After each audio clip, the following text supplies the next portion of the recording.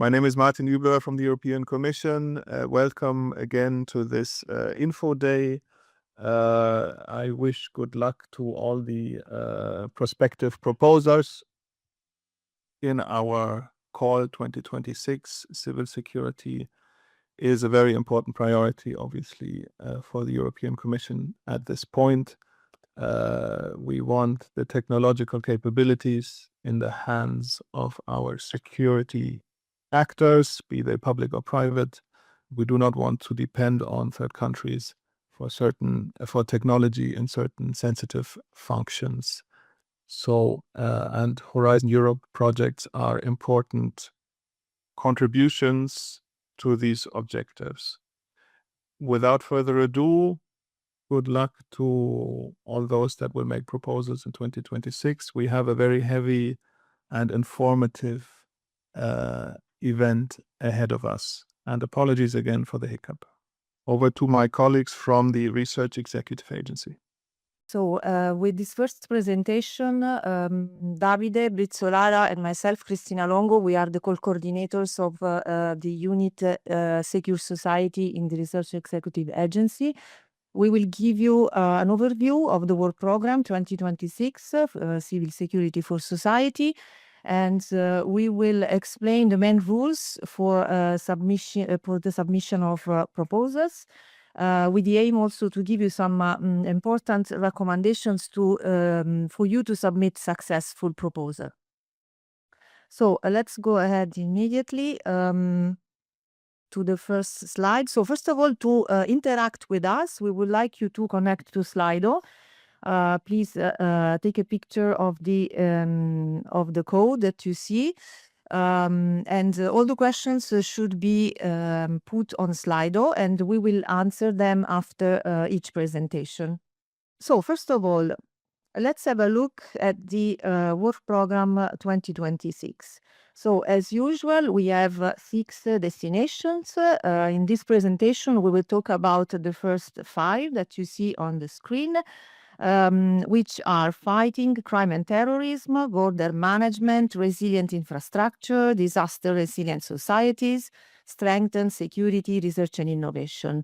The 6th destination, cybersecurity, is part of the work program, but it is managed directly by DG Connect and will be presented separately. So as you can see, there are 6 destinations. In each destination, there are different topics published for a total of 21 topics this year with different budget allocation. So you will find all this information on the portal and in the PDF version of the work program that we are going to present very soon in this presentation. So this for a total budget of 131 million euros. So let's go ahead, and we see here the main step of the call evaluation this year with the timeline. So the work program has been published in December 2025. The call for the destinations that I mentioned in the previous slide will open on the 6th of May. As Martin said, this year we will open the calls a bit earlier. And the call will be closed on the 5th of November 2026. So after that, we will start our evaluation process, which will start with the remote evaluation in December, followed by the consensus phase in January, February, and the panel meetings. And then after the end of the scientific evaluation, we will organize, as usual, ethics review of the projects and also the security scrutiny. This with the aim to communicate the results of the evaluation to the program committee and the NCPs in March, and to start the preparation of the contracts still in March, and to launch the projects as of July 2027. We will go more into details of the evaluation later in this presentation. So to prepare successful proposals, we advise you to mainly refer to 2 documents. The first one is the general annexes to the Horizon Europe work program, so the general annexes, and then to, of course, the work program description for civil security for societies. Let's start from the general annexes to explain what you should take into account in terms of rules in this very important document. So first of all, this document contains the admissibility rules, then the general eligibility conditions, the list of associated countries that are eligible for funding, the award criteria, and also very important information of two specific type of actions, which are the PCP and PPI, the pre-commercial procurement and the public procurement for innovation that we have this year in the work program. So let's go ahead and let's now focus on the admissibility rules. So first of all, your proposal must be admissible. This means that the proposal must respect the following rules. It must be submitted via the portal. So this is the only way you can submit your proposal. It must be readable, accessible, printable, must be complete. So it must include it must be submitted with the templates that we provide to you on the portal, and it has to include all the supporting documents and annexes. And it must include also a plan for dissemination and exploitation of the results and communication activities. There is a specific rule concerning the length of the proposal. Your proposal should not exceed the number of pages that you see in this slide, specifically for research and innovation actions, for coordination and support actions, and for the PCP and PPIs. All the topics this year, but two are lump sum based. So please be careful and check the page limits relevant for lump sum topics. Then it is very important to understand that the experts will consider during the evaluation, will consider and take into account for the assessment of your proposal only the information that is included in the proposal. So all the tables, the figures, the references, and any other element that you want to be part of the content of your proposal must be included in the proposal. They should not be linked somewhere else, because this will not be taken into account by the experts. If you try to upload a proposal that exceeds the page limit, you will receive a notification, a warning from the system, and please be informed that the system will cut your presentation, and all the extra content will not be even visible to the experts. So please try to be concise and to use the pages available. Then there are specific rules also concerning the reference font, the size, the type of font. You can use other type of fonts, but they have to be readable, and they should not be used to shorten the proposal. Okay, so we are quite flexible with other fonts that you can use, but everything should be readable. Do not use fonts that are too small, especially in the tables, in the Gantt chart. This is something very important. We see sometimes that proposals include some Gantt chart that are very important for the experts to evaluate the implementation part of your proposal, that are very, very small and not readable. This can be seen as a problem by the experts for the evaluation. So really be careful also with this part. Then there are in the general annexes also rules to referring to the eligibility of your proposal. So first of all, the consortium composition. So for research and innovation actions, your proposal must include at least one independent legal entity established in a member state, and then two other independent legal entities, each established either in a member state or in an associated country. Instead, for coordination and support actions, and we have one this year in the work program, you need to include at least one independent legal entity that can be established either in a member state or in an associated country. For PCP and PPI, The same rules that apply for research and innovation actions and innovation actions in terms of the quantity of the legal entities to be included apply. However, there are specific rules on the inclusion of public procurers. This is the general rule that you find in the general annexes. However, you should refer to the specific request that is included in the work program description for this kind of actions. That will be also explained by our colleagues presenting the SSRI topic later today. Another important rule to be respected by if you want to submit an eligible proposal is the gender equality plan. So for some participants, specifically for public bodies and research organizations or higher education establishments, the proposal must include for each of those participants a self-declaration confirming that those entities have a gender equality plan in place. In the proposal, the self-declaration is sufficient. We don't need anything else. Then, if the proposal is selected for funding during the grant agreement preparation, this will be checked to see if actually the gender equality plan is in place. But at the level of proposal, the self-declaration is sufficient. Then let's see who is eligible for funding. So which kind of entities will receive automatically funds? So first of all, of course, the EU member states. Then in terms of non-EU member states, all the associated countries, and you can see the complete list of associated countries in the general annexes to the Horizon Europe work program. And then there are some other specific cases, such as affiliated entities, if they are established in countries that are eligible for funding, or some EU bodies, if they are allowed, and provided that this is included in their Basic Act, or also international organizations of European interest.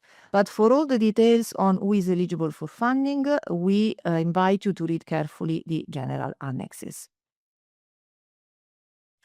In the general annexes, you will find also some very important specific restrictions for the participation of some entities. So there are specific restrictions on the participation of legal entities based in China, but also especially for innovation actions, but this year also for all type of actions.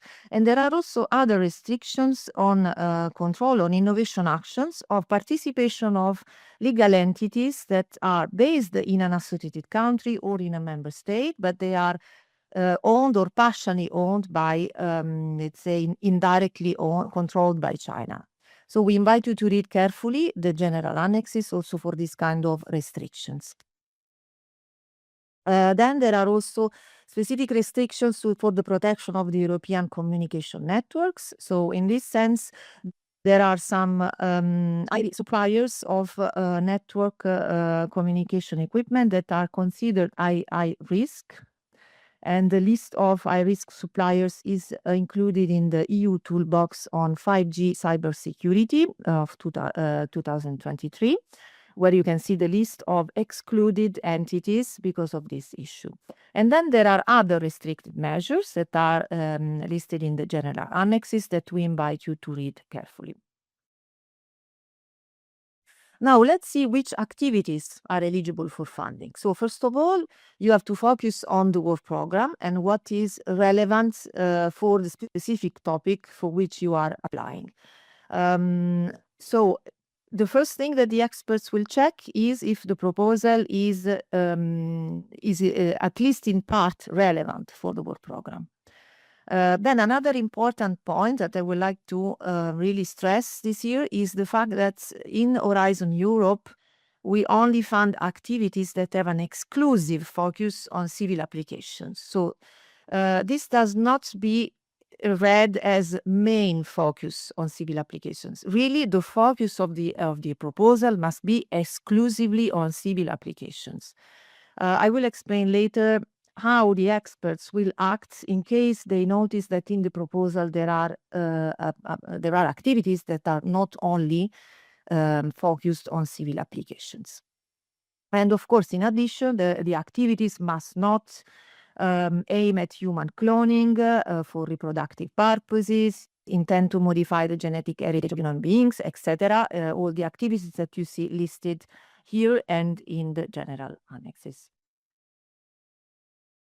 This is an overview of the work program 2026 with the main characteristics of each topic that we put here, not, let's say, more than for the presentation, but not for the presentation, but for later, if you want to have an overview of all the topics, the type of actions, if they are security sensitive, if they are relevant for gender dimension, SSH, international cooperation, and if they are lump sum. So this we think that may help you later with the preparation of your proposal. Now we go more into the detail of the specificities of the work program. So after mentioning all the general rules that apply to all the applications to all work programs of Horizon Europe, now we move on and we go to the specific rules for the work program Civil Security for Society. So as you can see here, and you will find also the same information online on the portal, but you can also download the PDF version of the work program. Each topic is divided into parts. So the first one is a table that it's called specific conditions, which is the main focus of this presentation. And then there is a second part that focuses more on what is expected in terms of contents of the proposal. So in this presentation, we will focus more on the rules that apply specifically for each topic. So this table includes the expected EU contribution per project, the indicative budget for each proposal, which is indicative, of course. You are not obliged to stick exactly to the budget that is indicated here, but this is just for you to have an idea of what is expected from you. Then you see also the type of action for each topic. Then very important part, additional eligibility conditions that must be fulfilled by your proposal, otherwise it will not be considered eligible. Then the technology readiness level that is expected, some very important legal and financial rules of the grant agreements, and if the topic is security sensitive. Then, as I said, the second part of each work program topic includes all what is expected from your proposal in terms of really objectives, scope, outcomes, and other relevant information in this respect. But let's focus on the first part. So, very, very important. Additional eligibility conditions. Each topic includes specific eligibility conditions referring to the presence, the mandatory presence of a specific type and number of practitioners and users that will benefit one day, we hope, from the results of the proposal. We want them to sit in the consortium from the beginning, not just at the end. They should be involved in the proposal all along the implementation of the project. So starting from the beginning with the requirements collection until the end with the testing phase. That is why we ask you to include them in the consortium as beneficiaries. So to fulfill the additional eligibility conditions, really those practitioners requested in the table must be beneficiaries in the consortium, not affiliated entities, not linked third parties, no letters of expression of interest. They have to be consortium members with activities and budget allocated. So this is a very important point that you should take into account when drafting the proposal, because on average, 13% of the applications are not evaluated and are considered not eligible because of this issue. So in every topic, there is a specific request of type and number of practitioners that we think are very important for the successful implementation of your project. Their presence is mandatory, as I said. They should be independent legal entities. So if we require 2 first responders and 1 regional authority from 3 different member states, you should have 3 different legal entities, 3 different beneficiaries from 3 different member states or associated countries as official beneficiary consortium members.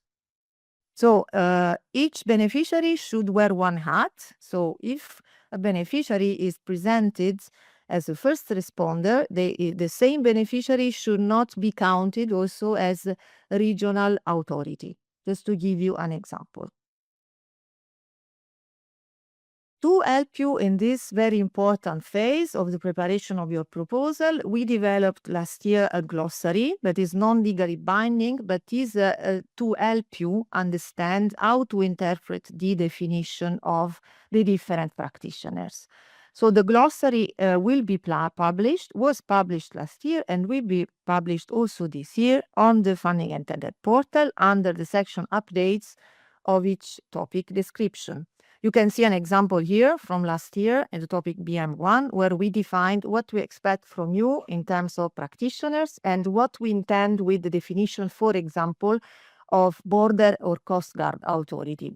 Here we're talking about BM, border management. There will be a specific description of each practitioner requested in each topic. Some very important advice and lessons learned from the past. So you have to really ensure that the beneficiary meets the criteria. Okay, it's very easy to present this information, and my colleague Davide will show you how to do it, because there is a specific annex where each application should list clearly which beneficiaries fulfill which criteria. It's very easy. It's a simple list of the name of the entity and the role that is covered in the proposal. We see always every year that some proposals upload an empty template, and this makes it very difficult for us to check in the proposal. We go further, we check in the proposal if you maybe forgot to describe which practitioner you included in your proposal. But this is very difficult for us because we have to check all the beneficiaries, and with the short description that is available in the proposal, we have to try to understand who is covering which role. And this can be a problem for the eligibility of your proposal.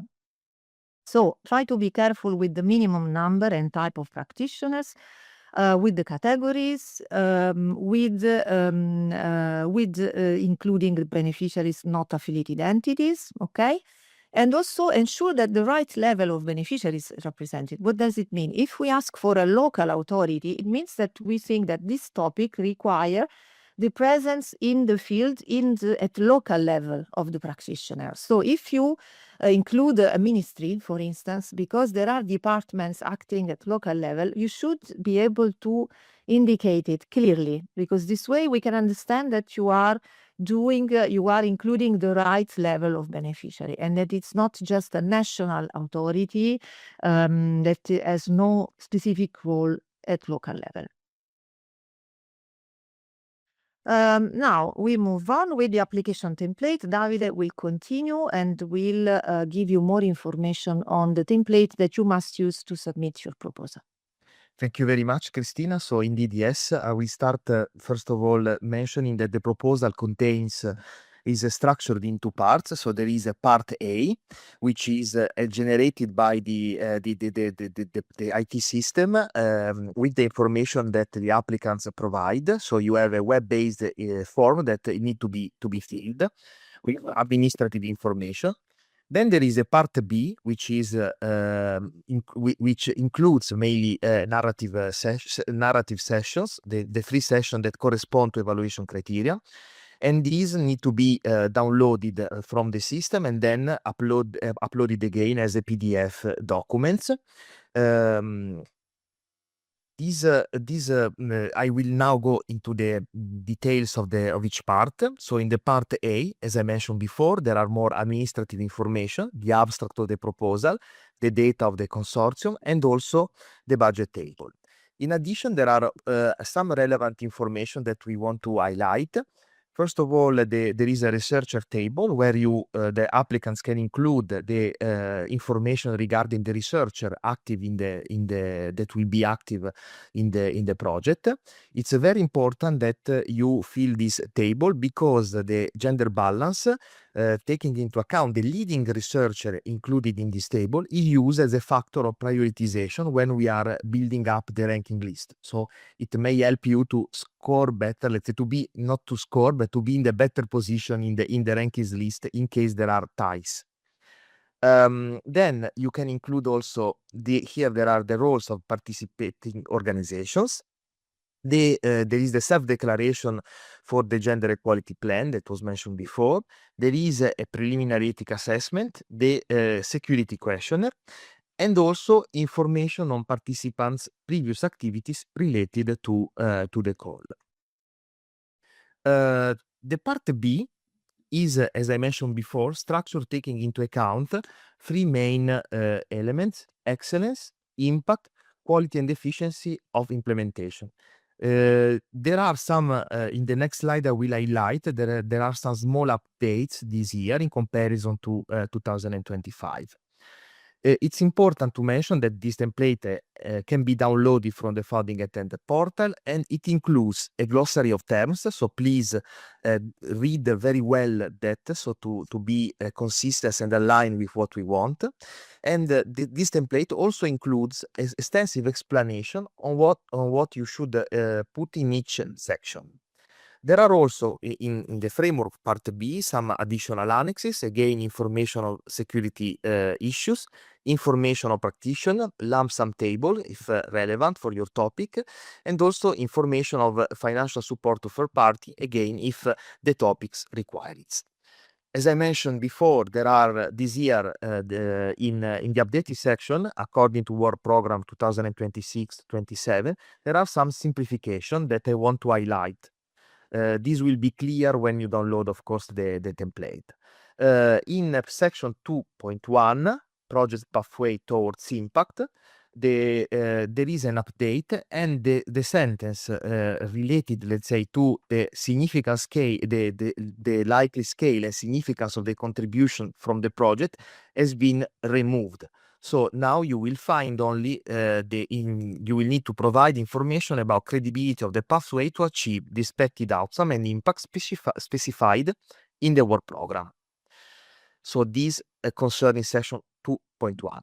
In relation to section 3.1, there are some updates, so simplification again. In section 3, in the section related to work plan and resources, where you will not find any more, so they have been removed the following aspect: a table showing justification for other cost categories, and also a table showing kind contribution for third parties. So these are not required anymore. Let's now go a bit more into the details of the annex that I mentioned before. So again, it's very important that you fill for your proposal the annex on security issue. The focus of this annex are the following: whether the proposal uses or generates you classified information. There are aspects related to the potential of misuse, the potential misuse of results that could be challenging to crime or terrorism, for instance. And also you can mention whether the activity involves information or material subject to national security restriction. Regarding related to the security aspect, I think there will be other presentation in the following part of this meeting. And I just, the last point, I would like to point you to a training that was completed with the support of the previous project SEREN 5, which is available online and could indeed be very helpful for all the information related to security issue.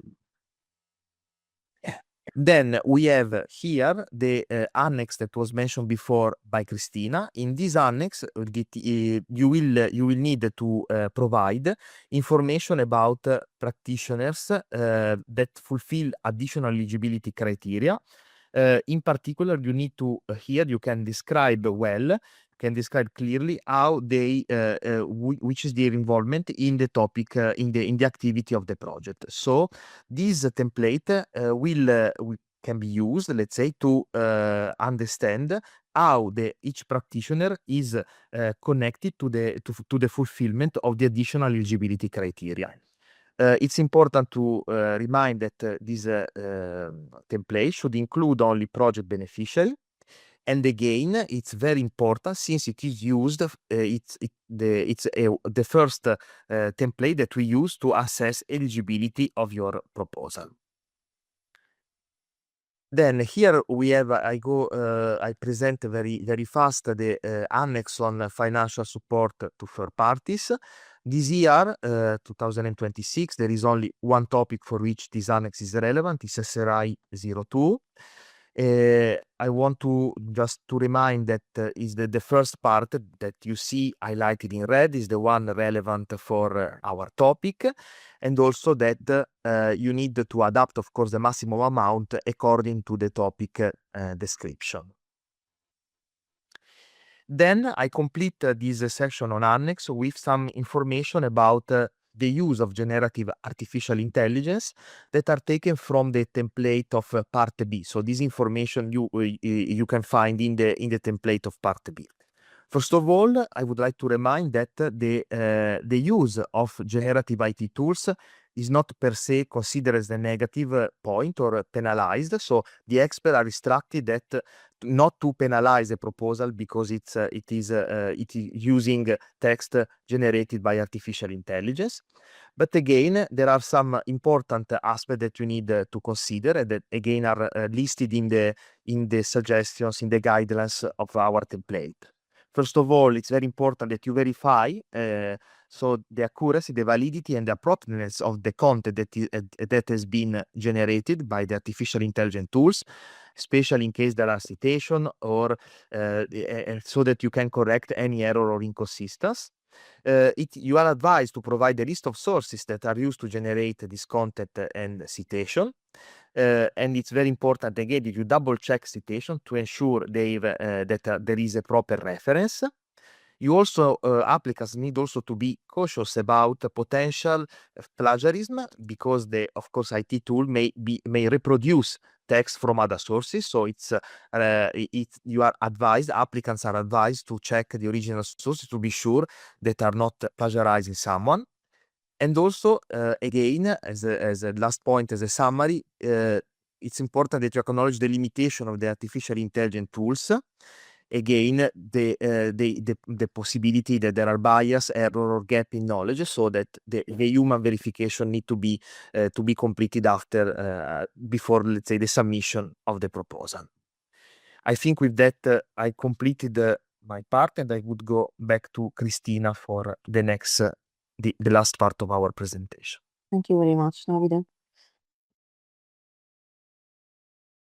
Okay, now we move on, and we will give you an overview of the way we evaluate the proposals.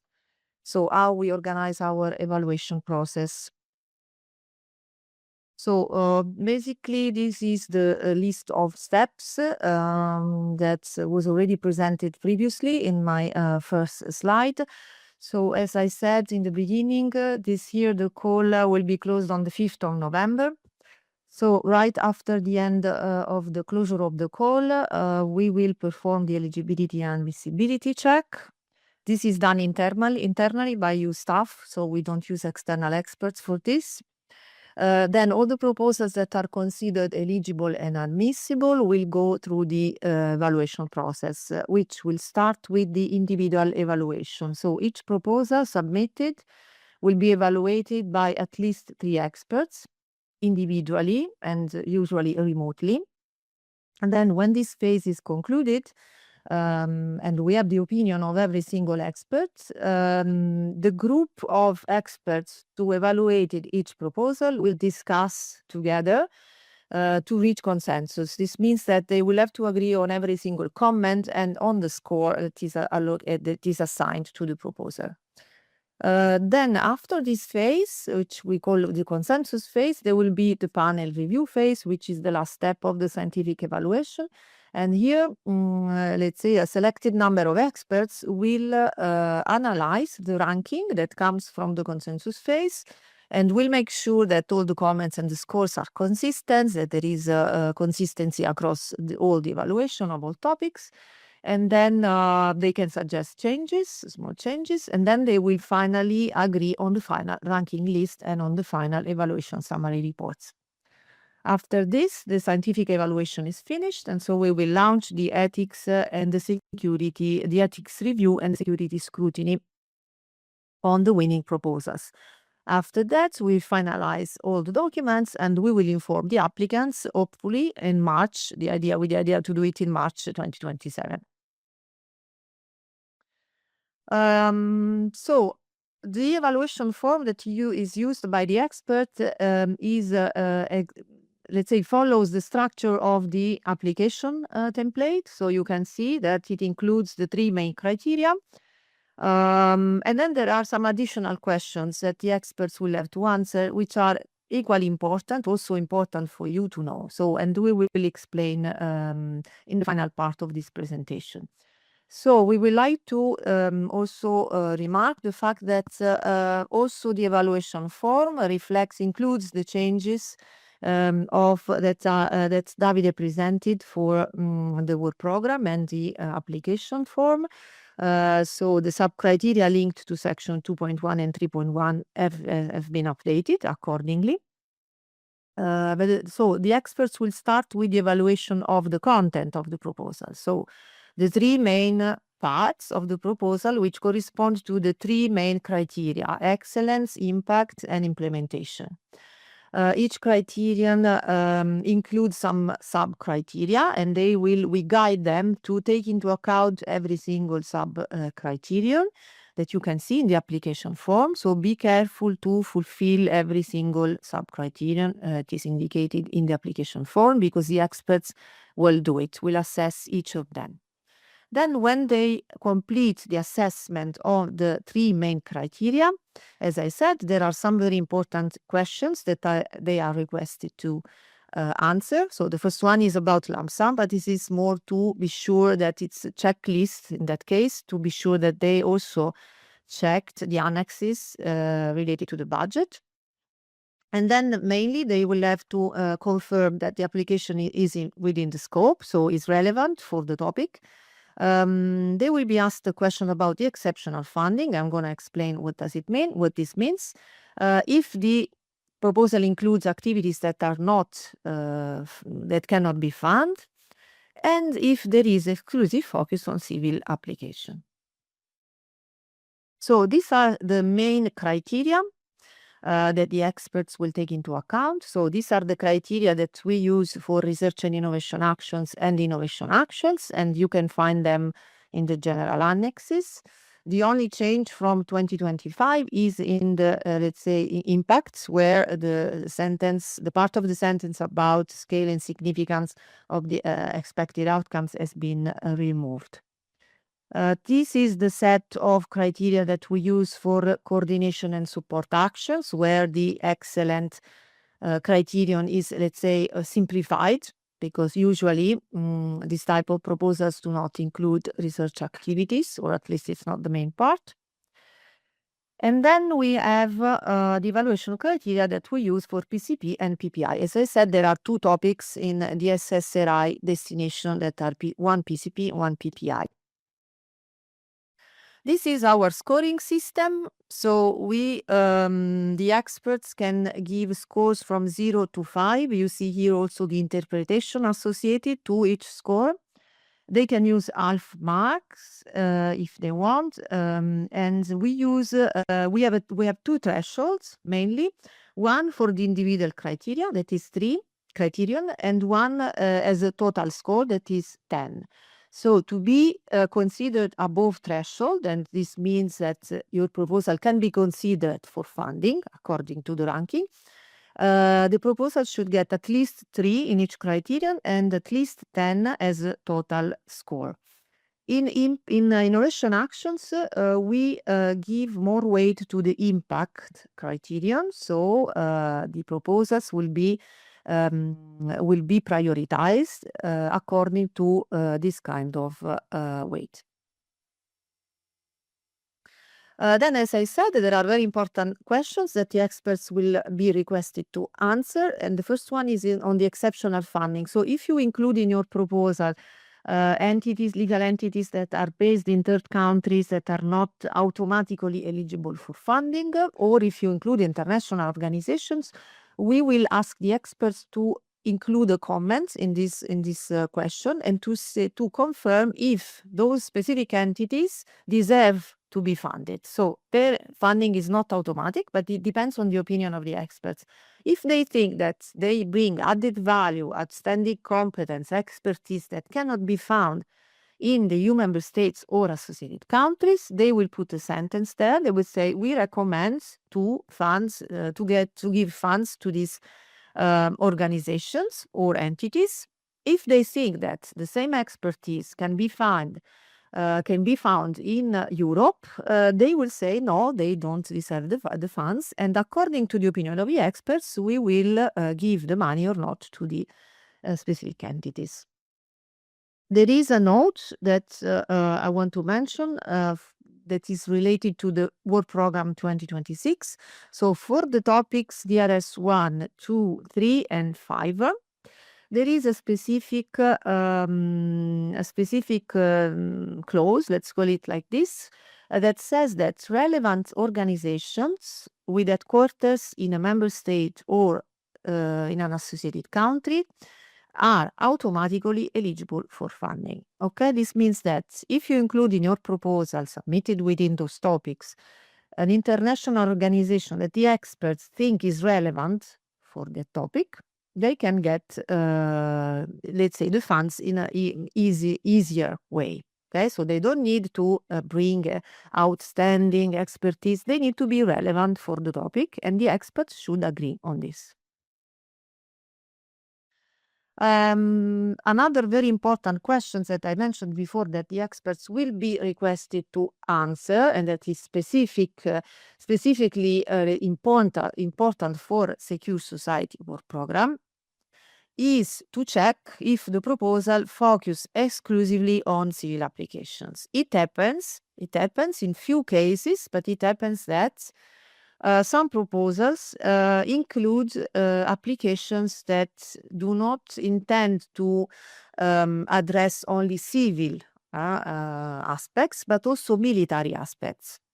So the experts will be explicitly requested to confirm that this is not present in the proposal, and in case they notice that there are military applications related to defense, not to security, they will be requested by us to evaluate the proposal as if those activities were not in the proposal. So they will have to remove them from the proposals, evaluate the proposal without those activities, and then decide the score. Obviously, this might lead to a lower score. And even if the score remains high, because maybe it's just a few mention of military activities that do not influence the value of the proposal once you remove them, and the proposal is selected for funding, those activities will have to be removed anyway from the proposal because they cannot be funded anyway. So please be careful also with this, because in some cases, to be honest, some applicants recycle proposals from other programs, and this can be done. We have proposals that are resubmission, not funded somewhere else. However, be careful to really change the focus of the application.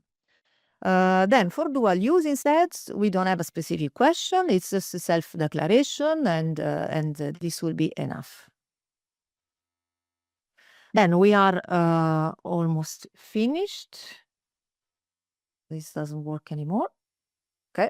So final aspects that the experts will also take into account on top of what is requested in the topic description, on top of the additional questions, they take into account if your proposal is addressing well three main cross-cutting issues.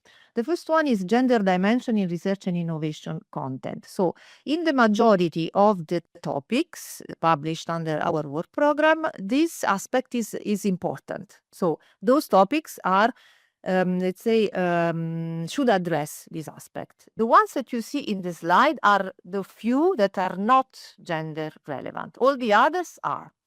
What does it mean if a topic is gender dimension is relevant for a specific topic? It means that the experts will see if you include the discussion, if you consider the gender dimension in your proposal, and they can increase the score if they think that this is well done. So sometimes these aspects can make the difference in the final score of your proposal. So please take it into account. You can recognize the topics where gender dimension is not relevant by the sentence that you see in the slide. You will find it in the specific topic. But as I said, out of 21 topics, only the ones that you see here are not gender relevant. So please include this discussion in your proposals if relevant.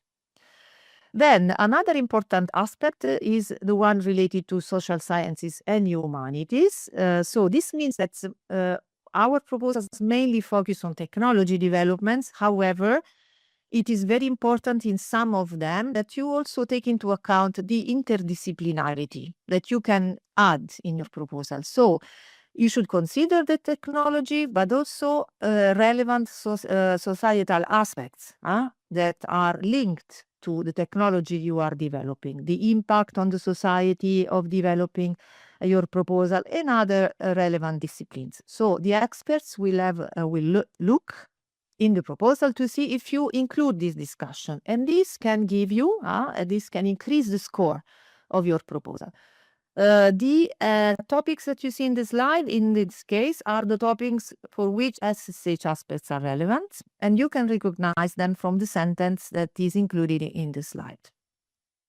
Finally, last aspects to be considered in your proposals is international cooperation. So for some topics, we really think that the cooperation with international entities, to take into account the transnational aspect of different type of, let's say, scientific content is important, especially for DRS1, DRS5, and Infra 0D. In this case, we would like to see that you include relevant beneficiaries from third countries, or that you take it anyway, you take into account this aspect in your proposal, and the experts will also consider it when deciding the score. Final slide is about the lump sum topics. This is just to tell you that only 2 topics are not lump sum based. There will be a separate presentation on how to address well these aspects, so I'm not gonna explain much. And we reach the final part of this presentation, where there are final tips that I'm not gonna read, but I will leave with you because we will share the slides with you that will help you submit, we hope, successful proposal. Maybe you want Yes, to may I just complete our presentation with some information. First of all, we would like to ask you to focus on to ask question if you have any, let's say, via the research inquiry service. You will find in the last slide we presented before the link to this service. This is very important because actually it allows us to ensure that the question is redirected to the right person and has the better consideration. And again, you will find in this last slide of the presentation a link to a website that we recently completed, including activities and also opportunities for security practitioner. You will find there again a list of activity and also potential and also a lesson learned from participation of security practitioner in previous project. I think with that, I give back the floor to my colleagues if there is any question from Slido. Yes, there are a few questions. So someone is asking to confirm the page limit because they noted some inconsistencies with the general annexes, but maybe because they checked the previous general annexes, because this year, according to the simplification of the work program, we reduced the number of pages. So we confirm that the page limit is 45 pages for research, innovation, action, lump sum. So, but please refer to the 2026 general annexes, not to the previous one, because we slightly changed the number of pages. Then there is a question about the gender equality plan. So we confirm that it's just a self-declaration that each relevant organization must include in the proposal. So just a self-declaration. Do you have a gender equality plan in place? Yes. And then this will be checked if the proposal is selected for funding, nothing more. Then there are specific questions about the eligibility of some organizations that I'm sorry, we are not going to answer. If you have specific questions on additional eligibility conditions, you can use the research inquiry service. However, I want to warn you that we are not going to evaluate the eligibility of any organizations before the proposal is submitted. So you can ask about clarifications about what the interpretation of each practitioner definition. However, we are not going to tell you if an entity is eligible or not before the proposal is submitted. Then someone is asking us examples of minor and major shortcomings. This is a little bit, let's say, too much to say here. However, as I said, you can check all the sub-criteria in the three criteria, because those are really the points that are considered one by the experts. So you have to address in an excellent way all the sub-criteria that you see in the application form.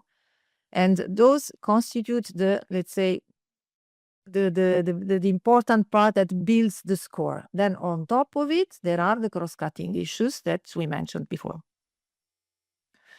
The template for the submission is available on the portal. So for all of you, you can access from the topic description when the call is open, and then it will be available there. Then someone is asking what is the effect of removing the scaling significance clause on the KPIs to be described. So we never intervene, we never tell you what to put in a proposal. We have criteria, we have sub-criteria. Okay, so it is up to you to address every single sub-criterion and to respond to our to what is in the template. You can put KPIs. Nobody is telling you not to put the KPIs. Of course, you have limited number of pages, so we advise you to focus on what is strictly requested, and then if you want to complement with additional information, of course you can do it.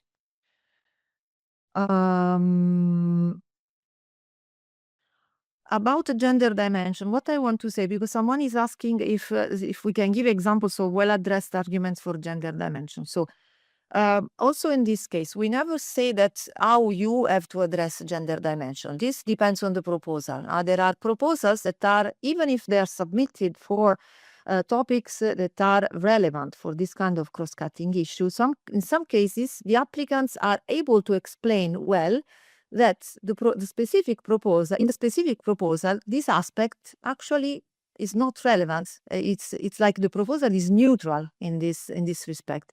This is also acceptable. So the experts will read the content of the proposal, will read your discussion, and if you are able to convince them, they will accept also that the proposal is gender neutral. So there is not one answer. There's no this is right, this is wrong. It depends really on the proposal. Of course, if you are developing an exoskeleton that weighs 20,000 kilos and you don't discuss the different use of male and female first responders, maybe you are missing something.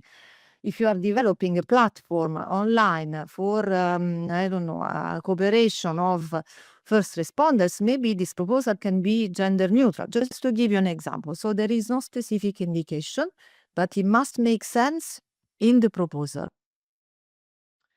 I think, let me see just if there's something important.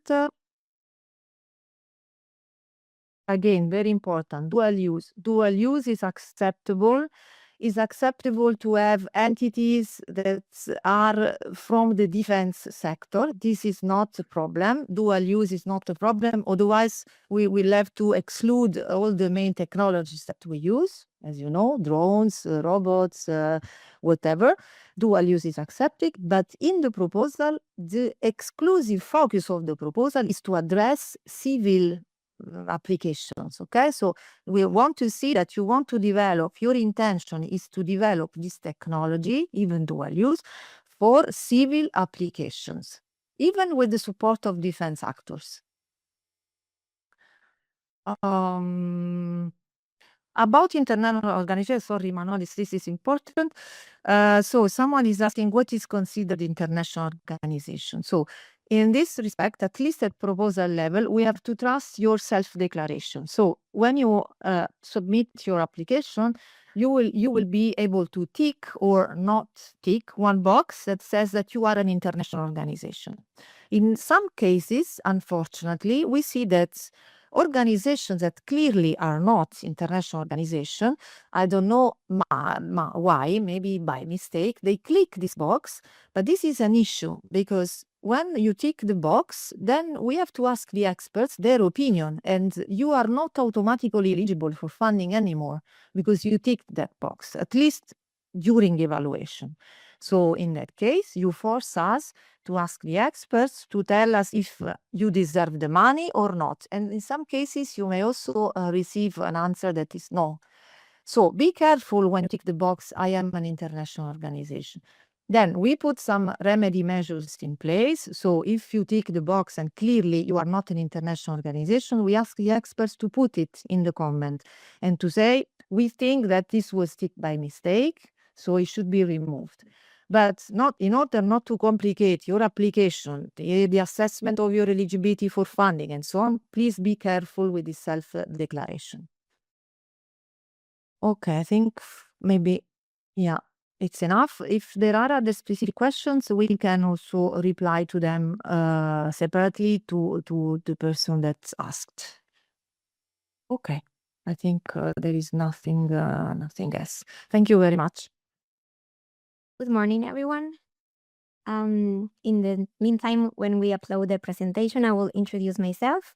My name is Helene. I am a legal officer in REA, in the unit responsible for the Cluster 3 call on civil security. And today, with my colleague Adriana, we will give you a short presentation on some important legal and financial aspects of our call. We apologize already because we are very short on time, but you will receive the presentation, which includes some useful links to relevant documents and to some trainings as well.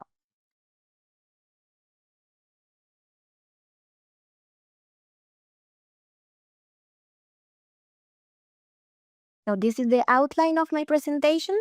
I will start with the registration and validation process for your organization. I will also share with you an overview of the timeline that we have for the evaluation of the proposals and also for the grant agreement preparation phase. I will also talk about the grant agreement, which is the contract that you will hopefully sign with us. And also I will show you a table with the type of participants that we allow in our grants. So let's start by the very first step. Maybe this slide is not relevant for you if you have already participated in any European grant.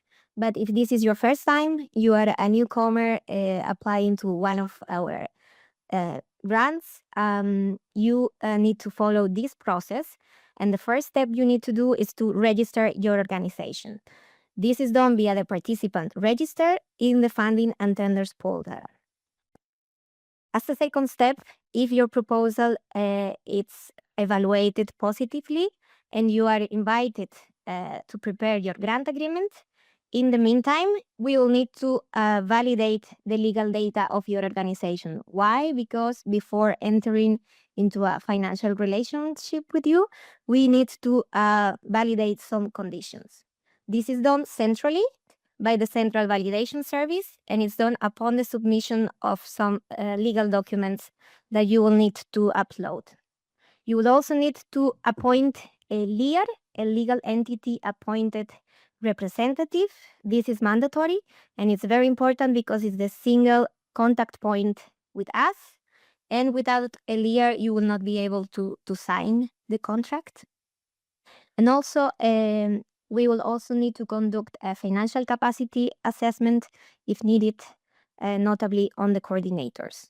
Very important for this slide, all the communication related to the registration and validation process needs to be done via the participant register. There you will be assigned a case handler who will be in charge for all the process of your organization. Regarding registration, as I said, if it's the first time and you are a beneficiary or affiliated entity submitting a proposal, you need to self-register in order to get a PIC. This is a participant identification code. If you already have a PIC, you don't need to go through this process again. But if you don't, it's very important that you do it. And the other third parties, such as associated partners, they don't need a PIC at the proposal stage. Next, if your project gets selected for funding, we will proceed to the legal validation of your organization. This is mandatory for us, and it consists of two, let's say, acts. First, we need to verify that your entity actually exists. And secondly, to validate the legal status of your entity. So whether it's a public entity, private, it's an SME, a non-profit, and so on. And this is very relevant because your legal status will also define your funding rate later on. There is a specific presentation available, which is done by the Central Validation Service, if you need more details about this whole process. Now we move on to the overview of the evaluation and grant agreement preparation phase, the GAP. This is just an overview of the timeline. And the important message here is to remember that this is a time-bound process. There are strict deadlines which are imposed on us by the financial regulation and by the Horizon Europe regulation that we need to comply with. So we have a maximum of 8 months from the closure of the call deadline until we sign the grant agreement. So out of these 8 months, 5 months are devoted to the evaluation only, which means that we have only 3 months to prepare your grant agreement. And that's why it's very important that we all make efforts to comply with this timeline and to sign the agreements on time.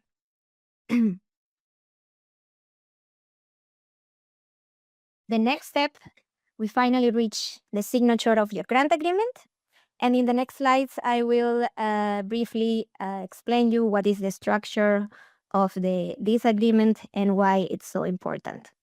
So the grant agreement is the contractual document, legally binding, that we will sign as the granting authority with the coordinator of your project. And this document will define your rights, your obligations, and importantly, how much money you can get. So you will have the right to receive EU funding, of course, and then the terms and conditions of the agreement, to own the results of your project, to ask for amendments if necessary during the implementation of your project if there are some changes. But you will also have some obligations. Notably, you have to implement the project as you planned, and it is described in the description of your action. You also have to submit the reports at the time and for the periods which are defined in the grant agreement. And there are other obligations you also need to comply with, such as displaying the EU emblem and also acknowledging that you have received funding from Horizon Europe. The grant agreement will set your maximum grant amount. This is how much money you can get. And as a general rule, this amount will not be increased. To talk about the structure of the grant agreement, we call it a corporate grant agreement. Why? Because this is a standard document, a standard template, which is used for all the funding programs of the European Union, with then some specificities for Horizon Europe. That's what we call it corporate. And it consists of 2 parts, a core part and a set of annexes.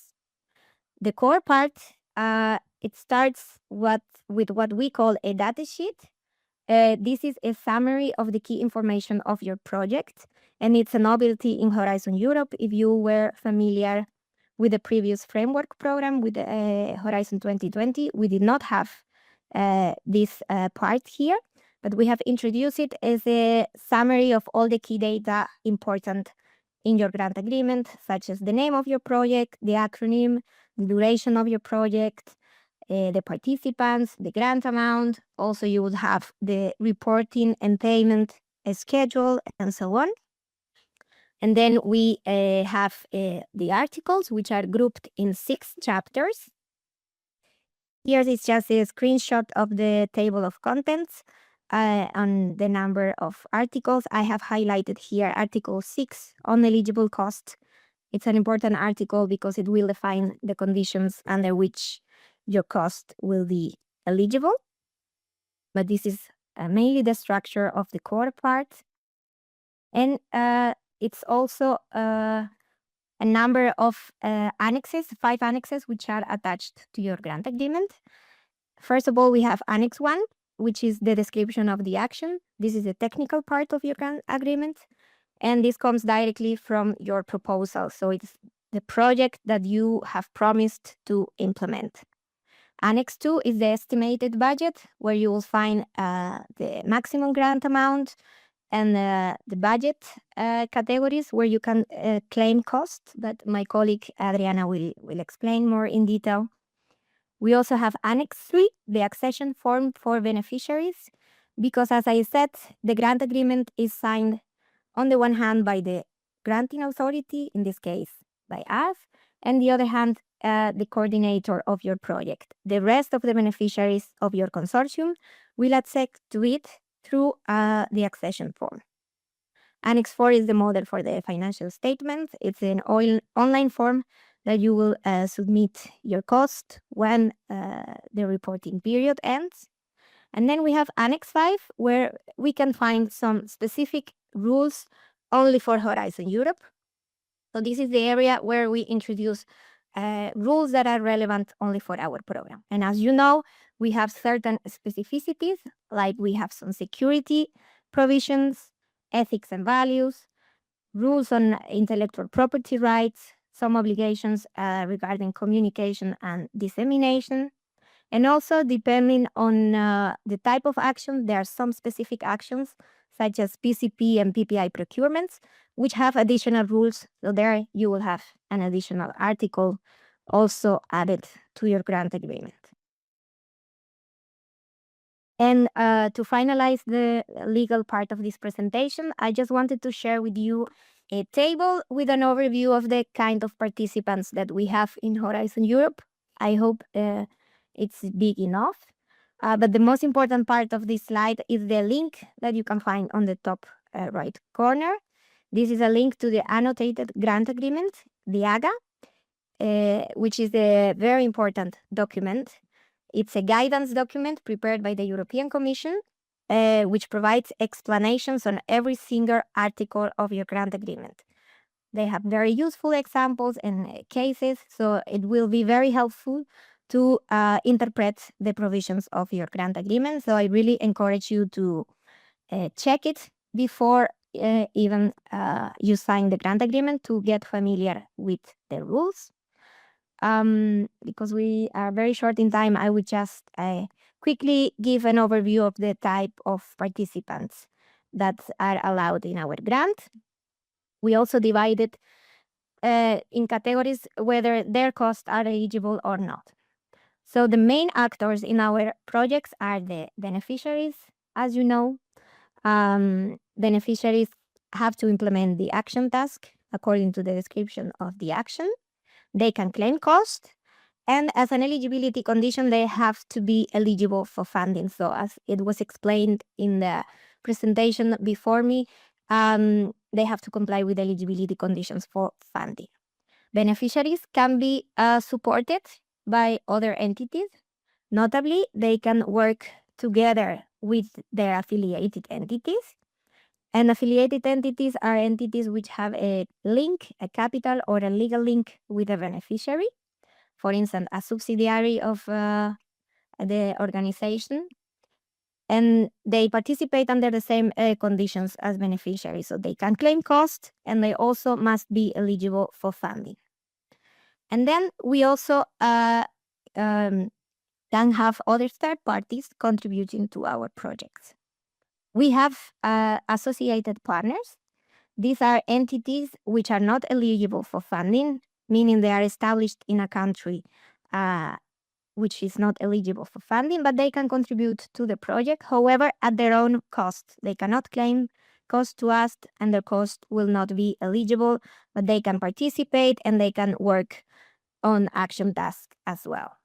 You can also make use of subcontractors if needed to implement some limited parts of your project under certain conditions that will also be explained later. Also, we can have in-kind contributions, third parties that will contribute to your project in kind, so not financially. And when the call conditions allowed for that, where there is financial support to third parties, you will also involve these third parties receiving the financial support. So the key message here is that this is the overview of the participants. The main actors are the beneficiaries, and it's very important that you choose the appropriate role for your entity, depending on the legal conditions that apply. And this will help you to avoid errors in the future. But please consult the annotated grant agreement for more details. And I think we go through the financial aspects. Thank you. My name is Adriana Potescu. I'm a financial officer, and I will present you the financial aspects to be taken into account for real cost grants. This concerns the financing of different types of actions, and also which budget and cost categories you can declare, and which are the main fund and which are the difference between the main types. Regarding the funding rates, they are here are our main action funded, and as you can see, for research and innovation action and for coordination and support action, the funding rate is up to 100% of the cost incurred. As for innovation actions, the funding rate it's up to 70%, except for non-profit legal entities, which will have again the 100 financing rate. The grant amount must be seen like a fixed maximum threshold, which cannot be increased.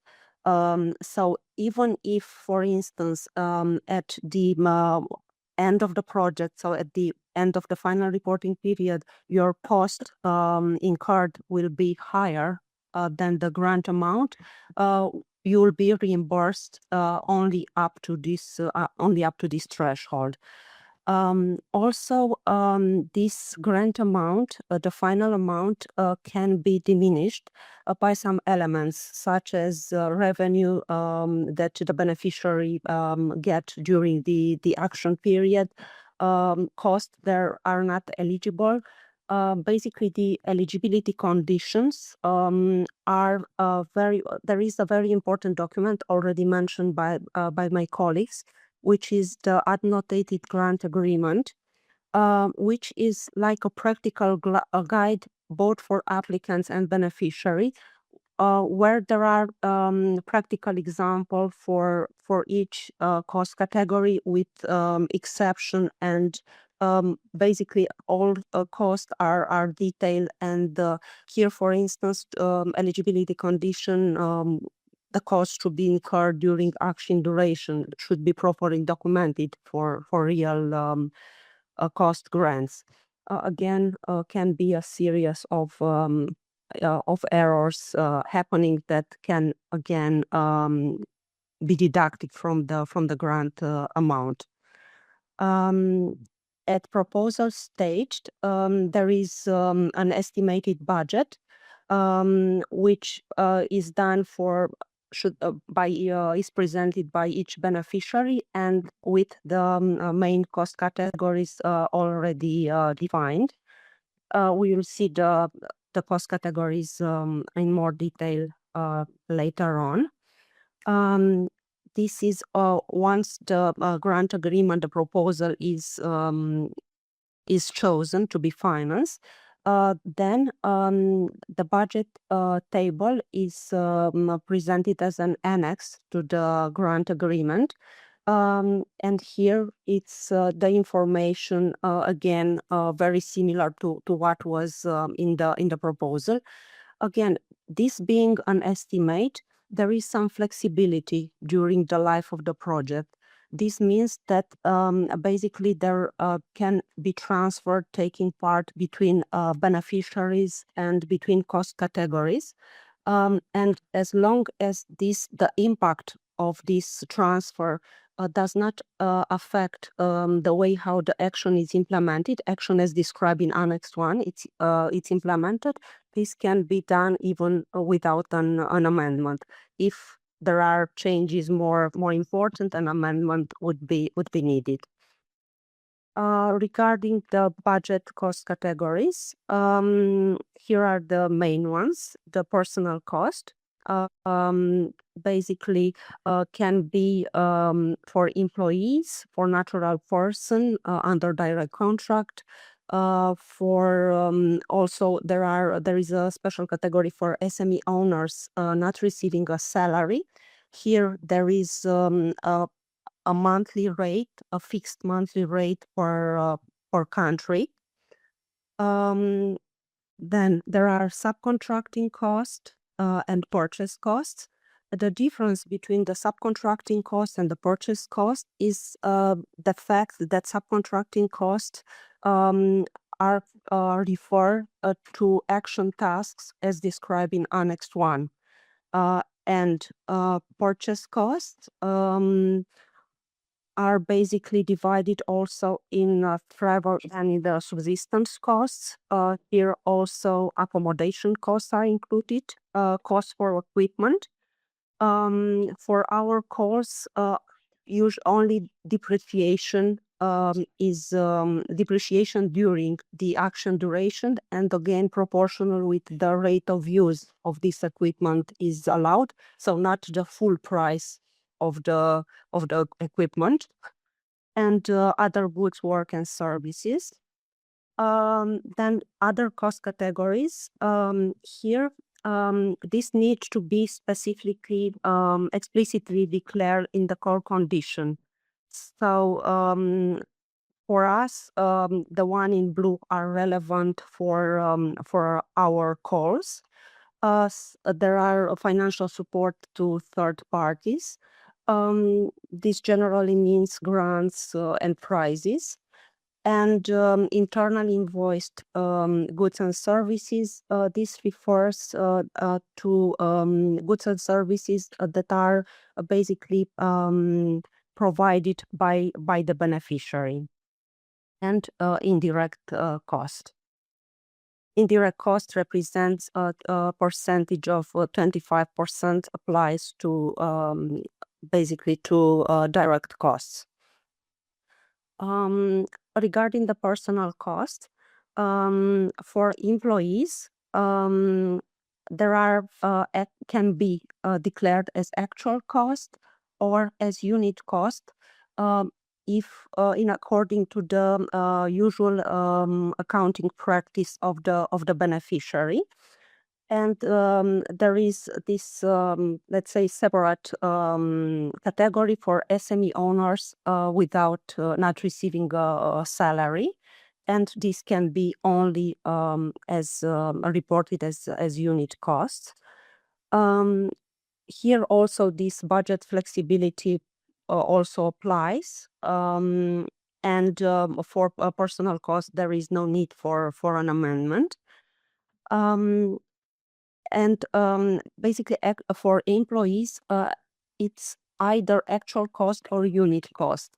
So not both of them can be used in parallel. Actually, there are very limited exceptions that you can find in that notated grant agreement, but as a general rule is either or. For starting from 2024, there is another options to use for personal cost, using unit personal cost in a simplified way, and this needs to be done at proposal stage. And this is the part B of Annex 1, which is relevant from a financial perspective. Here, for instance, for subcontracting costs, the information should be presented for each partner having such costs.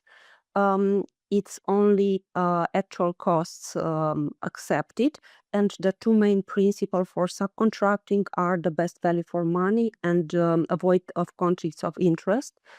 Again, for subcontracting, an important point is that there is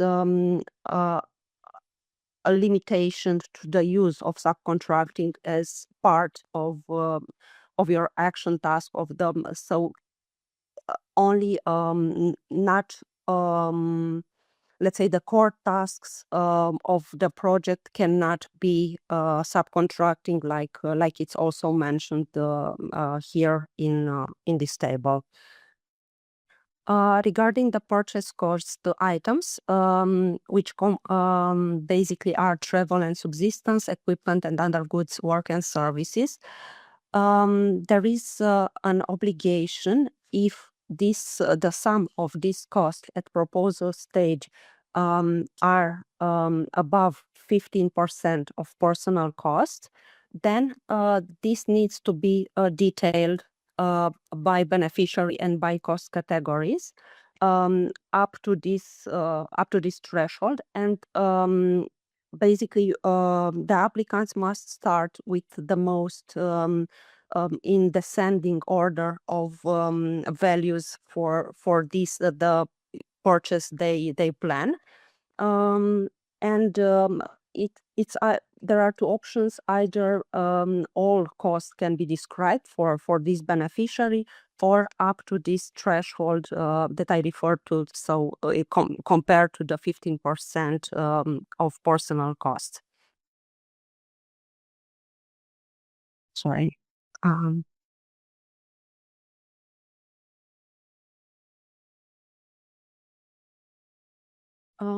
Basically the in-kind contribution free of charge is seen of free of charge from the beneficiary, from the client perspective, meaning that they don't pay anything to the third party, but this needs still to be declared and included in the cost.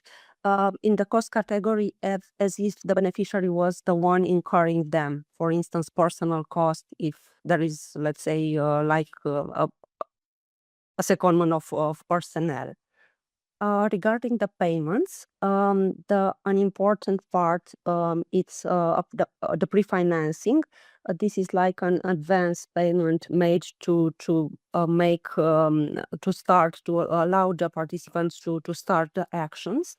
The time to pay the pre-financing, it's 30 days if compare with the starting date of the action or we consider also the entry into force of the grant agreement, whichever of the two is the latest. It depends on the number of reporting period the project has. So for instance, for a true reporting period, the pre-financing received will be 80%. Out of this 80%, we will transfer to the coordinator of the project 75%, as 5% represent basically goes to the mutual insurance mechanism. This is the formal participant guarantee fund, and at the end of the project this will be released, so with the final payments. The interim payments for for the interim payments, once one reporting period ended, the beneficiaries have 60 days to submit their reports. And once we receive their reports, we have 90 days to do the payment, the interim payment. And that there is a threshold for this interim payment set up to 90% of the value of the grant amount. And payment of the balance at the end of the project, again, it's based on the financial statement submitted by the beneficiary, and it's limited to the value of the grant amount. This can be, for instance, also a recovery in the sense that if the pre-financing and eventually the interim payment are higher than the cost accepted as eligible, this will be finalized in a recovery. Again, there is also regarding the control and audits. For a beneficiary with a higher amount of costs required, we'll see in the next slide, a request for a certification on their financial statement issued by an audit company. And also, all beneficiary and affiliated entity can be subject to ex-post audits. And these audits are limited to 2 years after the payments of the balance. The certificate on the financial statements, the threshold is 430,000 euro. This amount refers to the requested EU contribution for the whole duration of the project. And this CFS, it's submitted at the payment of the balance, so at the end of the project. There is also another possibility for beneficiary with, let's say, a contribution above 720,000 725,000 euro. Basically, they can be subject to a system and process audit. And if they are classified, they can be classified or low, medium, or high risk. And if they are classified as a low risk beneficiary, this certificate will be requested or will cover instead of the certificate on the financial statements. And here are some links that you might find useful. Again, this important one already mentioned for the annotated model grant agreement, but also other one. Thank you very much. In the interest of time, we will take just a couple of questions and then move to the next presentation. So please. Okay. I'll read a couple of questions that we have received through Slido. The first question is, can NGOs from non-EU countries participate as partners in Horizon Europe Chapter 3? And then you mentioned that this is an NGO from Georgia. So Georgia is an associated country to Horizon Europe. So entities established in this country can participate in our call and also can get funding and be beneficiaries. So yes. The next question is, how do we show the best value for money? You can reply or I can. Okay. So yeah, this is a condition, as my colleague said, for the eligibility of subcontracting costs. Normally, what you have to show is that there has been a competitive procedure. This is the default approach, but sometimes it's not necessary. If you can demonstrate to us that indeed there was some sort of selection where you consider the best value for money ratio, and some examples could be that you can show data from previous procedures, that you show that there were some other offers submitted, that there was a market consultation, and so on. There are explanations about this in the annotated grant agreement. So if you go to the article on the subcontracting costs, There it's explained how you can show the best value for money.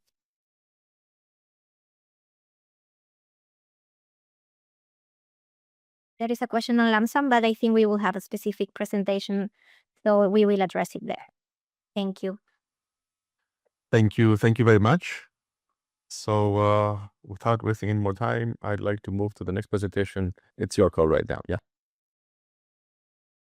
Thank you very much. My name is Alessia Melasecca Germini, and as you can see as well from the slide set, I'm not from the Commission nor from an executive agency, but I'm here with my two hats of being the coordinator of the European Commission DGRTD Booster Initiative, which actually is for already EU-funded projects, but supporting dissemination and exploitation activities towards achieving outcomes and impact, and as SERIS SSRI expert.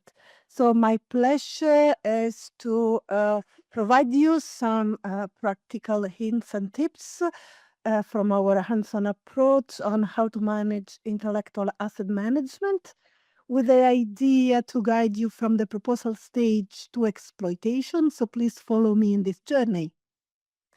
Yes, the journey starts even before submitting the proposal. It's very important to align on the intellectual asset management early on. Why? Of course, to avoid conflicts once value results emerge during project's life. It's important to discuss background intellectual asset contributions and access conditions. Moreover, if third parties are involved in terms of access to the background and rights and freedom to operate of the foreground. Agree ownership principles on results, ownership or co-ownerships, of course. Clarify exploitation intentions per partner since the very beginning. Draft, if possible, a consortium agreement of memorandum of understanding. Identify potential joint ownership cases. Of course, the idea is to prevent dominance of large industry partners, which in a consortium can have a different weight. Avoid deadlocks between organizations with different legal frameworks. As you know, consortia are composed by different partners from different countries with different legal setup and vocations. And when you have legal departments that starts discussing the one to the other and the project is close to an end, this could be very difficult to tackle. Enable credible exploitation planning in Part B, which will allow you to have more probability to be awarded when submitting your proposal. Then, congratulations, your proposal has been awarded. You start preparing your grant agreement and you sign in parallel the consortium agreement, mainly based on DESCA model.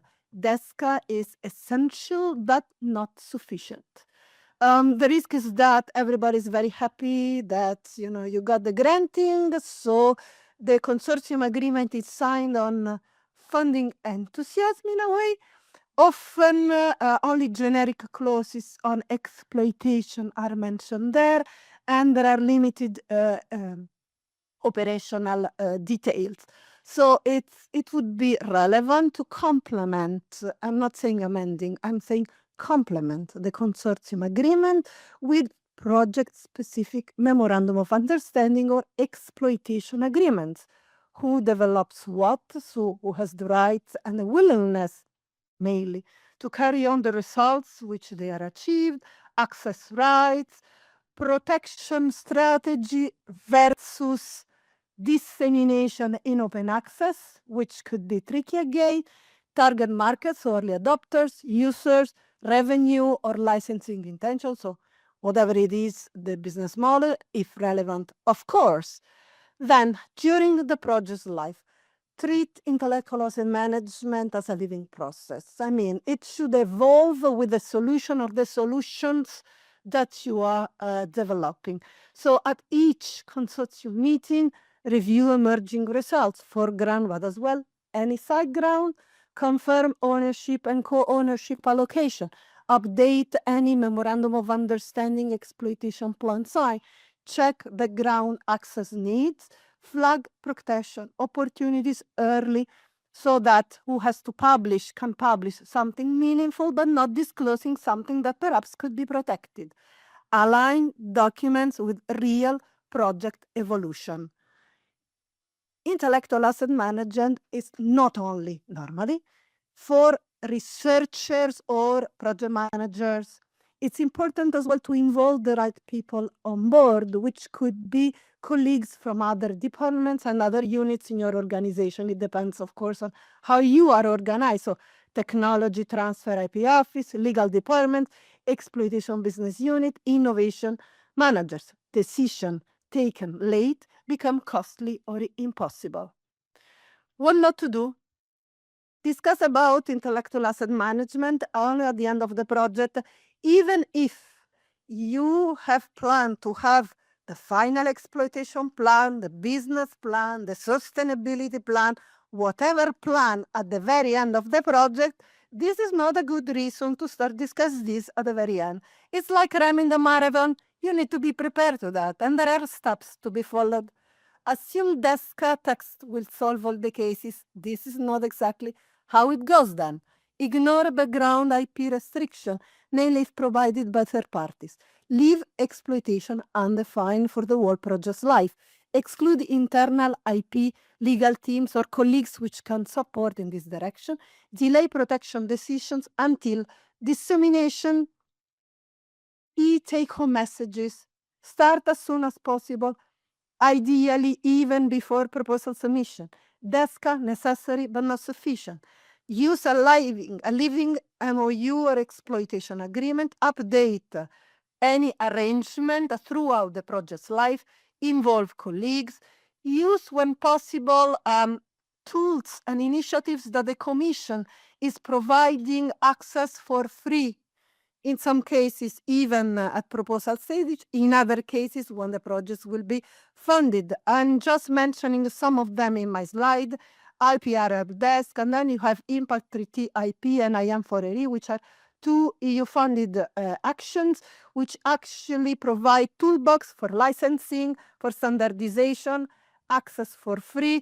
The second one is only for RTOs and academic institutions. Then, of course, Booster, when your project has been financed, but as well the Horizon Results platform to showcase and to matchmaking with relevant stakeholders and partners for then exploitation that you might need. And that's it from my side. Those are all the contact details of the Booster initiative in case you might be interested. Thank you very much.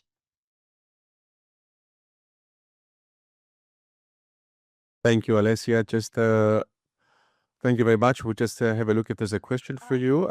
Slido. Sorry. I don't see any, but I want to thank you for a very informative presentation, and it was nice to have you here and have your tips on this very important matter. So let's move on to our colleague online that will inform you about lump sums. Okay. So I will start by explaining why we use lump sum funding more and more in Horizon Europe. And well, this is because there is a significant simplification potential, because lump sum grants remove the obligation to report actual costs and resources. And as a result, there will be no financial checks on costs, because once we have agreed the lump sum, this is not going to be questioned afterwards. Then we also want to achieve a better focus on the content. So by not having any financial management to do anymore, the idea is that the scientific, technical content of the grant is getting more attention on all sides. Then we also want to reduce the financial error rate of the Research and Innovation Framework Program. And we see lump sum funding as a main mechanism to achieve that. And given that the financial reporting is very much simplified, lump sums are also easier to use for those beneficiaries with limited experience. And as you can see in this graph that shows the unique participants to Horizon 2020, the vast majority of beneficiaries had only 1 or 2 grants per program. Therefore, they are not very experienced with all the rules and they need a simple funding model. And we see lump sums the solution to that. And last but not least, lump sums are popular among users. So this was shown in a couple of assessments that we did over the years, with the most recent one being in 2024. You also have the link on the slide so you can access it. And this was based on surveys with participants and experts, and also is based on the implementation data. And the key finding is that the great majority agrees that lump sums reduce administrative burden and shifts focus to project content. And here, just to show you some basic principles of lump sums. So we are following the standard approach as much as possible. So we have the same templates, the same evaluation criteria, the same payment scheme that was also presented before by my colleagues, and also the same technical reporting. The principle of lump sum funding is that we have a pre-agreed lump sum share per work package and per beneficiary, with very simple financial reporting and no financial audit. And also very important, the lump sum shares are paid upon completion of work packages. So you don't need to declare any incurred costs. You need to declare that the work that you did, and based on that, you will get paid. And what you see here at the bottom is an example of how Annex 2 of a lump sum grant agreement looks like. So you can see it is actually very much simplified. So in the grant agreement, there will be no budget categories. So you will have only the lump sum shares for each beneficiary and for each work package. And then you can also see the final lump sum, so which is the maximum grant amount, which in this example is 3 million euros. And moving forward to the preparation of a lump sum proposal. So when it comes to writing a lump sum proposal, you will use the standard Horizon Europe application form. You have to present the objectives and methodologies of your project. You have to address the expected outcomes and impacts as in any other Horizon Europe proposal. And of course, you must cover the activities to be implemented in each work package. So no difference here. What is different now is that you also have to provide a detailed budget table with cost estimations. And this detailed budget table is the basis for defining and justifying the lump sum. And the detailed budget table is currently an Excel file that you will download from the submission system together with the other templates needed for submitting your proposal. So you must use the file that it is available there in the submission system. I would like to highlight this. So not any other version that might be available online from any other sources. So you have to fill this template and submit it as annex to the part B of your application form. Now a few more words on this detailed budget table.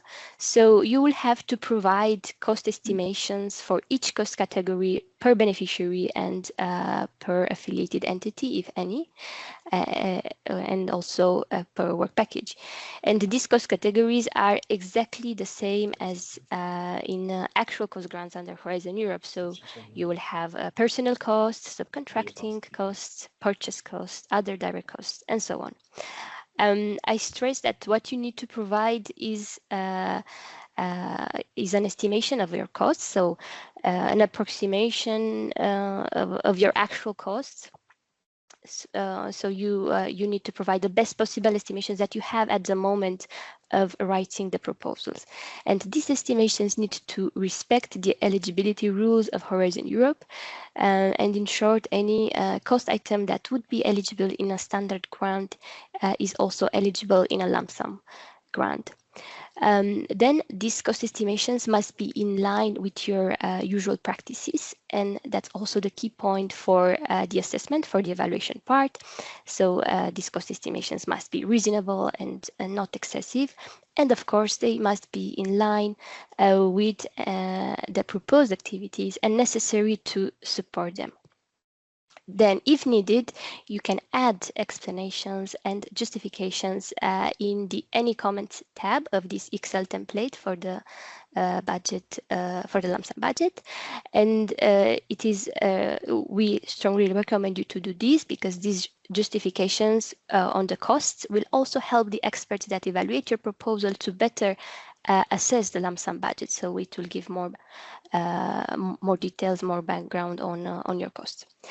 Then, based on these cost estimations, this Excel file is generating automatically what we call the breakdown of the lump sum shares per work package and per participant, where we have the overall lump sum, which is the maximum grant amount. So if you remember the Excel, the budget table that I showed you before, so you have the overall lump sum and then the lump sum shares corresponding to each beneficiary and to each work package.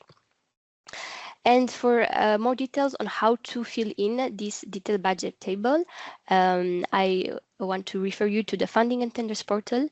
You have the link here on the screen, and also very importantly to the instructions that are part of the Excel template itself. So the very first sheet of the Excel tool contains dedicated instructions on how to use it and how to complete it. So it's very important for you to read those before filling in. Now, another aspect that you should pay attention to when designing your lump sum proposal is the distribution of work packages. Now, in principle, as said before, the work plan, objectives, methodologies, and all of that works in the same way as for actual cost proposal. But you have one additional possibility in lump sum proposals, which is that you can split work packages along the reporting periods if you deem necessary. And the aim of that is to optimize the cash flow, because in a lump sum grant, you will be paid for the work packages that you have completed at the end of a reporting period. And this has a consequence already at the moment of writing the proposal. So a work package that lasts for the entire duration of the grant can only be paid at the end of that grant, when it will be completed. On the other hand, a work package that is finished at the end of reporting period 1 can be paid at the end of reporting period 1, provided it is completed by then. So you may split work packages, but you need to watch out that the result of splitting these work packages does not lead to an unworkable or an inefficient work plan. So there can be as many as needed, but not more than what is manageable.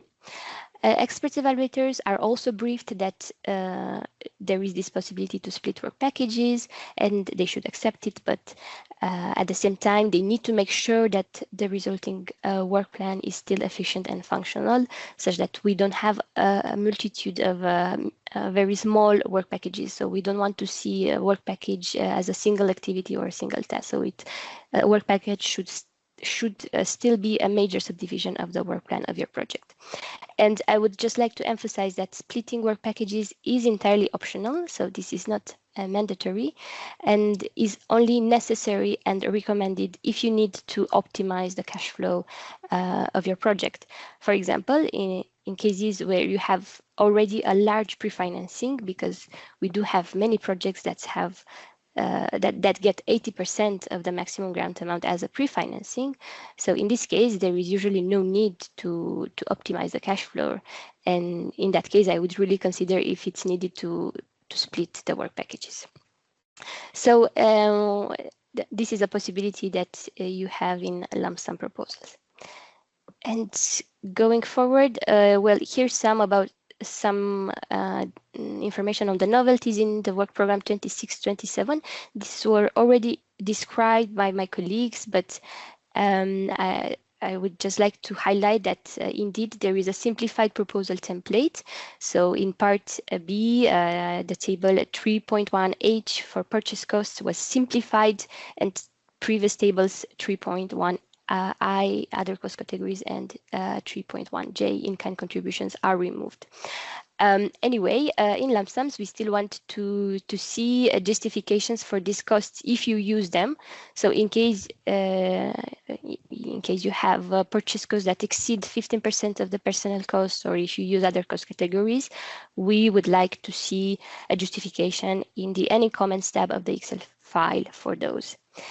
And the instructions have been also updated in the Excel file. So if you read those, you will find those information also there.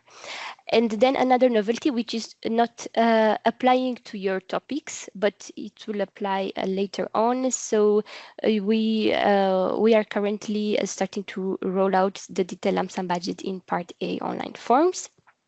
With the same level of budget information required.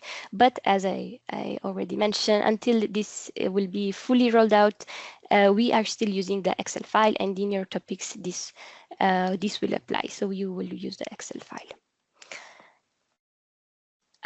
Now, when it comes to evaluation, again, most of the evaluation works in this standard way. So proposals are evaluated by independent experts against the standard evaluation criteria, excellence, impact, and implementation. And the difference is that the detailed cost estimations that you submitted in the Excel table will be assessed against the proposed activities under the implementation criterion. So the experts are briefed to make sure that these cost estimations are reasonable and non-excessive, and they need to make sure that the proposed resources and the split of the lump sum will allow the completion of activities as you described in the proposal. And if experts find overestimated costs, they have the possibility to make concrete recommendations on the budget, which are going to be recorded in the evaluation summary report. And this will be reflected in a modified lump sum amount in the grant agreement. And I would like to mention here that if budget corrections are necessary, this is not going to penalize the project. So it is not going to decrease your proposal's chances of success. So a few corrections like that could be perfectly fine and accepted, and we will just make a small adjustment to the lump sum. The only exception is, of course, if the budget is really flawed, if it's really inadequate, or really very far from acceptable. In that case, you could very well have a decreased score under the implementation criterion, which will, of course, decrease the chances to be funded. And last slide for lump sums. So we have a dedicated page on the funding and tenders portal with all information on lump sum funding, which I strongly encourage you to access so that you are best prepared for drafting your proposal. So we will find here video tutorials, guidance documents, different studies and reports, the events. So we also have dedicated events for lump sums. The next webinar is going to be in June, and it will be published. So keep an eye on that. And with this, I would like to thank you for the attention. And if there are any questions, I would be happy to take them.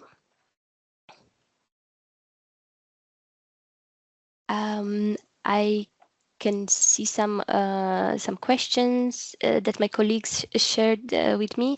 So the first one is, what about personnel justification in lump sum model?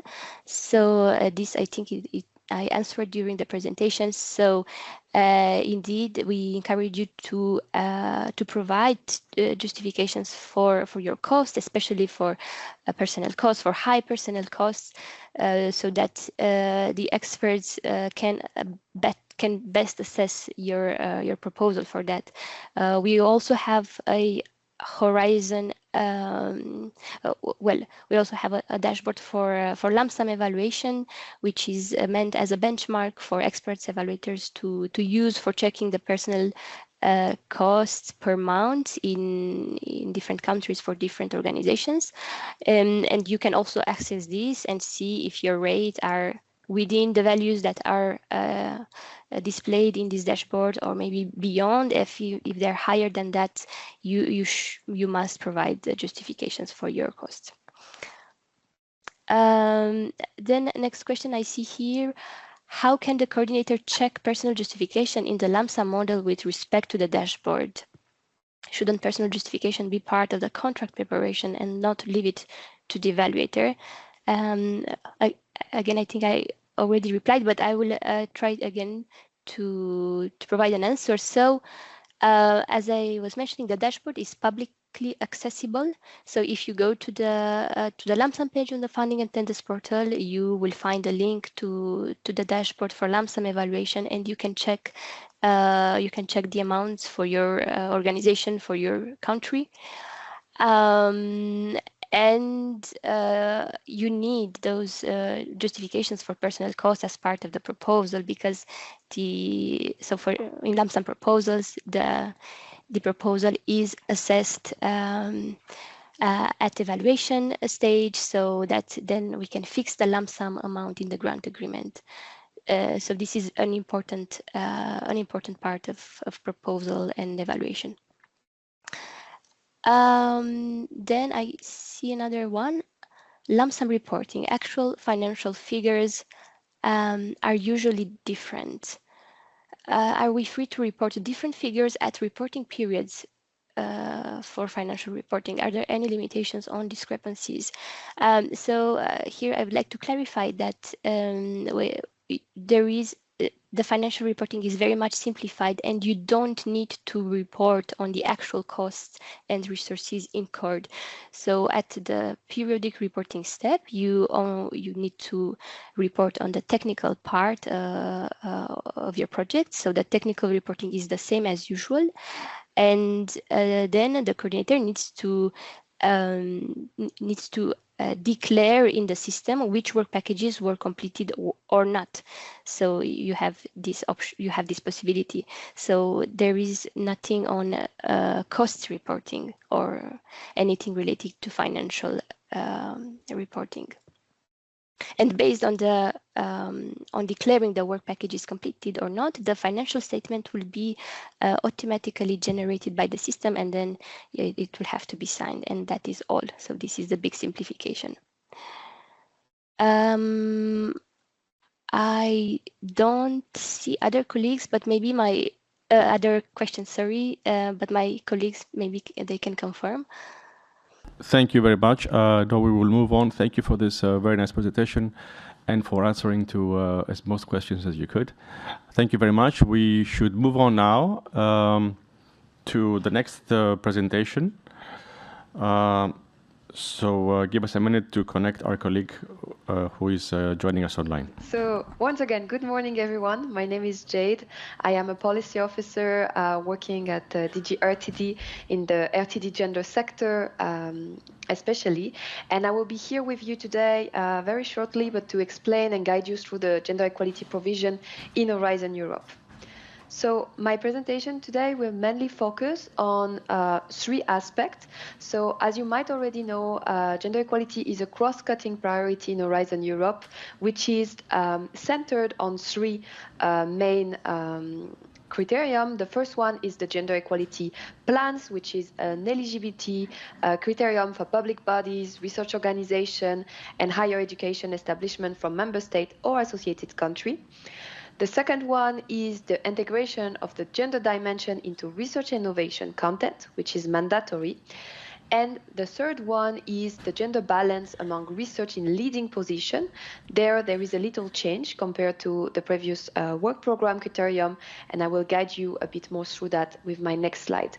So I just want to also raise your attention on the fact that we have recently published a series of updates, in particular like documents such as a fact sheet or frequently asked question publication that you will find in the link in this slide, and you're very welcome to check them because we try to provide as much guidance as possible. But already now I will outline those novelties and I will outline the key point of those guidance. But just to let you know, everything is referred.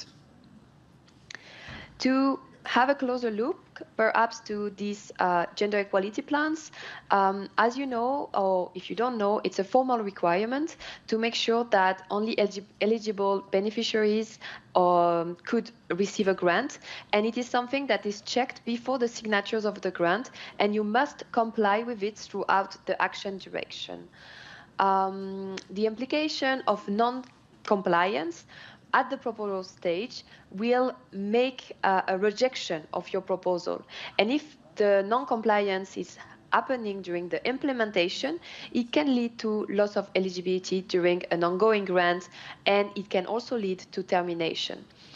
I will continue and explain a bit more about what are the JEPs. As I was saying, it is a criterion that is for specific in specific case, so not everybody is concerned, but the one concerned are, once again, public bodies, private and public higher education institution, and private and public research organization from EU member state and associated country. So other type of beneficiaries, such as SME, for example, do not need to have a JEP. This is what it means. Just as a reminder, this is a self-declaration, so we don't proceed directly with checks. Those checks can happen in a later stage. And on that, I just want to raise a bit your attention on what has evolved in this mandatory JEP process-related requirement. And as you know, there is four mandatory steps in these JEPs, and it's the fact that the JEP need to be a public document, and now we slightly updated that it need to be signed and or adopted by top management. So in blue, you see in this slide all of the slight adjustment that we did to ensure and guide better applicant into the compliance of the JEPs. The JEPs need to have a commitment of resource and expertise in gender equality to implement the plan. And it also needs to contribute to data collection and monitoring. So by that, we mean, and we refer to sex and gender disaggregated data on personnel, on student, for establishment concerns. And what we change here is also the fact that now we are asking for a reporting at least every 2 years based on this indicator. Regarding the last steps that we are checking, it's regarding the training, and this time we add that, for example, those training can be on unconscious bias. So once again, all of the change of wording that has been done through the work program 2026-2027 are changes that also apply retroactively and that are really here to guide better your process of adopting or of making your gender equality plan fitting to this requirement. There is also some recommended area of content. I would just enumerate them very quickly. Those one can be linked to work-life balance and organizational culture, gender balance in leadership and decision-making, gender equality and recruitment and career progression, integration of the gender dimension into research and teaching context, or measure against gender-based violence, including sexual harassment. So those are really what can be essential factor to drive your JEPs. They are only recommendation, but we strongly suggest you to explore those in the development of your gender equality plans. Also, I will go very quickly with that, but in case you will have a check of your gender equality plan, you have, as I was mentioning before, we now did a frequently asked question to better guide you, to explain what we are checking, and to guide you once again to be able to comply with this gender equality plan requirement. I will continue a bit more faster as we are also having some time constraint. I just would like to highlight the second cross-cutting. What makes the second point on this cross-cutting priority on gender equality, and this is the integration of the gender dimension into R&I content. What we mean by that is that it is something that is checked this time in the assessment of your proposal. So it is something that we are assessing as an excellence criteria for research innovation action, and co-funds. So once again, not all the type of funding are requested this dimension, and it is something that is for us a part really of the clarity and pertinence of the project objective. So as I was explaining just before, I was highlighting what do we mean by the mandatory integration of the gender dimension in research innovation content.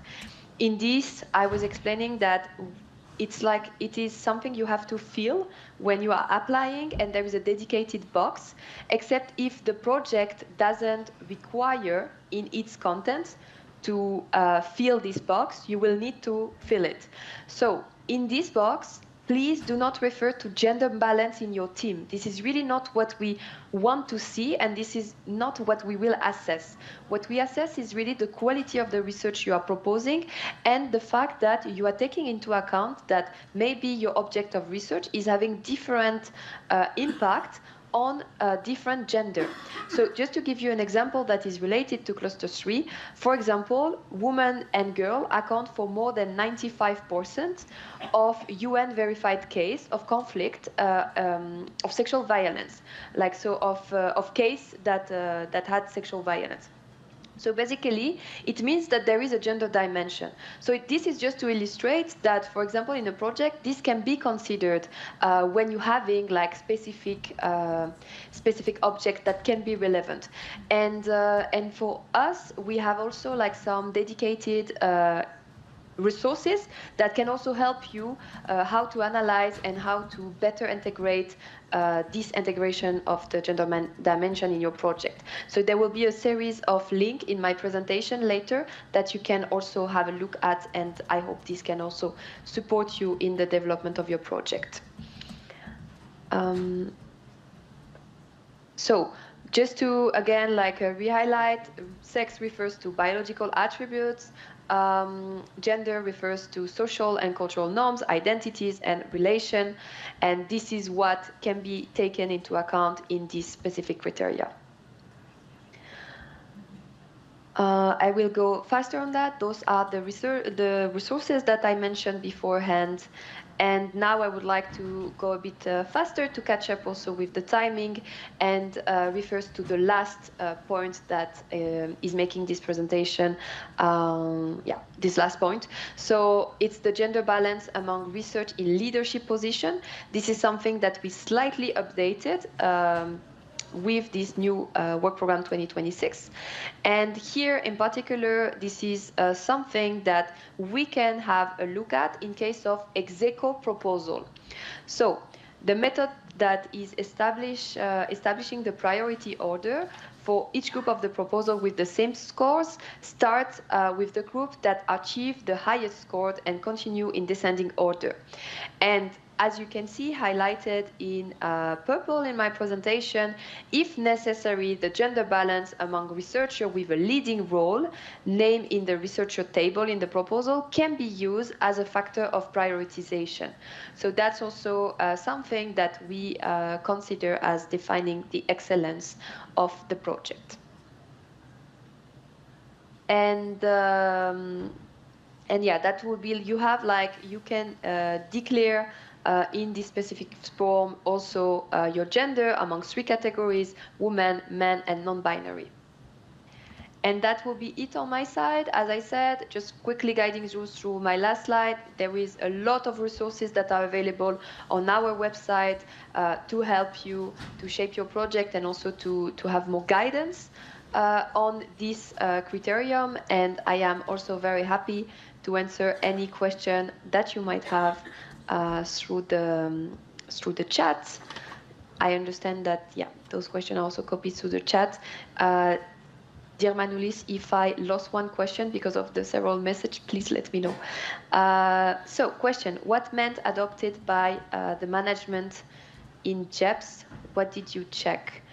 I'm just going to try to maybe reformulate the question, so please let me know if there were a typo in the question. But what we mean by the adoption by top management is that the JEP, I'm going to bring it back to the slide where this is explained, the JEPs needs to be a public document, and it needs to be signed by top management and endorsed to prove that it's really a commitment from your institution. So I will just bring you back here. So as I was saying, it's a public document. It needs to be a formal document. It needs to be published on the institution public website, and it needs to be signed and or adopted by top management. So a signatures work, as said, or like a declaration of endorsement can also work. You have more guidance also on the, you can always ask question also if you have a doubt, and if your case is more specific, we have also like a specific email also for that. That is also in my presentation. Thank you, Jade. I understand. Yes. Thank you very much.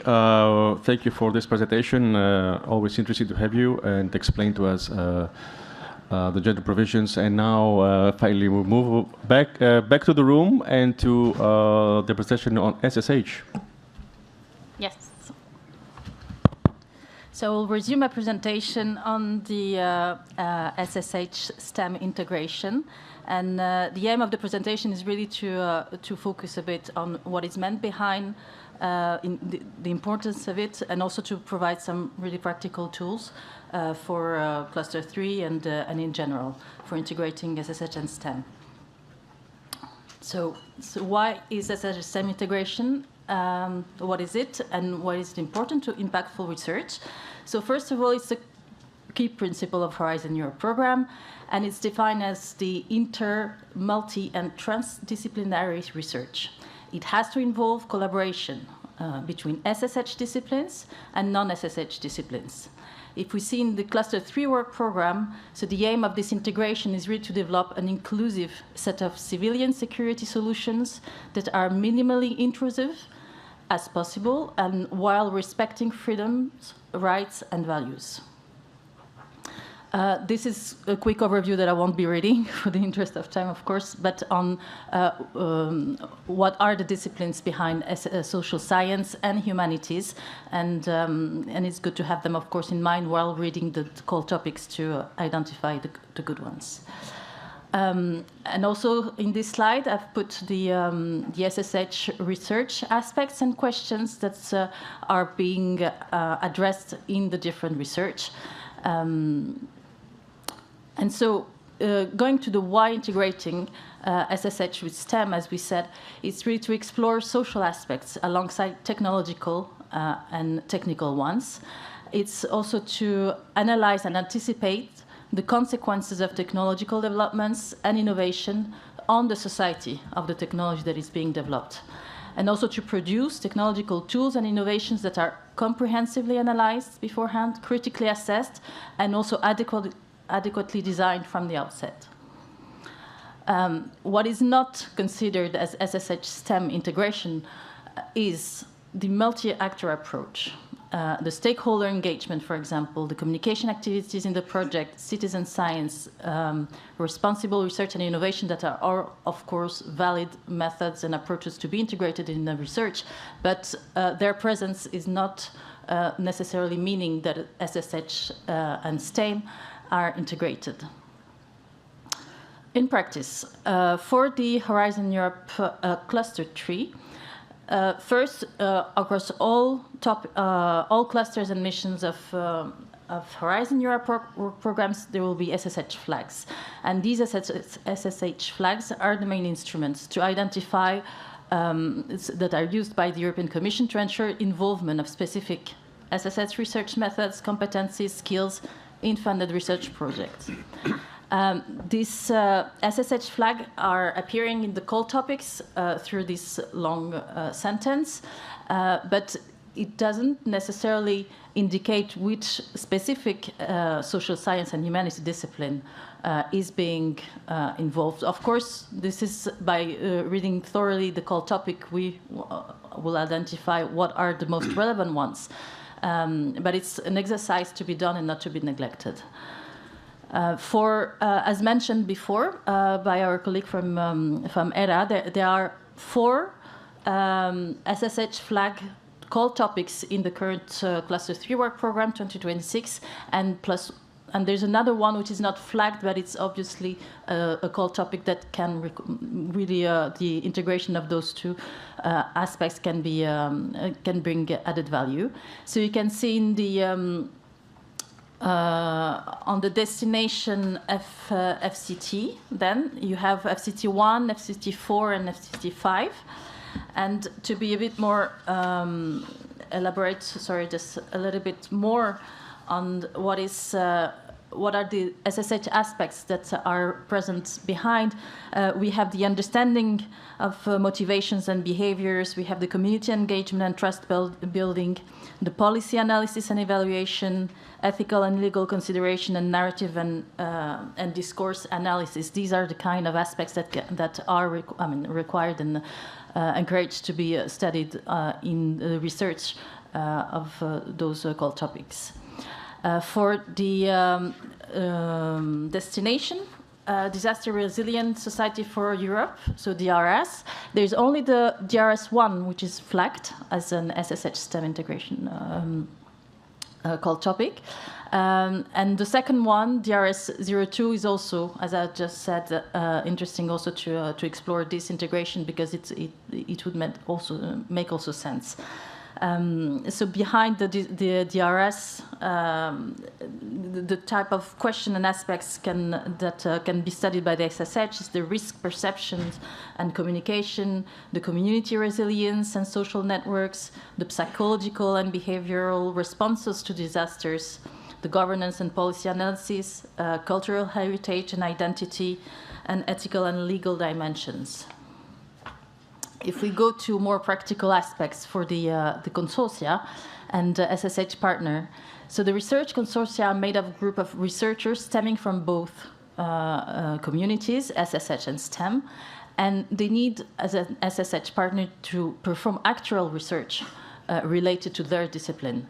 So they can be responsible for leading work packages or tasks, or responsible of deliverable, because this is how the SSH STEM integration will be evaluated and will be materialized through the deliverables. So that means that even there's an SSH partner within a consortium that is not involved in deliverable, an SSH deliverable, then it won't be counting as an SSH partner as such.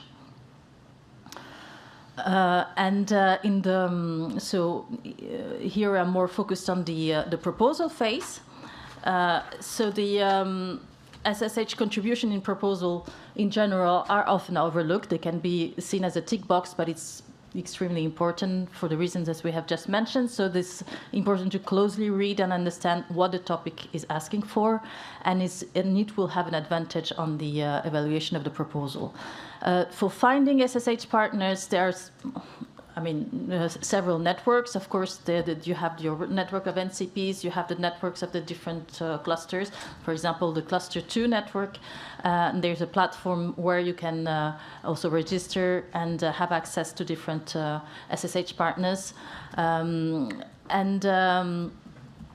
if we move on to the building of the proposal itself, so the involvement of SSH aspects and partner is in all parts of the proposal, part A and B, and has to be developed through the different, in part B, of course, through the three different criteria, which is excellence, impact, and implementation.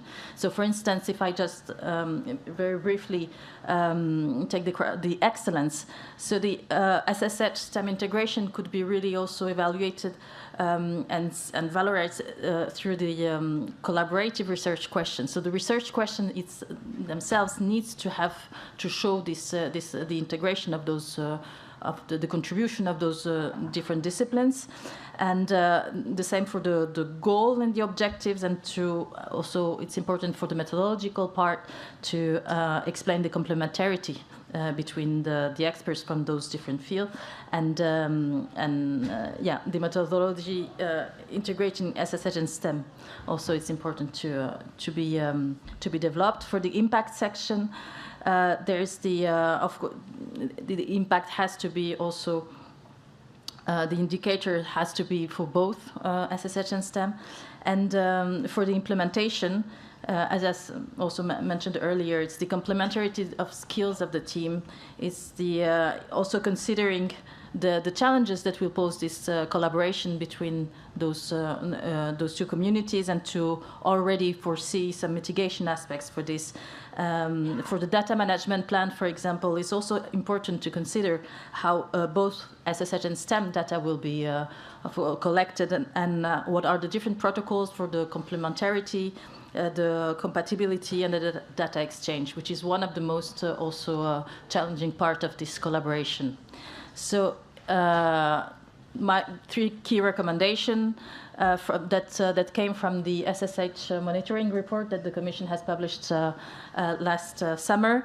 And first is to find a conceptual common language. We're not talking about, I mean, it's really to make sure that the whole team is understanding the same behind the different concept and definition, because sometimes it can vary from a discipline to another. It's important to align priorities for the of the research, and also to have a real interdependency between the work packages, and so it's not SSH won't be addressed as really addressed in silo and then just considered as an add-on.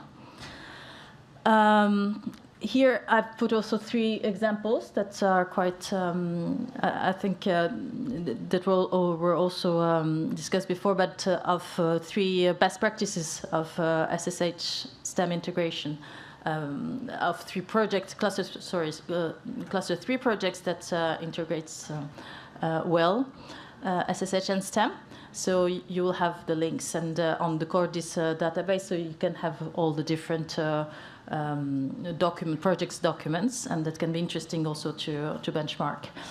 And in summary, so if we have just retained some messages, is technical solutions are not enough, and this is why this integration is important.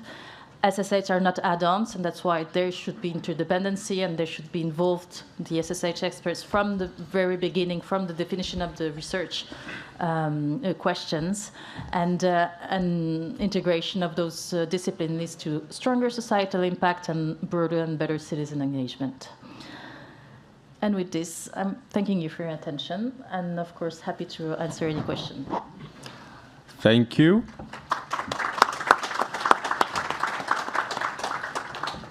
Thank you very much. I'm checking online. I see a question, but it's for DRS. It's for Disaster Resilient Society, which will be presented this afternoon, so I'll leave it for that slot. Very clear. Thank you very much. Very nice having you here.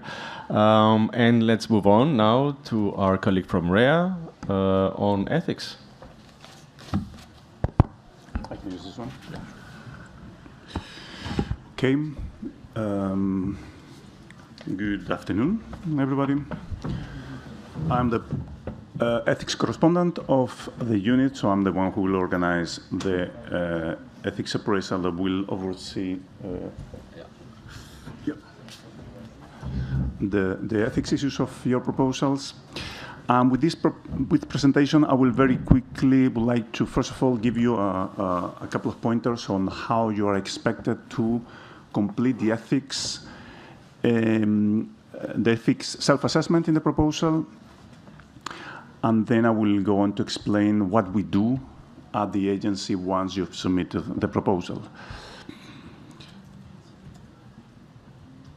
So briefly, here you can see basically the ethics in the whole life of a project. At the beginning, all the proposals are supposed to have the self-assessment included. Later, those proposals who are above the funding threshold, plus a few that are below the funding threshold, are going through the screening that will flag if the proposals have serious issues or not. If they have serious issues, they will go through an assessment. And if not, they will just move on to the gap, those who are above the funding threshold. And then later on during the project execution, there will be a series of checks or reviews, and certain ethics requirements will have to be implemented on the project. So these are the ethics issues that we check in the proposals in Horizon Europe, although these are quite a few, but in our cluster, the ones that we see mainly are these: humans, personal data, the participation of countries outside the European Union, and the use of artificial intelligence. And then in Horizon 2020, we used to have misuse, but now misuse has become a cross-cutting issue. And when we're looking at the misuse from the security perspective, this is covered by the security scrutiny, which is a process that goes in parallel to the ethics appraisal. But in the ethics appraisal, we also consider the misuse that is not related to the security dimension, but it could be misuse of another ethics issue, for example, misuse of personal data, misuse of artificial intelligence, etc. So it's, as I said, it's a cross-cutting issue. It can be applied to any of the other ethics issues. So how should you prepare the ethics section? This is very, very simple. First of all, your guiding document here is how to complete your ethics self-assessment. The presentation contains a link that you can click to download this document, but you can also type how to complete your ethics self-assessment in any web browser, and you will see it. And this should be your guide to complete the following steps. Now, the first step is the ethics issues table. This is very simple. You just click yes or no on all these questions that you have on the 9 ethics issues. And if you click yes, you just put the page. And so far, so good. That's all you need to do at this stage. Then comes the self-assessment. And in the self-assessment, if you click yes in any of those boxes, then you need to move on to the next stage, which is you need to explain what is happening there. You need to explain what you're doing and how those ethics issues are going to be addressed. I think that in the next slide I have a nice example. Yes. So in that next stage, just answer yes or no again the same questions. In case you need to answer yes, you have 2 columns on the information that has to be provided in the proposal, and the documents to be kept on file or provided on request. So keep in mind that at some point you will need to do those things. If you don't include the details on recruitment or exclusion or inclusion criteria for the participants, then you will be asked to include it either prior to the signature of the grant or as a deliverable. But those documents will have to be at some point part of the project, or the project will not be able to continue or will not be allowed to continue. Then once all that is ready and you've submitted the proposal, we will take the proposals through the ethics screening. And the ethics screening is basically a flagging exercise, meaning that it's like a junction in the route.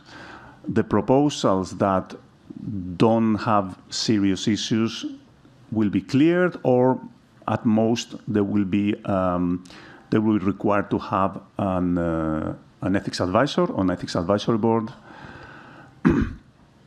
or they will be required to have an ethics check at some point during the life of the project.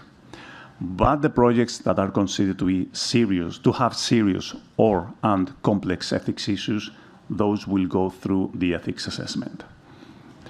Now, the ethics assessment, it's a more in-depth process where 4 experts will look into detail to all the proposals that are passed through the assessment.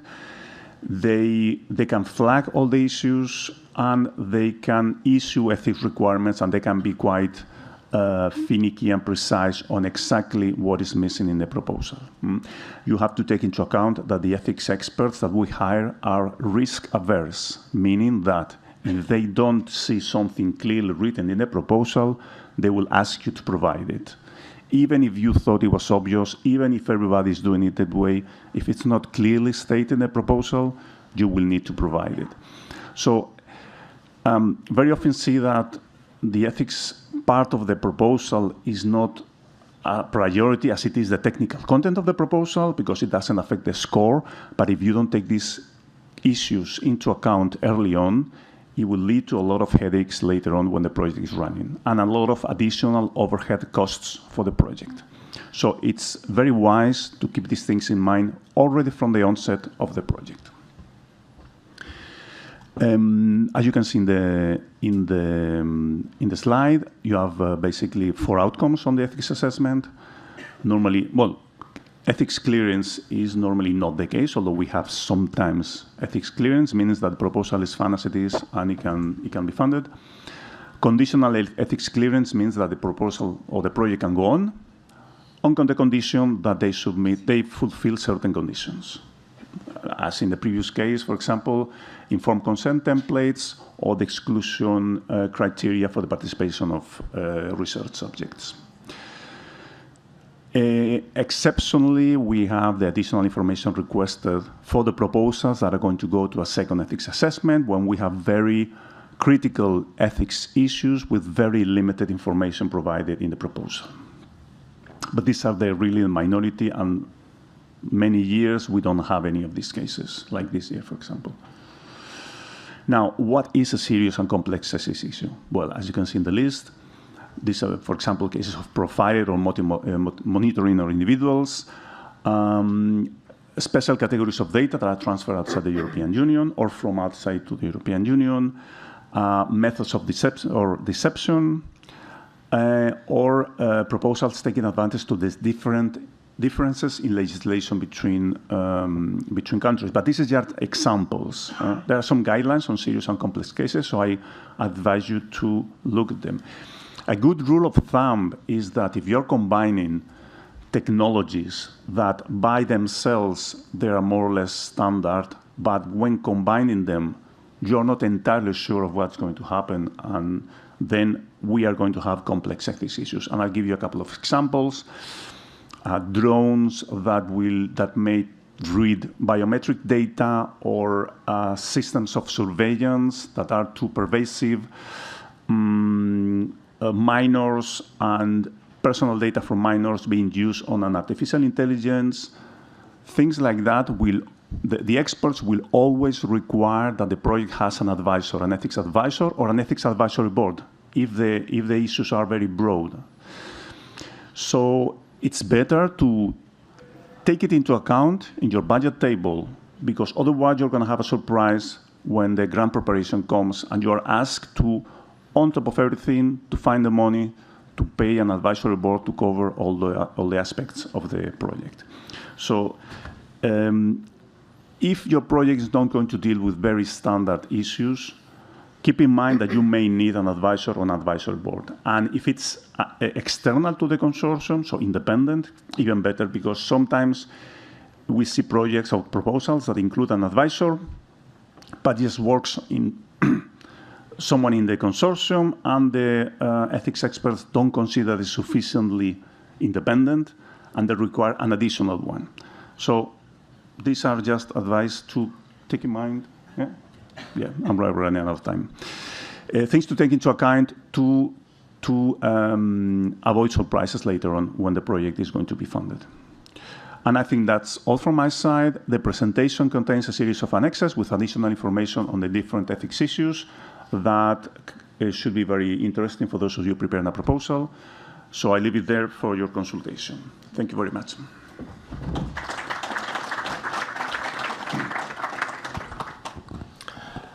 Thank you. Thank you very much. No questions online. Crystal clear. Thank you for being with us today again, as you do every year. Very good having you with us. Let's move on now to security scrutiny, to our colleagues in DG Home and to Boise. Yes, thank you, Manolis. Good afternoon, everyone. I'm trying to find here, yes, security appraisal. So I'll be very quick as we are running out of time. I will take you through the security appraisal in Horizon Europe. It's a very similar logic to the ethics assessment. So let's get started with this. So legal basis of security appraisal, it's Article 20 of the Horizon Europe regulation. We are not going to read it here, but basically it says that we have to protect any security sensitive information, in particular classified information that could, if disclosed, affect negatively the interests of the Union or member states. What is the security scrutiny procedure? So just to give you a small context, we try to address potential security risks, misuse of your research results, and also we would ask you to provide some mitigation measures. If not, we'll also require from you to establish some mitigation measures to eliminate those risks.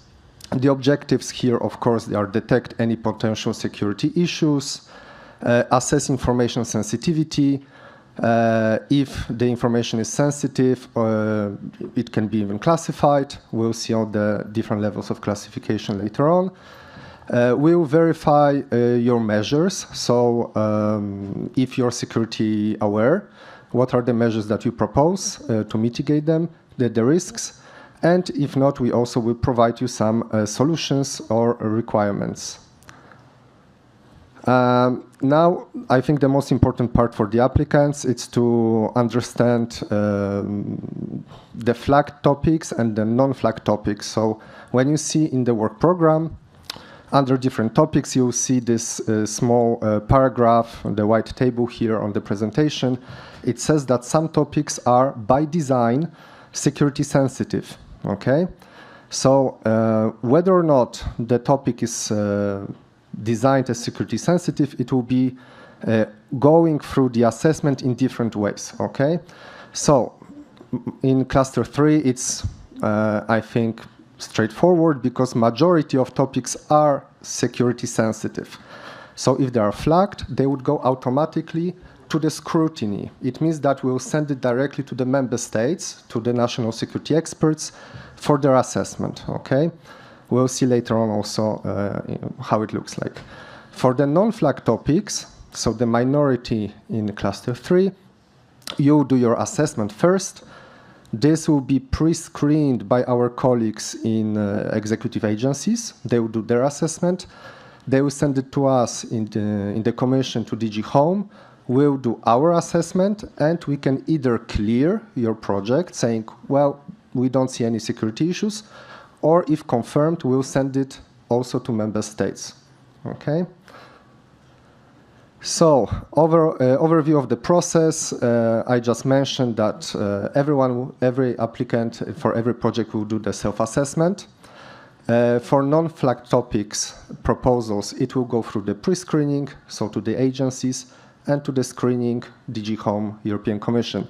For the topics that are security flagged, it will go directly to security scrutiny. Okay. This is the timeline, just so you have an idea that you submit your proposal, you start with your self-assessment. Then, of course, our other colleagues are doing scientific evaluation in the meantime, grant preparation, and we, on our side, we work on the security aspect. So you see pre-screening, screening, and security scrutiny. Everything has to end before the signature of the grant agreement. Okay, so we finish our work, everything is done, you're ready to sign your grant agreement. Here we have an example from the application. This is self-assessment, so-called security issues table in part A. It's very straightforward, a set of questions, yes or no. For example, if your proposal involves any classified information, yes or no. If the results from your research might be channeled into organized crime or terrorism, yes or no. Any other misuse, yes or no. I highly advocate and recommend to put the specific page or parts of your proposal. It's very helpful for us in DG Home and also in member states to at least have the reference to start the assessment. Of course, we read your proposals entirely, but as a starting point, when you see any issues, please point to specific part of your proposal. It helps us. In also other security issues, you have empty space where you can, that's actually your only chance to have a kind of dialogue with us, so you can explain what the issues are that you identify in your project, and of course, what are the mitigation measures that you plan to put in place, because that's your chance also to show us that you're security aware, and also to the member states that, okay, you know what the security implications are, you take the measures, you're aware, and when we or colleagues from member states, we assess it, we look into your assessment, because during the discussions we say, oh, it seems that this project is not aware of any security implications, and as colleague here about ethics said, experts from national security authorities also are very risk averse. So in security realm, if you give a chance for colleagues something to be classified, they of course will. If you show us that you're security aware, you take some measures, there is also room for us to say, okay, they take it seriously, we do not have to impose more than necessary, okay? So I really recommend to take this part seriously and have this dialogue with us, okay? This is the part B of the application. So for those topics that are security flagged, you will be, in addition, required to fill in additional forms. You have here some screenshots. You have to fill in the tables, so-called security aspects letter, security classification guide. So, for example, if you use classified information, if this is the background information, who has access to this information, maybe if it's a high level of classification, maybe some information about facility, security clearance, how you handle this information, personal security clearance for staff that will have to have access to this information, and of course, some security staff that might be established. Here you also see additional tables.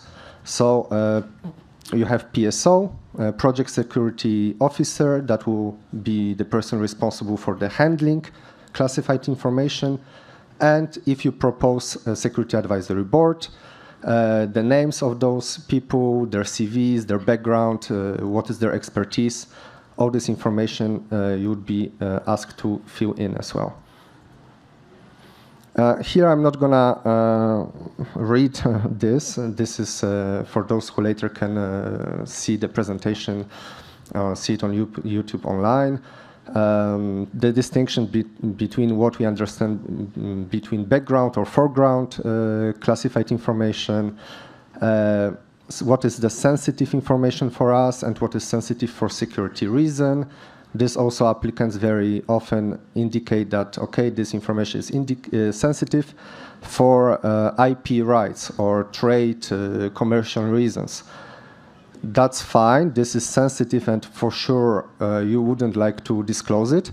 However, for us, when you do the security assessment, please only focus on security aspect, okay? Something is sensitive because of security reasons. Sometimes you will see also, we call it sensitive non-classified. If your deliverables are going to be classified, we have those 4 different levels of classification. So start with EU restricted, later EU confidential and EU secret. EU top secret are not funded in Horizon Europe because they are considered to be too sensitive to be funded.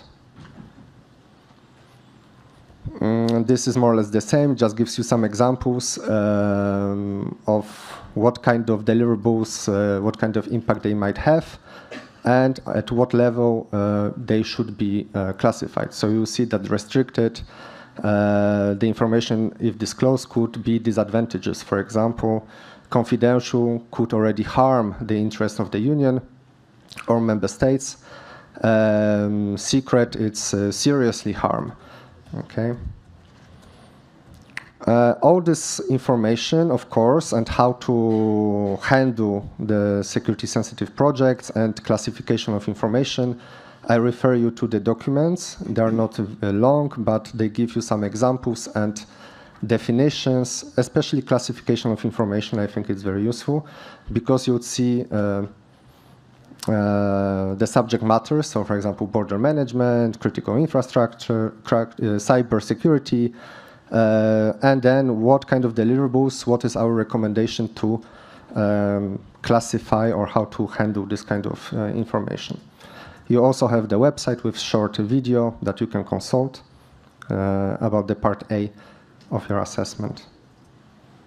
The results in the end, so what might happen is that we say, well, there are no security concerns, so you don't have to implement anything. Under cluster 3, it's very unlikely, so majority are security sensitive. We might provide you in the security summary report with some recommendations. For example, limit the dissemination level. We might classify your deliverables. We might ask you to appoint project security officer in case there is classification. We might ask you to establish security advisory board, so a board of experts that is going to advise you during your project, and they are going to advise you on security aspects of your deliverables. And proposal too sensitive to be funded. I said that this is the top secret. In case it's so sensitive, we will not fund it. Some list of documents that you might later on consult. Here you have it. I would say that very useful are the classification of information that we saw before. Horizon Europe program security instruction is very interesting also for the handling of classified information. And the legal documents, of course, you have documents related to also classified information, decision 444, mostly. And with that, I was very fast. I thank you for your attention. And of course, if you have any questions, please do not hesitate. Thanks.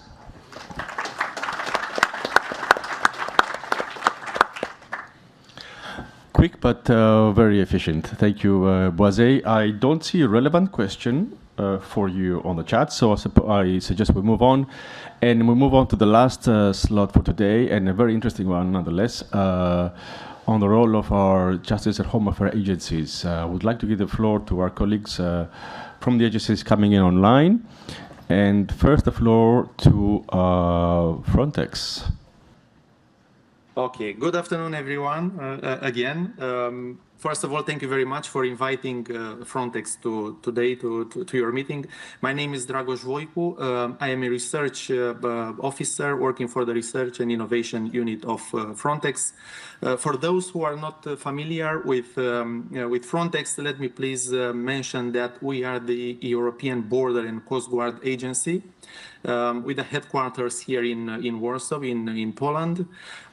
We support EU member states and Schengen associated countries in the management of the European Union's external border and the fight against cross-border crime. We have more than 2,000 officers deployed in different regions at the external border of the European Union and beyond, and performing different operational tasks like border checks, border surveillance, fighting against cross-border crime, assisting in return operations, performing search and rescue, etc.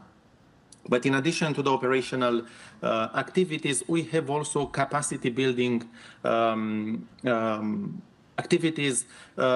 One of the important ones is focused on research and innovation. In this field, what we do, in principle, we investigate, we test technologies relevant for the border security domain. Technologies in the field of border checks, but also in the field of border surveillance.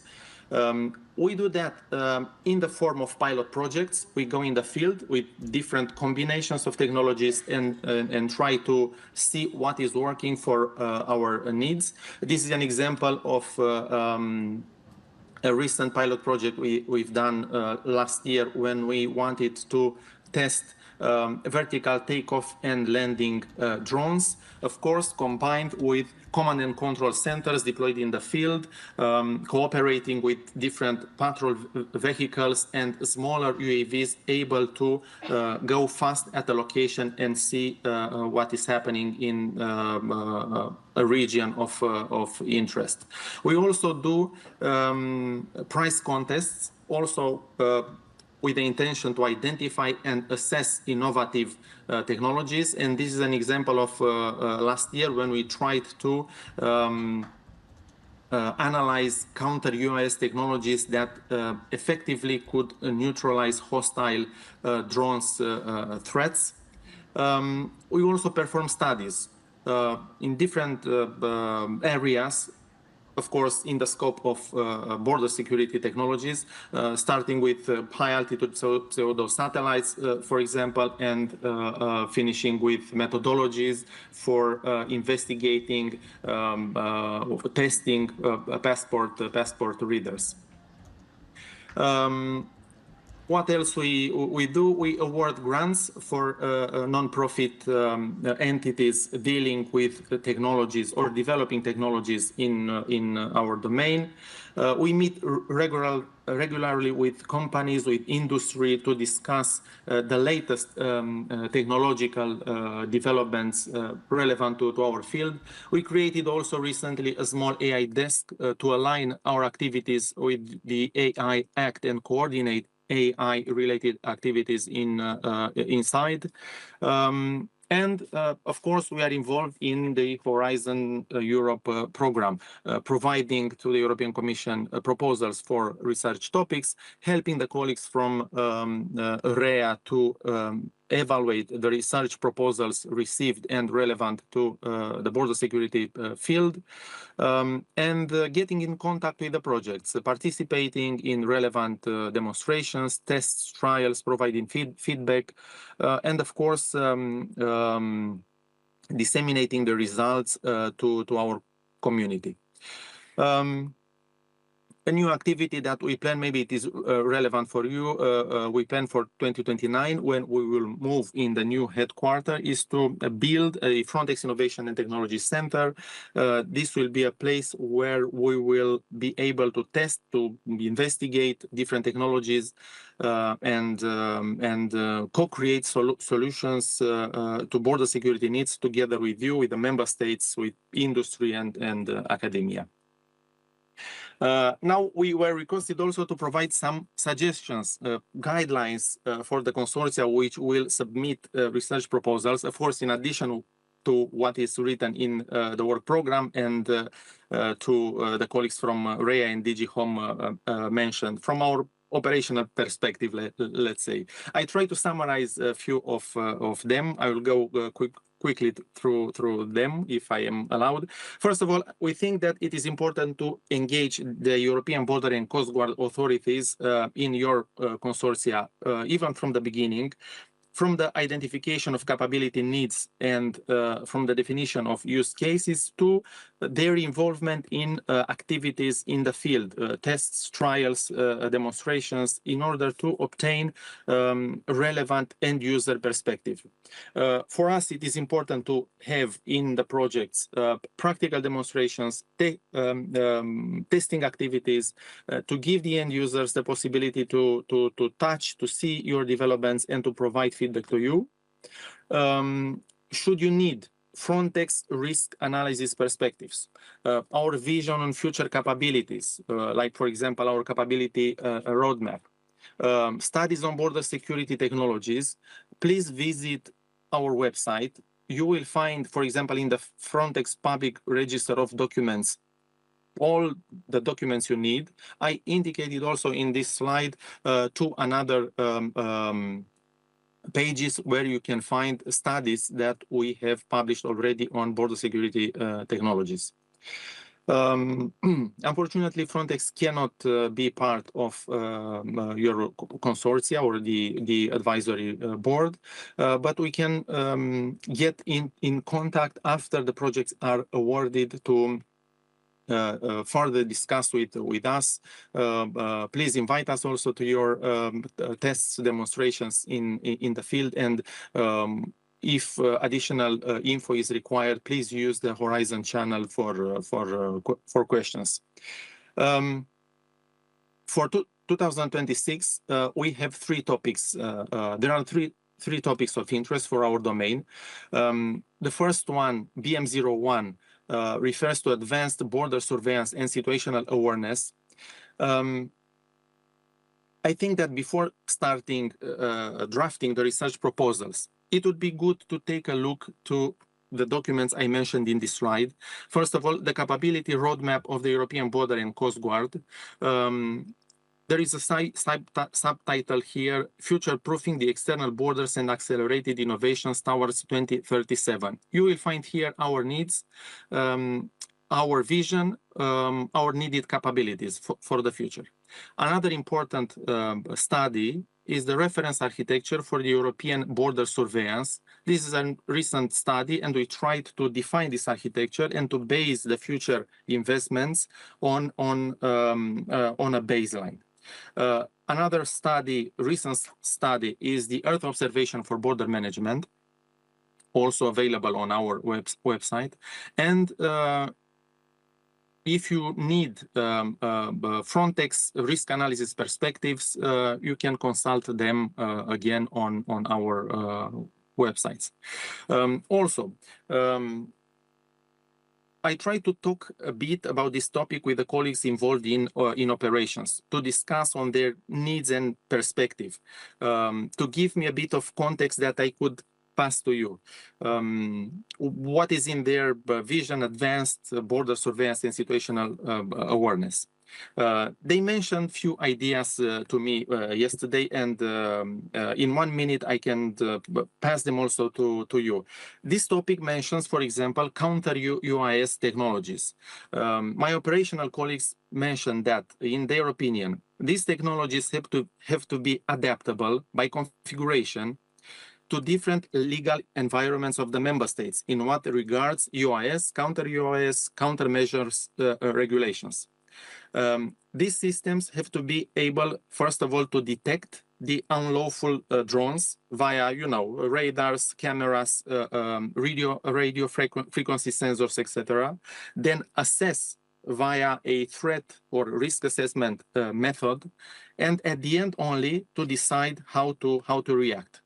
And they mentioned to me that in the future, they would like to have the possibility to deploy such systems as a contracted service package within the European Union, of course, based on the member states' needs. Another idea they gave me is the fact that HAPS, high altitude pseudo satellites or high altitude platform systems, and MALE RPAS, this is medium altitude long endurance drones, could bring important contributions to advanced border surveillance and situational awareness. Second idea. The third idea, they mentioned about this cooperation between manned and unmanned aerial assets surveillance operations assisted by AI processing. My colleagues mentioned that this could be a disruptive transformation in air surveillance, bringing superior situational awareness, faster decision cycle, optimization of costs, but also maximizes the resource use. The AI module used in this case should have the capability to detect and classify objects of interest with high accuracy, the capability to process large volumes of electro-optic, IR signals, but also SAR data in real time. Also the capability to generate automatic alerts and provide actionable notifications to operators in real time. And the last one, they mentioned that maybe it is worth studying, investigating advanced AI-based OSINT, open source intelligence tools, to monitor social media and target smuggling networks, advertising smuggling services or recruitment. Of course, in the AI case, special attention must be given to the legal and ethical layer.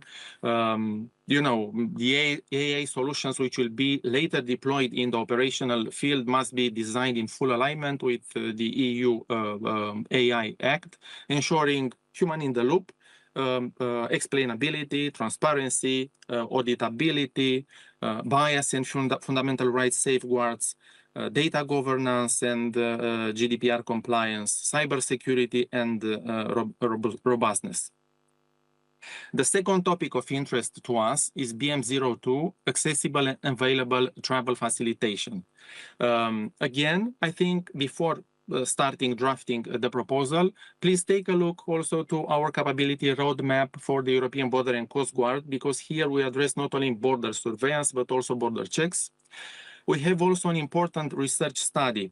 It is published on our website. If you cannot find it, please write to us and we will give you all the necessary materials, because they are public and published already.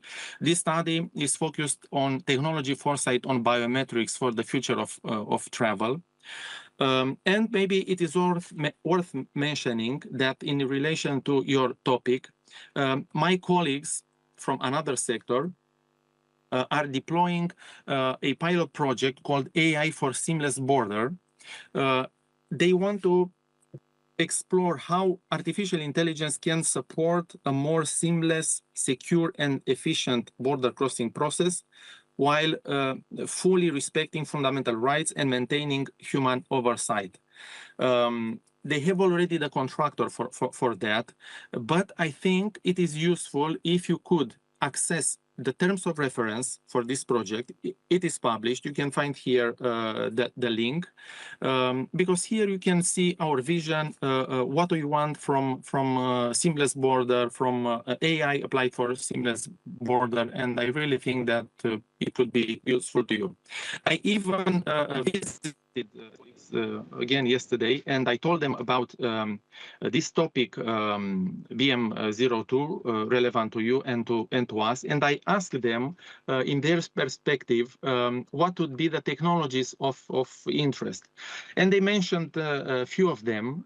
I put them here on the slide, and I think addressing them could be very useful for our community. For example, solutions enhancing self-service kiosk with AI, artificial intelligence. Solutions enhancing self-service kiosk capacity to collect biometrics from persons with disabilities. Dragos, sorry to interrupt. If we could just speed up a little bit, please. I mean, the slides will be provided to the participants. That's perfect. I finished last slide. It relates to the third and the last topic of interest for us, reliability of age assessment methods in the context of security. I don't have much to mention here, only that what I remember that in the ILEANET project 2020, the consortia elaborated a few years ago an age determination study. It was coordinated by the French National Police Academy. And if you could get into contact with them, you can find more details, and that could be a useful step before drafting your proposal. That was everything from my side. I hope it was useful, and thank you very much again for inviting us today. Thanks. Very useful. Thank you again for your participation. Let's move on to our next speaker from the EU LISA. Sure. Good afternoon, everyone.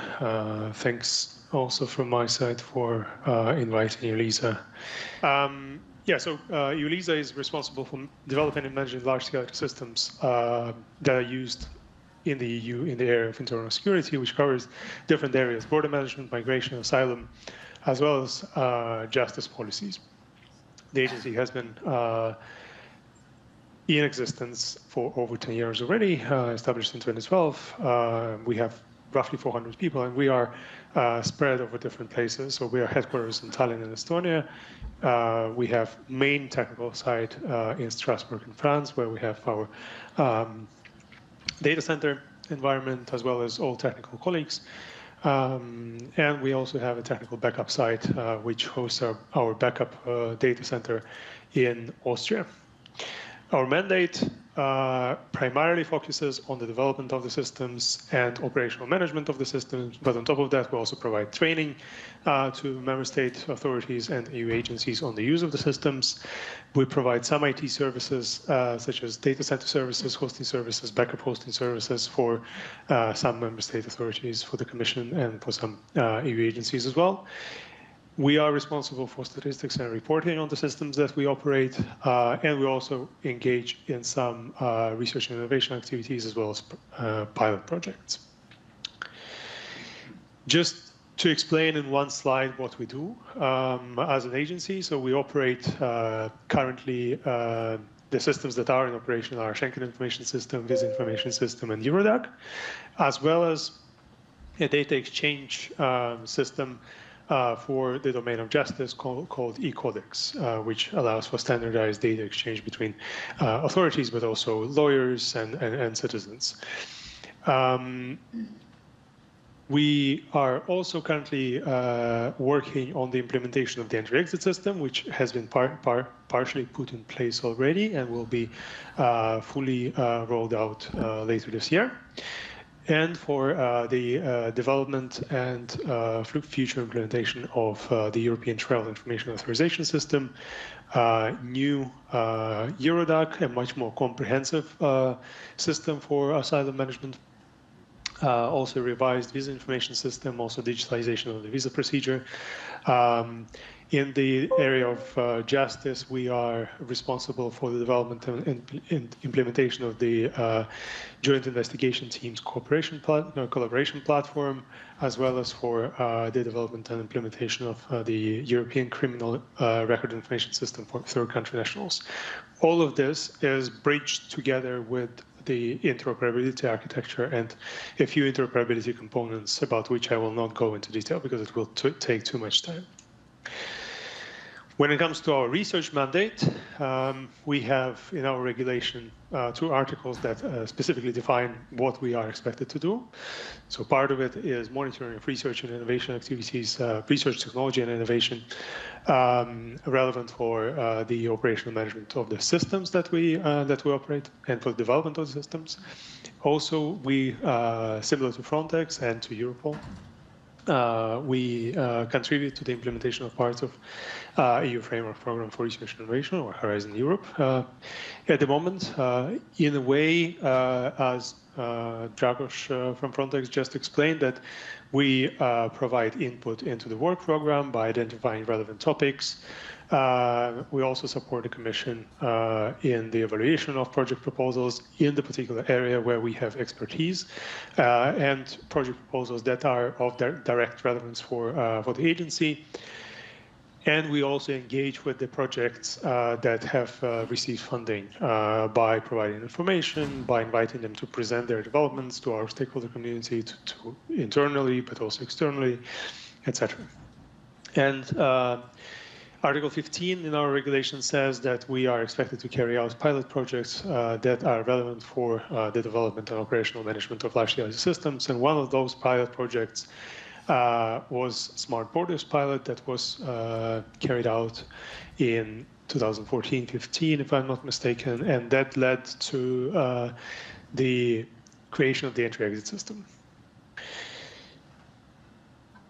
So, taking a step back to the fact that we are an IT agency primarily, when we look at different technologies, you can see in this chart that we look at a very wide spectrum of general purpose technologies that cover areas of identity management on the one hand, cybersecurity, but also software engineering, as we are directly engaged in developing software, and also computing infrastructure, as we are also responsible for managing a data center, but also we are considering as an agency use of cloud technologies. We are using cloud technologies in some areas where we are allowed to do so, and are considering potential to use cloud technologies in other areas where current regulatory framework doesn't allow.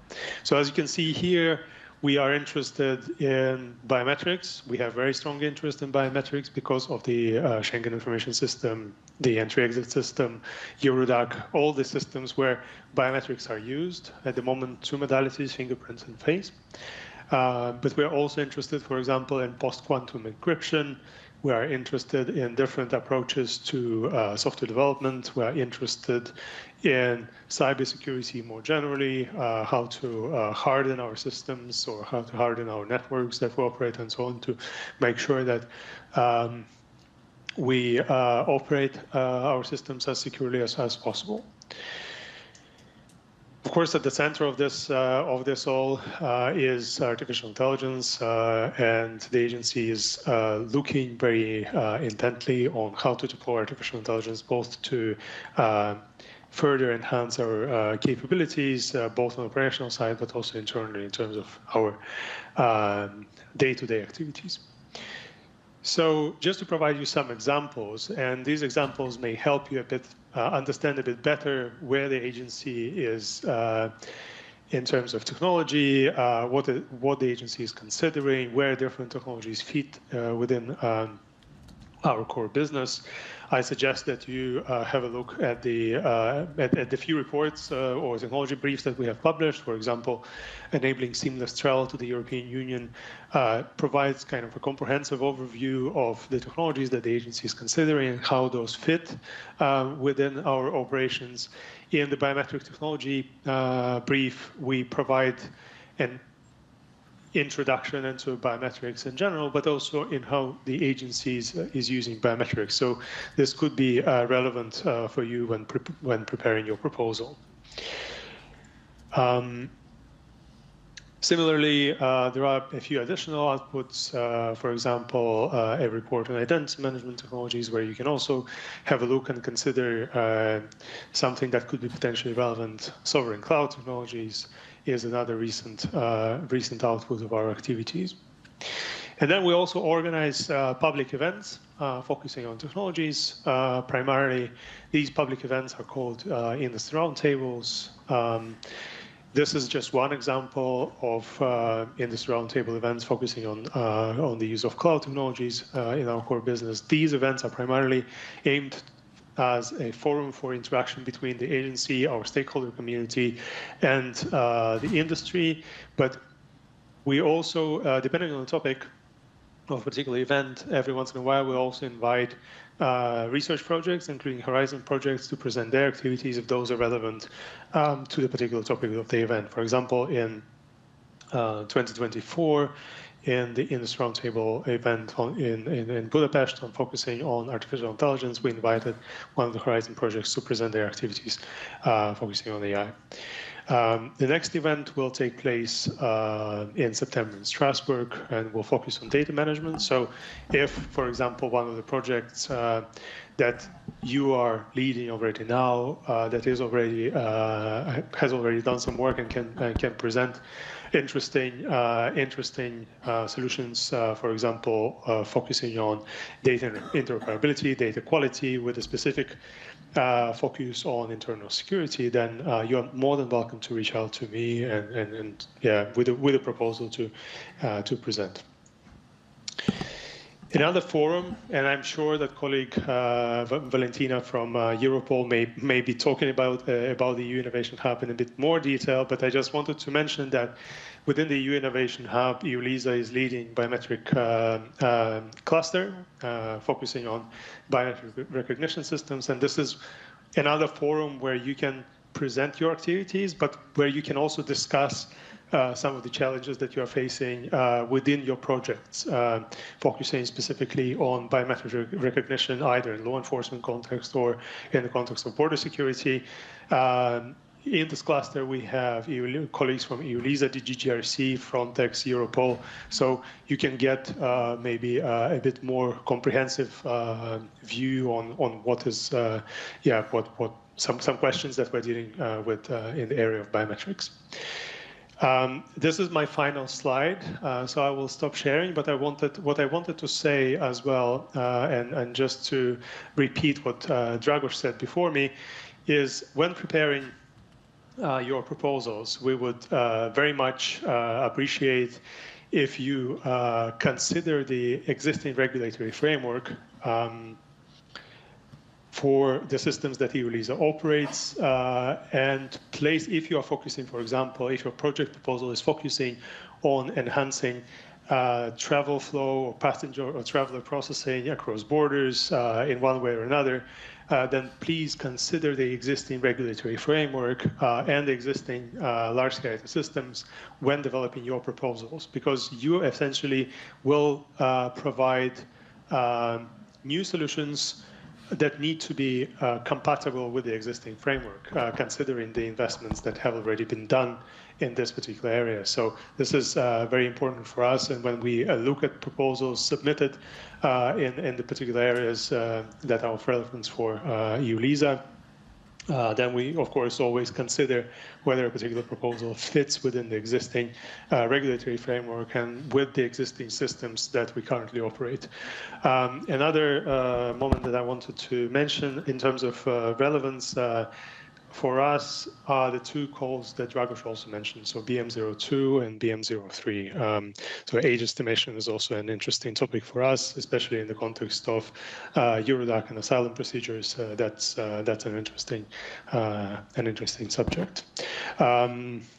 With that, yes, I would like to finish and thank you once again. And if you have any questions, feel free to reach out to me. Thank you. Thank you very much, Alex. I don't see questions online.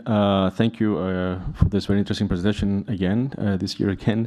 Let's then move on to Europol. Before I do so, let me inform the participants that our lunch will start at 1:30, 1:35, and last for an hour. So the floor next to our colleagues in Europol. Thank you. Hello, good afternoon. Thank you very much. I hope you can see my slide. Not yet. Not yet. Ah. Now we do. Thank you. Now you can see it. Yes. Yes. Okay, perfect. Thank you very much. Okay, good afternoon, everyone. I'll try to be very brief and not keep you too long just before lunch. So my name is Valentina Azzurri. I work at Europol in a team called Innovation Lab. My job actually will be quite easy today after the great presentations of Dragos and Alex, but to give you a little bit of details, first of all, about Europol, in case you're not familiar with it yet. Europol is an EU agency for law enforcement cooperation. We are based in The Hague, in the Netherlands, and our mission is to support EU member states in preventing and combating all forms of serious international and organized crime, cybercrime and terrorism. So we do not have executive powers, which means we cannot arrest suspects or conduct searches, but rather we act as the central hub for criminal intelligence. So we help the police, the law enforcement authorities across Europe to share information securely, to analyze complex data, to coordinate joint investigations. And we do so both from our headquarters with the 5 specialized crime centers that you see on the slide, and on the spot, meaning helping member states directly in their regions when they lead their own operations. We also have a lot of work on strategic intelligence. So on the right side of the slide, you can see 3 flagship products that we publish. They're all available on our website, by the way. Starting with the EU SOCTA, the Serious and Organized Crime Threat Assessment. This is published every 4 years. And it shares an overview of the latest developments on serious and organized crime to the law enforcement community. It also helps to shape the security policy of the EU in the next following years. And the IOCTA and the TESAT instead are annual reports, the first one focusing on internet-facilitated crime and the second one on terrorist-related drivers, trends, and evolution in general. And we also support MPACT, which is the European multidisciplinary platform against criminal threats, which also sets, based on the EU SOCTA, the EU crime priorities from both a policy and an operational perspective. Some funding is also available for law enforcement authorities for operations under this governance or this framework. Then on this slide, you can find all the crime areas that fall under the mandate of Europol. And I wanted to keep this in my presentation just to show you how much of an overlap exists between our mandate and Horizon Europe, and specifically the fight against crime and terrorism call for proposal, which is the closest one to our to our mandate. This is also to mean that there might be some topics under Horizon Europe that do not necessarily completely fall under our mandate. And in those cases, it might be a little bit more difficult for us to engage with your project once it's funded, because, again, it falls outside of our mandate. But nevertheless, we can try and cooperate, of course, as much as possible. A few words also about the Innovation Lab, which is the team that I work for and that is really coordinating or trying to coordinate Europol's activities and engagement in Horizon Europe. We exist since 2019 after our executive director realized together with us that although the law enforcement community is very innovative and continually cooperates with academia, with research organizations and the private sector for novel methodologies, tools and products, in the past it did so still a bit in isolation. And this led, of course, to the application of efforts, sometimes even competition among countries or within countries. So with an innovation strategy for Europol, back in 2019, we decided that the agency should be at the forefront of law enforcement innovation, and the Innovation Lab was launched as a team with a mission to empower the law enforcement community to stay ahead of criminals, to be aware of technological trends, emerging technologies, and how these might be misused, for example, by criminals. And of course, one of the objectives or one of our activities is also to bridge the gap between academic research and operational reality. And on this slide, you also see the distribution or the composition, rather, of the team. We have 3 offices, one focusing on stakeholder engagement, driving collaboration, finding synergies. A second one is more technical, really focusing on innovative projects, supporting co-creation, testing of tools, deployment of tools. And the last one, the observatory, is applying foresight methodologies to anticipate the future trends and threats in different crime areas. So very similarly to Frontex and EU LISA, we now have 3 main tasks in Horizon Europe. First of all, we help the Commission and the Member States to identify priority areas on which we think, based on our knowledge or based on our involvement in investigations, in operations in Europe, what should be the priorities or the topics that the research community should focus on in the future. Then we identify fewer specific ones that are especially of interest to us. And for those specific topics, we help the Commission to evaluate the project proposals. And then once the projects receive funding, so the winning proposals sign a grant agreement with the Commission and actually receive the funding, then we start engaging with them, we open a dialogue, and we try to maximize their success, which for us means really securing uptake of research results, making sure that the law enforcement community can use the results of those projects, whether these are new tools, new solutions, but also new knowledge. Having this role, of course, means that we are de facto advisors to all of the funded projects under the Fight Against Crime and Terrorism call. But at the same time, of course, we cannot be involved at all during proposal preparation for obvious conflict of interest reasons. So do not send us proposals, concept notes, asking for advice or feedback. We cannot give this to you. We cannot also be directly involved in consortia, either as partners or as members of the advisory boards. And definitely, of course, we cannot receive funding. However, once hopefully your proposal has been successful and you have received funding from the Commission, we can definitely cooperate. And we have more or less 5 key channels to do this. First of all, I think Alex was mentioning this, the Innovation Lab hosts the Secretariat for 2 interesting networks. The first one is the European Clearing Board for Innovation, and the second one is the EU Innovation Hub for Internal Security. Both have the objective of, again, avoiding duplication of efforts, finding synergies, sharing best knowledge, maximizing resources, basically. But the European Clearing Board is composed of representatives of law enforcement authorities from EU member states and Schengen countries, whereas the EU Innovation Hub is composed of representatives of the agencies, EU agencies in the justice and home affairs, so including Frontex, EU LISA, EUDA, but also CEPOL, Eurojust. So, for example, if your project would like to reach out to additional law enforcement authorities than the ones already involved in your consortium in order to invite them to a conference or to share a report or to have their view for a questionnaire, for example, We can facilitate this. We can help you get in contact with the European Clearing Board. Or in case your project is of interest to other communities than the law enforcement community, the border guards community, for example, but it is funded not under the BM call, but under the FCT call, we can facilitate, again, a presentation or sharing of information to the other agencies. Secondly, if possible, if we do have subject matter expertise in-house on a specific topic that is of interest to your project, where you would like to have our perspective, our knowledge, our best practices, tips, we can try to facilitate this as well.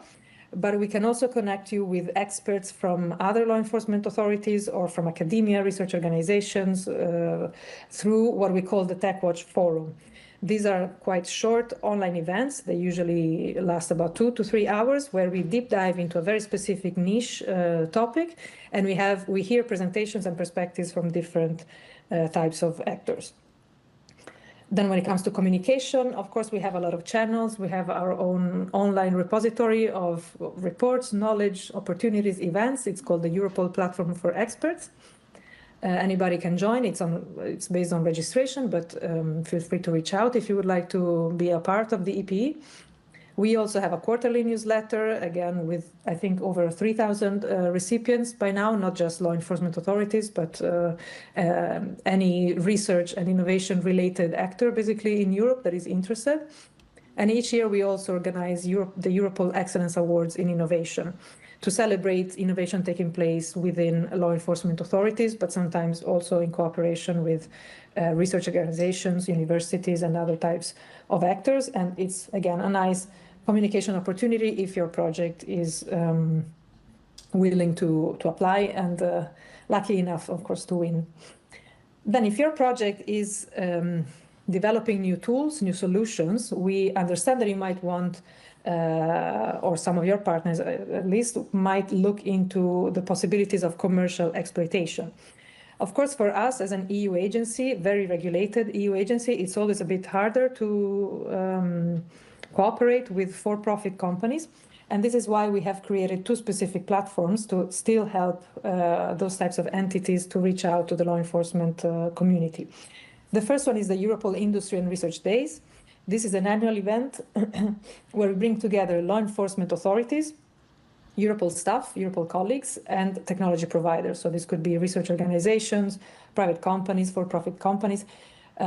Each year we decide on a number of wide themes, and then based on those themes, companies can apply in order to come to Europol and present a very specific, one specific product or one solution to the law enforcement community. We're talking about very high technology readiness level solutions, so not something that is still under development or in the research phase, but something that is actually commercially available, that can potentially be procured right after the event. And then we have the Europol Tool Wiki, which is an online platform restricted to law enforcement officers from EU member states or Schengen associated countries, where we gather information about tools that can be of interest to law enforcement authorities. So it's a place where we gather information, for example, about functionalities of a specific tools, the format of data that is required as input, as output, and then, of course, we keep there a contact for anybody who would be interested in acquiring or downloading them elsewhere. But if your project is actually planning on a non-commercial exploitation of new tools, new solutions that you are developing, we are very happy to help you distribute these to the law enforcement community, and we do so via the Europol Tool Repository, which is an online platform that we host at Europol. It is restricted to law enforcement officers from the EU member states and Schengen-associated countries. And on this repository, officers, investigators from all over Europe can directly download these tools cost-free. No licenses attached, no prices, no cost, no profit. We know this is very much appreciated by our colleagues in law enforcement, and several of them have already been used successfully in several investigations. So the impact, I'm sure, is really high. And this is all. And maybe I was too fast. I hope you still managed to absorb something, but of course you will have access to the slides. And feel free to reach out if you have any specific questions, especially if you have a project that has already been funded, that is ongoing. and you would like to see how we can cooperate together. Thank you. Thank you.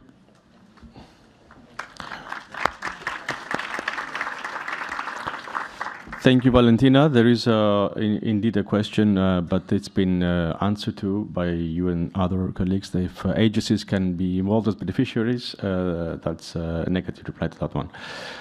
Thank you again. And we have another EU agency with us, Drugs EU agency. And I would like to give the floor to them. I think you find the presentations also very interesting.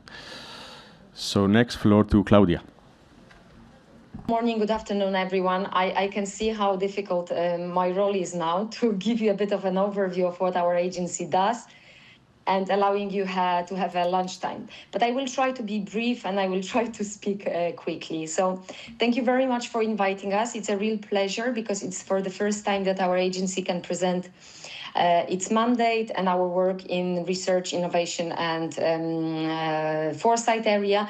It's due to the new mandate of the agency, but agency as such is not new, and it's slightly different than the other agencies because we are very much science and evidence-based and analytical agency. We've been working in the drugs area for the last 30 years. We are providing evidence base for policy and practice in the EU. And actually our role is to anticipate future drug-related challenges and their consequences. We alert in real time on new risks and threats to health and security. We also help the EU and member states strengthening their responses to drug phenomena, and we facilitate an EU-wide knowledge exchange and learning from evidence-based policy and interventions.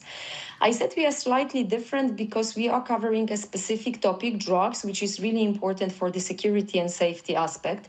But we are also working in two domains. So our analytical work covers drug demand reduction and drug supply reduction. So on one hand, we are looking at issues related to drug use, prevalence of drug use, but also related responses. On the other side, we are looking at the drug markets and law enforcement interventions. So we are responsible for building the EU preparedness on drugs. And we do that, as I said, in these 4 areas: anticipate, alert, respond, and learn. So what we are actually producing are regular analysis around the situation and the drugs problem in Europe. We are providing geostrategic analysis. We, for quite some years already, are implementing foresight activities. We are also running an EU early warning system on new psychoactive substances, and I think it's particularly important here because there is a lot of innovation around development of new psychoactive substances and their availability on the European market. We are also running an EU drug alert system, and since last year, we've also launched a threat assessment system, which allows us to do topical analysis. One of the topics we were looking at with the threat assessment conducted last year was the availability of highly potent synthetic opioids in Baltic states. We are also looking at the readiness of the countries and also institutions in responding to the problem. So we do risk assessments and needs assessment, and we are also sharing best practices. So we are running a best practice portal that is actually indicating what works in the area of drugs and responding to drugs. And here again, we are looking at public health responses. So, for example, prevention, treatment, harm reduction, but we are also slowly moving to crime prevention. And finally, we are helping the EU institutions, but also member states in designing and evaluating drug-related strategies. What I think is important in view of the meeting today is to inform you about how we are collecting this different type of information, because we are working with different group of experts and networks. So basically, our agency has a national focal point that is located in all the EU member states, Turkey, Norway, and the Commission. And these are the drug information systems that are operating at the national level and collecting information for us in standardized and comparable way. Also, since last year, we've created a network of forensic and toxicological labs, which means that each of the member states could actually suggest and up to 3 labs that are working at the national and local levels to be part of the network organized by our agency. And again, very important also in terms of innovation and technologies around availability of new psychoactive substances. We are also running an early warning system on new psychoactive substances. Here we are working very closely with Europol, but also the Medicine Agency. And this system is monitoring those substances that are appearing on the European market and are actually posing health and security threats. There are other networks. I'm not going into details because I'm mindful about the time, but all these networks are actually providing information to our agency. These are so-called complementary data that are allowing us to have situation analysis and information that are much more sensitive and are allowing us to know what the situation in the field looks like. Many of them are highly specialized and are supported by technological developments. I will give you 2 examples. We are doing actually wastewater analysis. We are looking at the drug residues in close collaboration with the SCORE group, but we are also, for example, working with Euroden network that is looking at hospital emergency presentations. So we have wide range of networks providing this information. So what is happening? So our agencies is collecting a lot of information, trying to make sense out of them, and we are actually producing a lot of scientific outputs.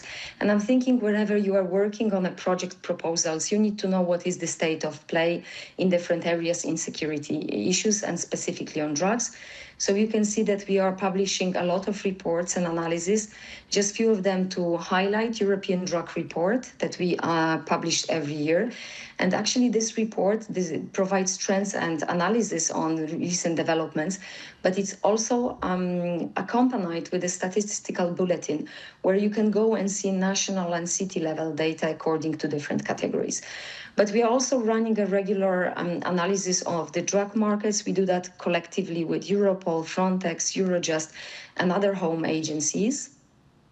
The last one was published in 2024, but then in 25, we are actually publishing an online modules on different drugs. The last one was covering MDMA, and you can go and see what is actually happening in this area in Europe as well. We are regularly publishing a call to action, which I think is really important if you think about new research needs and policy needs. The last call for action was looking at the new synthetic opioids, which was linked with our threat assessment. And you can see what, from the perspective of our agency, we think it's important in responding to this phenomena and also looking into the research questions. We are also regularly running webinars. I invite you to go through our website and see what are the webinars that are of interest to you.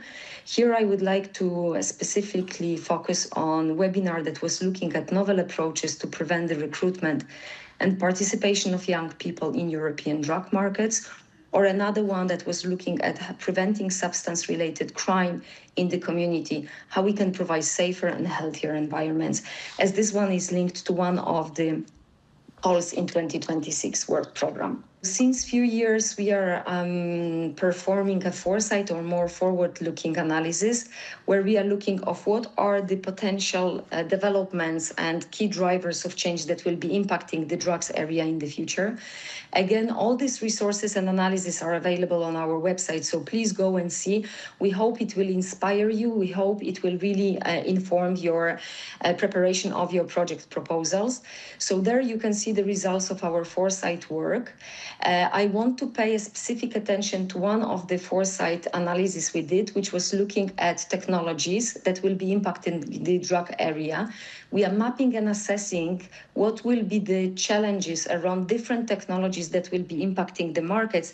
And markets where we mean everything from drug production and supply, interventions in drug market supply, drug consumption patterns, but also interventions in preventions, treatment, harm reduction, and other types of interventions, including surveillance capacities.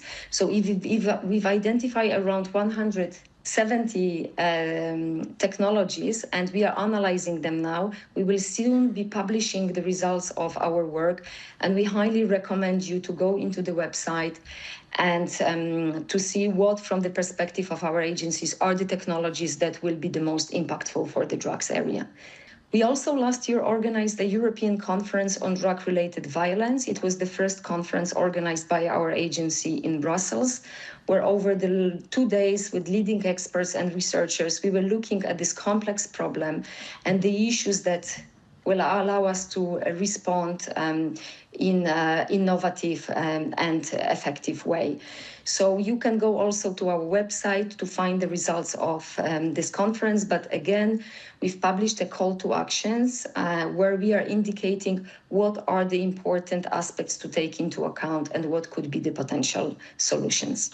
So when we look at the drug-specific topics, we've highlighted 4 of them. I cannot go into details, but I would really like to pay a specific attention when you will be working on your project proposal and go back to our website, look at the networks we are working on, look at the experts and researchers working in the areas, and hopefully get inspiration. Maybe I will finalize here, because it's really difficult under the circumstances, to tell you how we can support your work.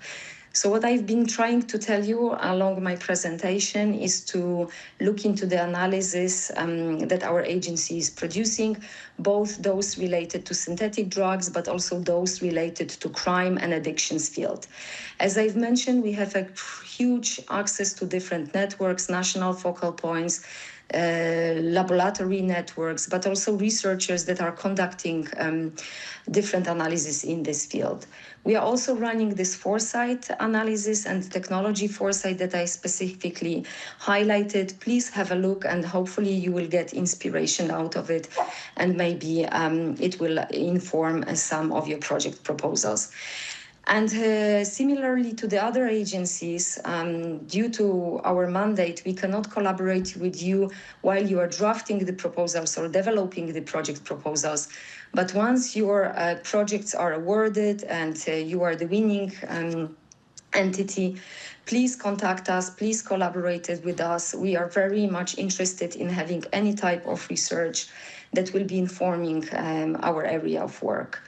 And I would like to stop here, but I hope it gives you a bit of a hint of what our agency is doing, and please keep in touch with us. Thank you, Claudia. These things can happen. Yeah, I apologize. Thank you for joining us today for this live session, and thank you for those insights and very useful information. Time for lunch. In the afternoon, after lunch, I invite you back here in the room for the specific calls and topics for funding. So if we can be back at 2:35, that would be best. Thank you. Welcome back. Good afternoon from us. For participants online as well, to say that we are pleased now to move forward to the presentation of the work program 2026. First, I will have the pleasure to present to you the Disaster Resilient Societies, the DRS. Thank you. So, my name is Yannis Kiadaresis, and I'm the area coordinator for DRS, for Disaster Resilient Societies, in the Directorate General for Migration and Home Affairs in the European Commission. And we, with my colleagues from the Unit of Innovation and Strategic Autonomy, now we move forward to present to you more thematically all the different destinations.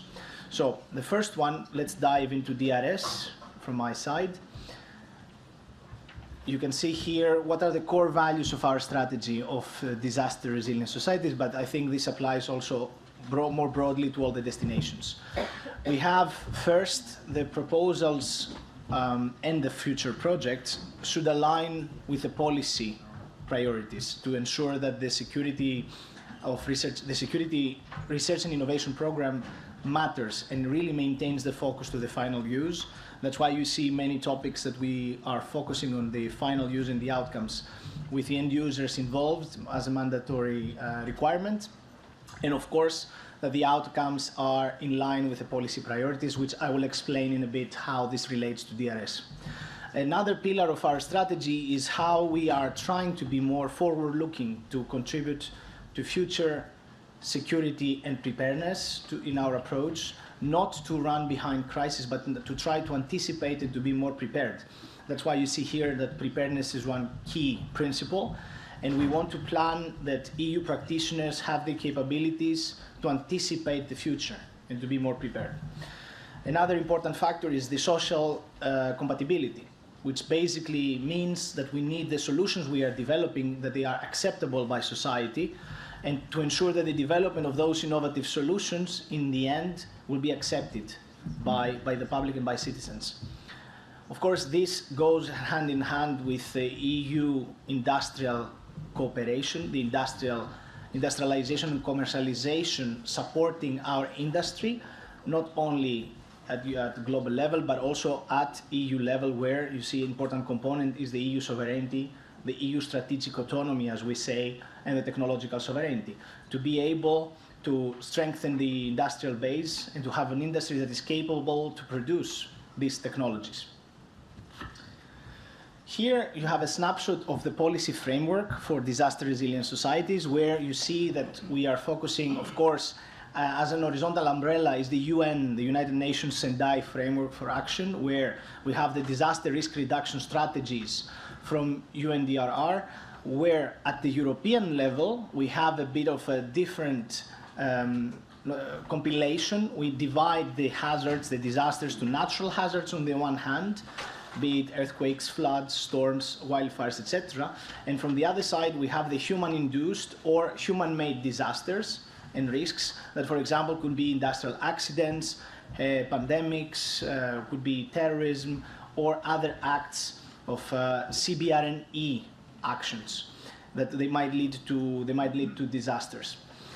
All these are described at policy level to the Preparedness Union Strategy, which is a document that we published as European Commission last March.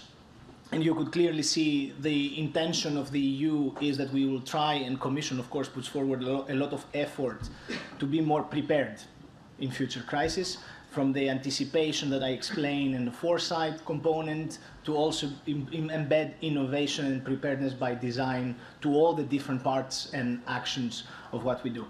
The EU internal security strategy is another strategy that we launched in parallel, like a sister strategy at the same time with preparedness, where it is very important to really stress the efforts that are needed to embed innovation in civil security and the results that we have already in the past shown.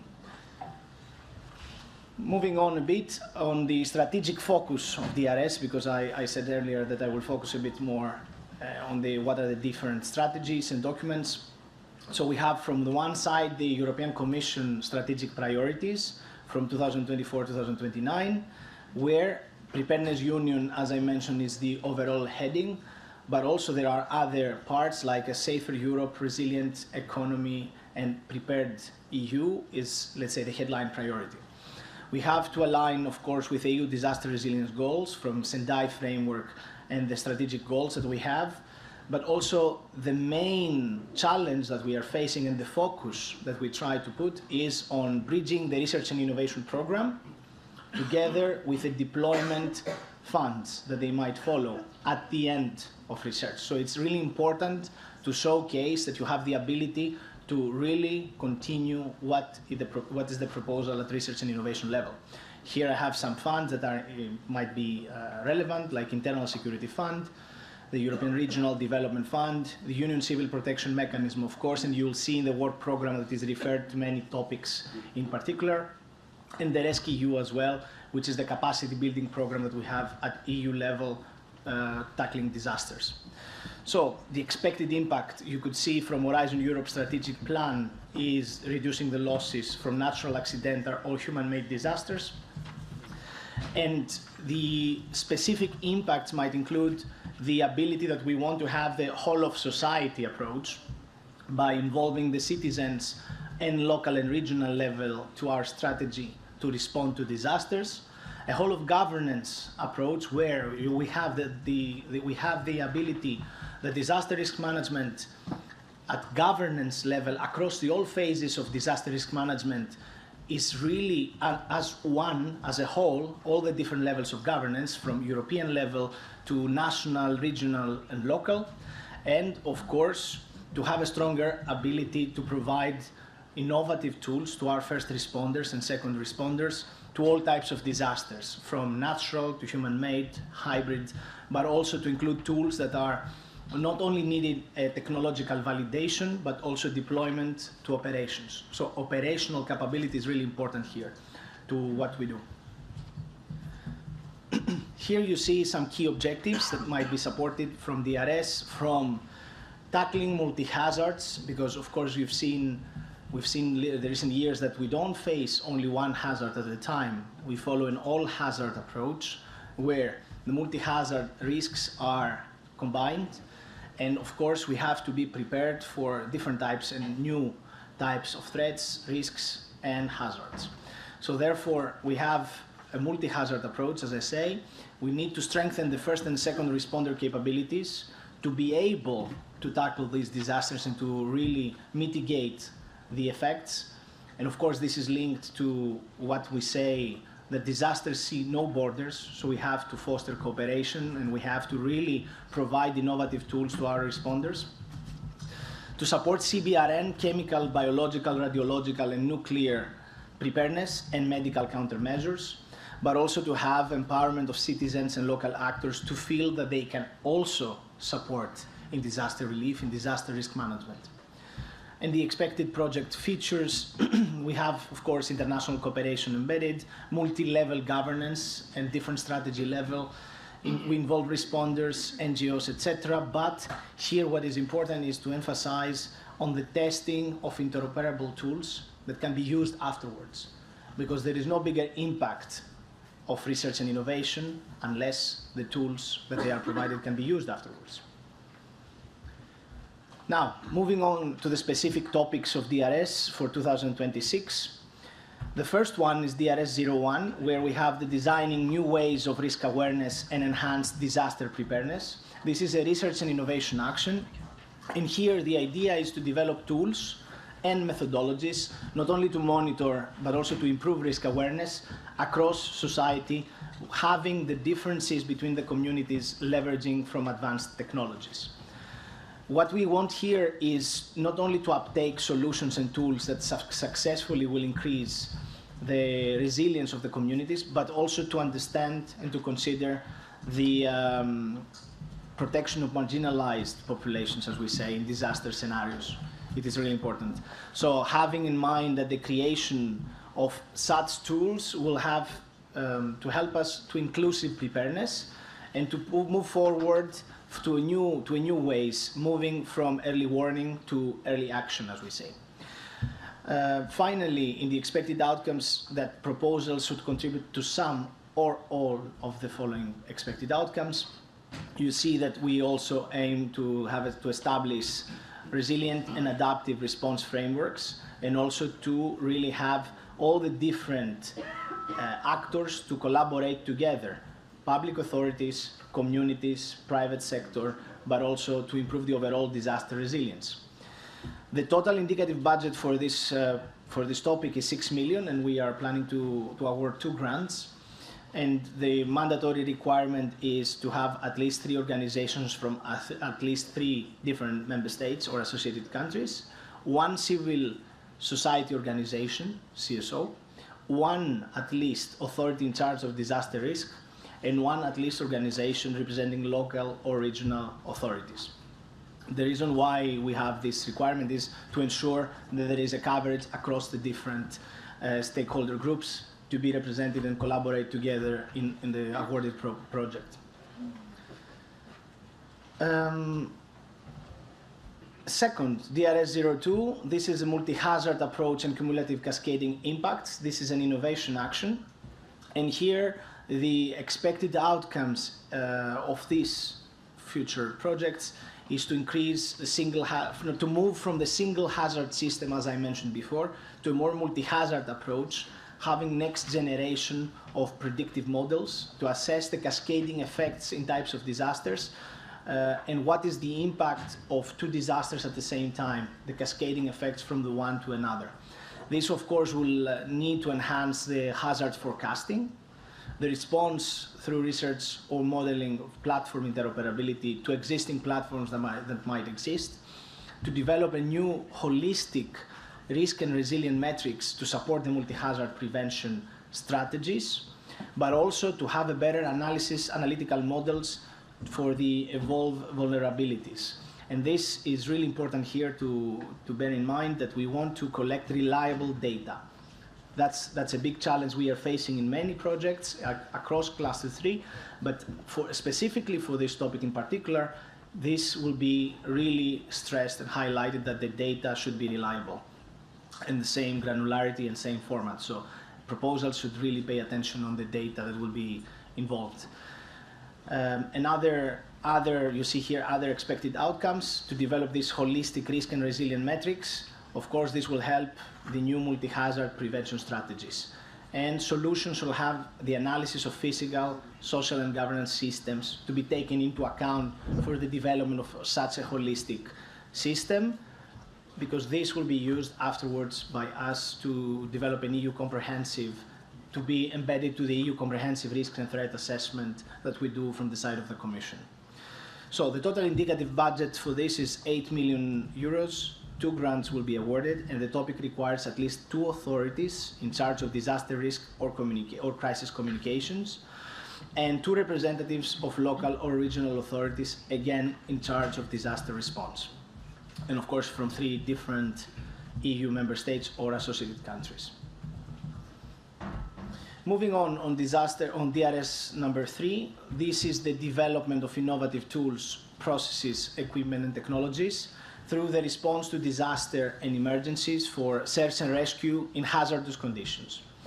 This topic is innovation action, and the expected outcomes is to create a cutting-edge tool or tools to processes, equipments, and technologies that will enhance the disaster and emergency response capabilities. It is really important to take into account consideration existing technologies and to move a step further to develop autonomous, for example, drones, robotics, and other technologies that are specifically designed for emergency medical response and search and rescue operations, but now to be applied in hazardous scenarios and hazardous conditions. Like I have here some examples like wildfires, earthquakes, large-scale events, etc.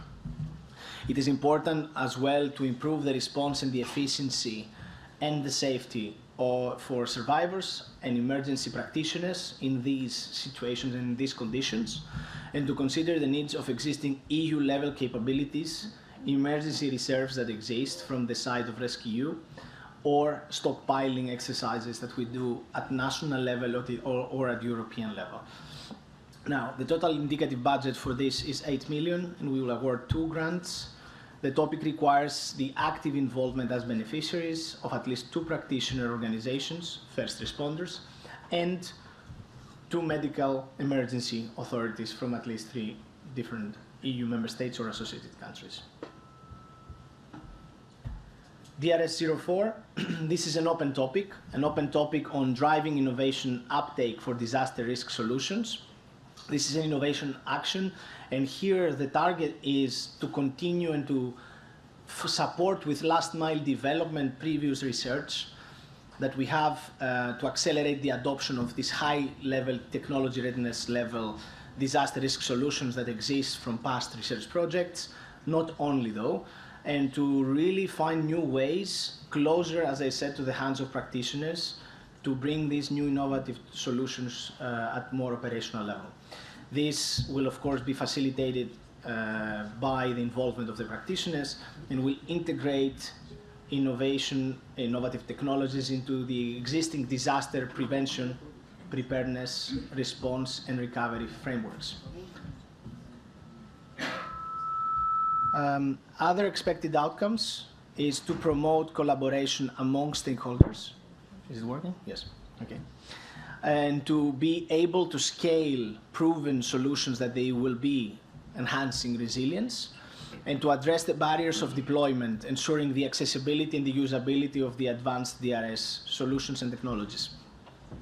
The aim is to strengthen the evidence-based decision-making and to have, through demonstrations and validation, these TRL technology readiness level technologies at higher level, closer to the market, and to promote the visibility of civil security research results. That's the overall goal.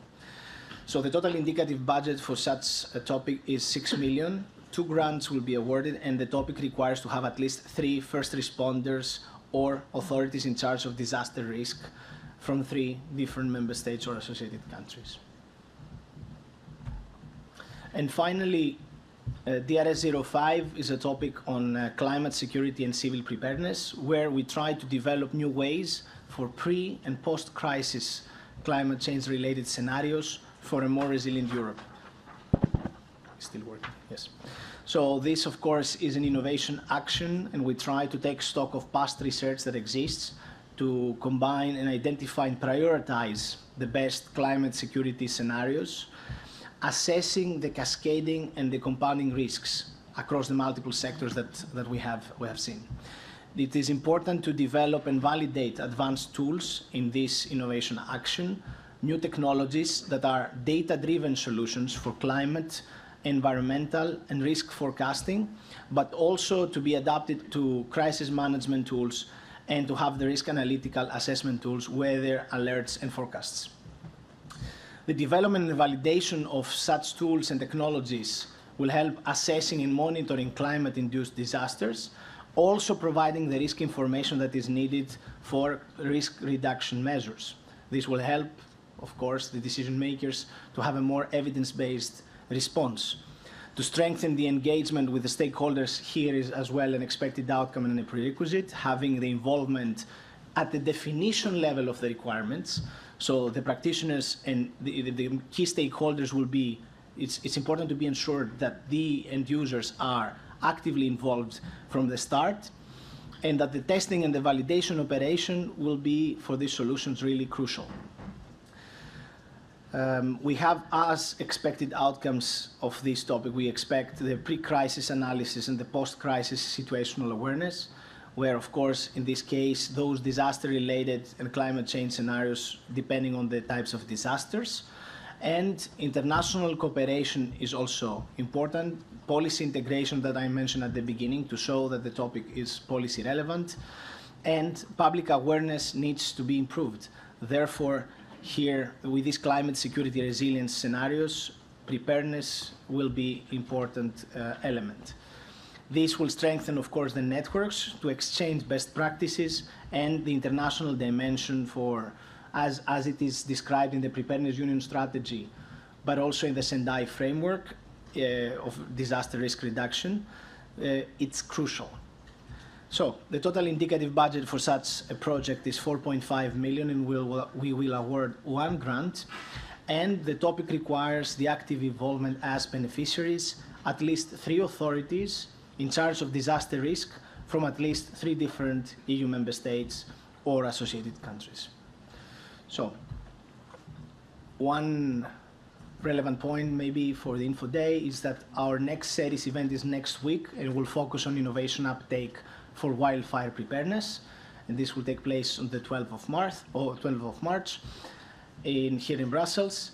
And with that, I will stop. Thank you, and looking forward to your questions on the work program.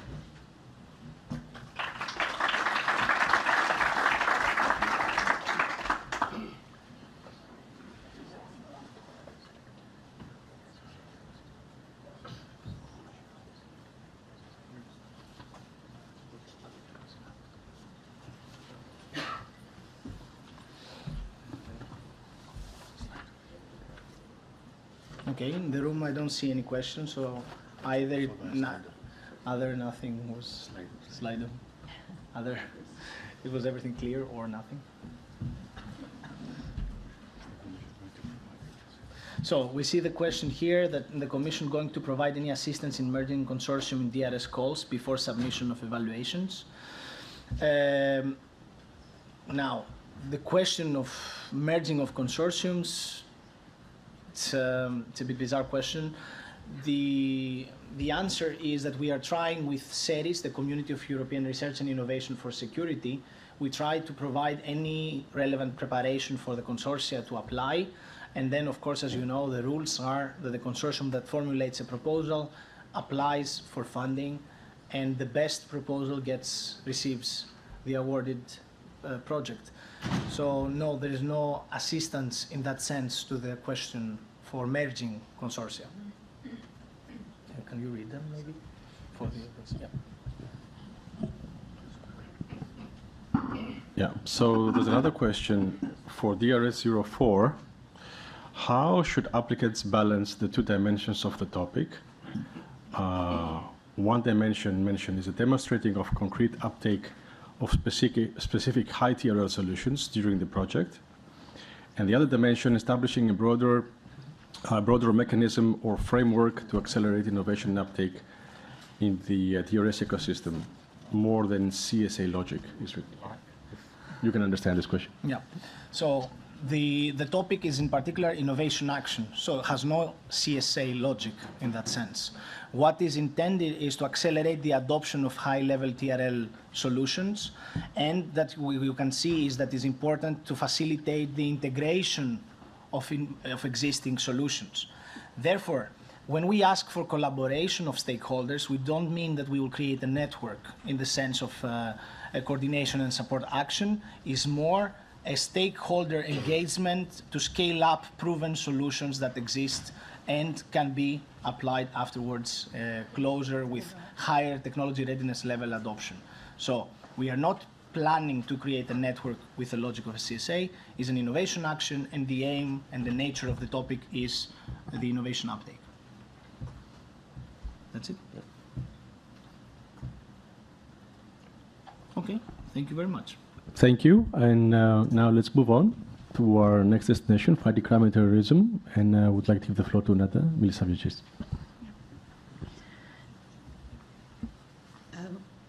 Okay, fine. Good afternoon, everyone. My name is Nada Milisavljevic. I will speak to you about the fighting crime and terrorism destination, or better protect the EU and its citizens against crime and terrorism. First, I will give some main features of the destination, description of main features of the destination. What is very important is not to forget, like also mentioned by Yanis or underlined, is that we are applied research program. We are very much capability driven. And we also want to align with policy priorities. So there are two clear outcomes that are expected also in fighting crime and terrorism projects. That is one towards operational outcomes, something that will be operationalized, hopefully at the end of the day. And on the other side, provide policy feedback to ongoing policies or to new policies. So it's very important for proposers to be up to date with ongoing or new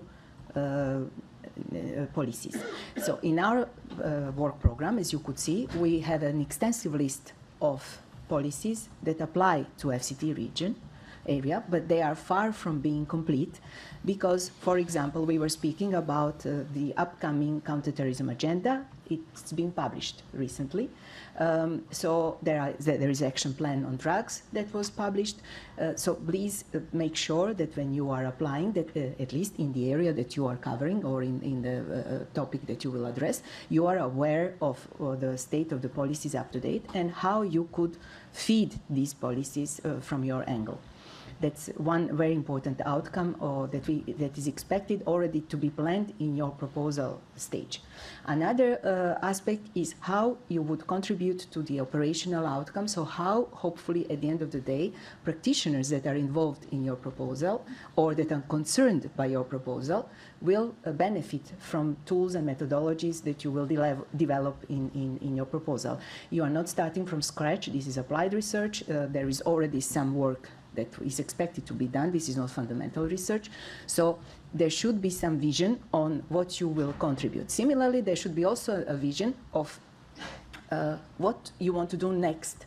So it's very welcome that at the stage of proposing, of making your proposal, you already see what would come next with the outcome of your results. So one of the things could be that you could look for the ISF, for example, funding or some national funding or any other way to then go further with bringing your tools to a higher technological readiness level or your methodologies to a higher societal readiness level.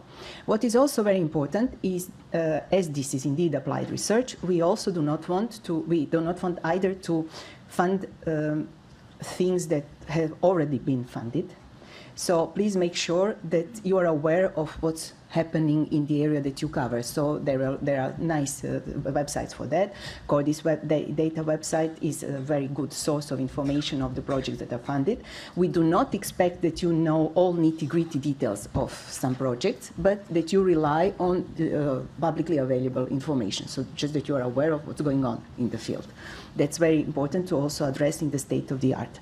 And also then to think about potential synergies, be it, and that's very typically addressed in every single topic of FCT, coordination with similar proposals. Now, what we mean with coordination with similar proposals, of course, you will not know what would be another proposal that could be funded in your topic, nor you would know all proposals that are to be submitted.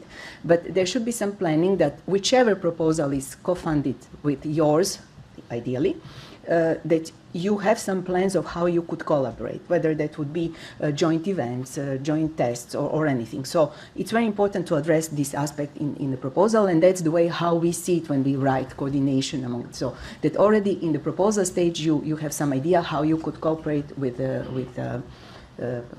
sister project. Then there is a long list of what this destination will promote. And this is something that is written in the introduction. From our experience, proposers rarely read the introduction, while what is in the introduction applies to any topic. So that is why now you will see systematically in any topic of FCT at the end that everything that is written in the introduction applies to this topic. So that really like obliges you to go there and read and make sure that you understood what's there. And this is, for example, something, this long bullet list. Of course, not everything might be relevant for your particular proposal. If you develop societal methodologies, maybe tools, technologies that are mentioned here, platforms and so on, are not important for you. So what's relevant, it's important that you address. First thing is that the practitioners, in this particular case, in fighting crime and terrorism, notably police authorities, are in the core. They are supposed not to be there to tick the box because they are in eligibility criteria. They are really supposed to help you in designing and throughout the project. So it's very important in the proposal that it is clear that they are there with an active role in your in a bit from requirements to the validation, depending also on the readiness level of your proposal, whether it's a research or innovation action. Then we are in a very fast developing environment. I don't need to tell you this. From technological side, from societal side, things really rapidly change. Our program is relatively slow. Our projects are relatively slow compared to that. So it's very important also that proposals, in their proposal, think how they could adapt to potential changes. So to have some plan of potential adaptation, be it in criminal modi operandi, be it in coming technologies, being in some societal issues that might raise meanwhile, and so on. So that's also very important to address. As said, if you are developing technologies, please make sure that you use a minimum needed platform. We want really tools, the technological solutions that are modular, that are interoperable. Police authorities really cannot switch from one platform to another for every single thing they need to do. So please pay attention that the focus of your proposal, if it's on technologies, it's not on developing a platform. We have really a lot of platforms. So we don't need much more. Then what is also, and that relates to the previous point, involvement of police authorities in core. We really want tools that are developed and validated against practitioners' needs and requirements. In case of methodologies, there are also, and you will see in mandatory eligibility criteria, we also have sometimes NGOs and CSOs. So also these are the practitioners against which needs and requirements you should also make sure the tools are developed and validated. And again, it should be clear, as said, that you are aware of what's happening, what's the state of the art, that you are not reinventing the wheel. So you should have a robust plan how you want not to develop what has already been developed, and that's more or less the idea behind that bullet. Whenever it makes sense, the active involvement of citizens, voluntary organizations, and communities is much welcome. Training and education. In almost every topic, it's clearly indicated that we are looking for training curricula in parallel to the rest of the developments for police authorities and other relevant practitioners, as well as information sharing and awareness raising. So that's also an important dimension that any proposal should address. Clear strategy, as said, on the uptake. So already at the moment you are writing your proposal, think about the strategy, how you will do the uptake. And you should define it in consultation with involved stakeholders. So, for example, in practitioners, police authorities, NGOs, civil society organizations. Finally, there are also a few other bullets in the goal. So an active involvement of SMEs whenever it makes sense, and a few others. But this one also I would like to address, because it's from our experience very important. If your proposal concerns technological developments, it is very important that you are able to prove to the reviewers, to project officers, to us in the Commission, your research policy officers, that there was some progress. Because you will start normally with already some tools at some technological level 3, 4, 5, depends on if it's a research innovation action or innovation action. So already at the proposal stage, you should indicate that which TRL those tools are, and then you should have a methodology and approach on how you will evaluate the progress, so that at the end of your, or in midterm review, you're able to prove, and that it's not just speculation, but that you have really like robust proof on the progress, on the evolution of your TRL, of the TRL of your tool. So please have a clear methodology of how you will evaluate the TRL, not to have some bad surprises during the lifetime of the project when it comes to reviews and so on. Similarly, we noticed with projects that they come with really nice proposals, but they do not have a strategy how they will get the data for research.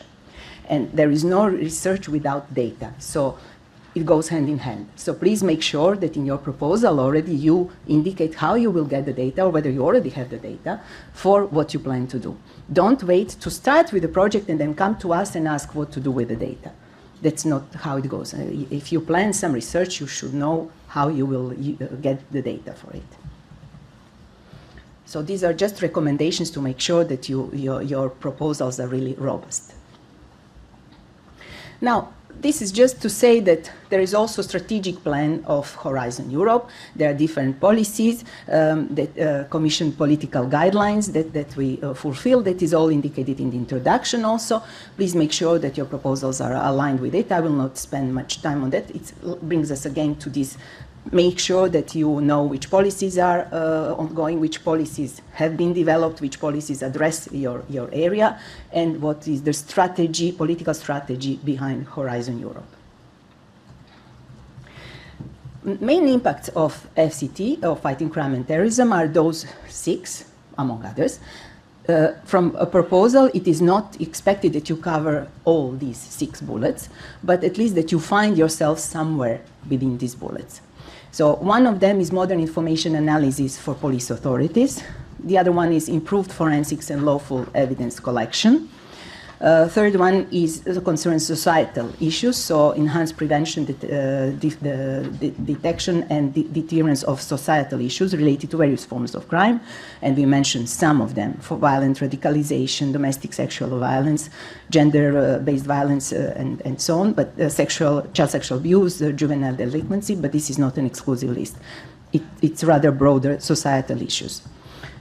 Another bullet, another main impact, is increased security of citizens against terrorism, including in public spaces or in confined spaces. We will come back to that. Improved intelligence picture when it comes to organized crime, enhanced prevention, detection, and deterrence of various forms of it, and more secure cyberspace for citizens, especially children and elderly people. This is rather related to countering cybercrime. What is also very important, and this is from the very first call of Horizon Europe, is that we insist on filling in information about security practitioners correctly. So please make sure that would help also determining whether you are eligible, your proposal is eligible or not. So spend some time in filling it correctly. Please pay attention on what the definition, what police authority is and what police authority is not, to make sure that you are aligned also with it when you fill it in. So it's just a warning also, again, to help you in building a successful proposal. Also, there is a possibility of having classified and security sensitive data. Gender aspects. Normally, you know that the idea with gender, and you heard it this morning, is that if gender is not mentioned in a topic, it means that it is mandatory.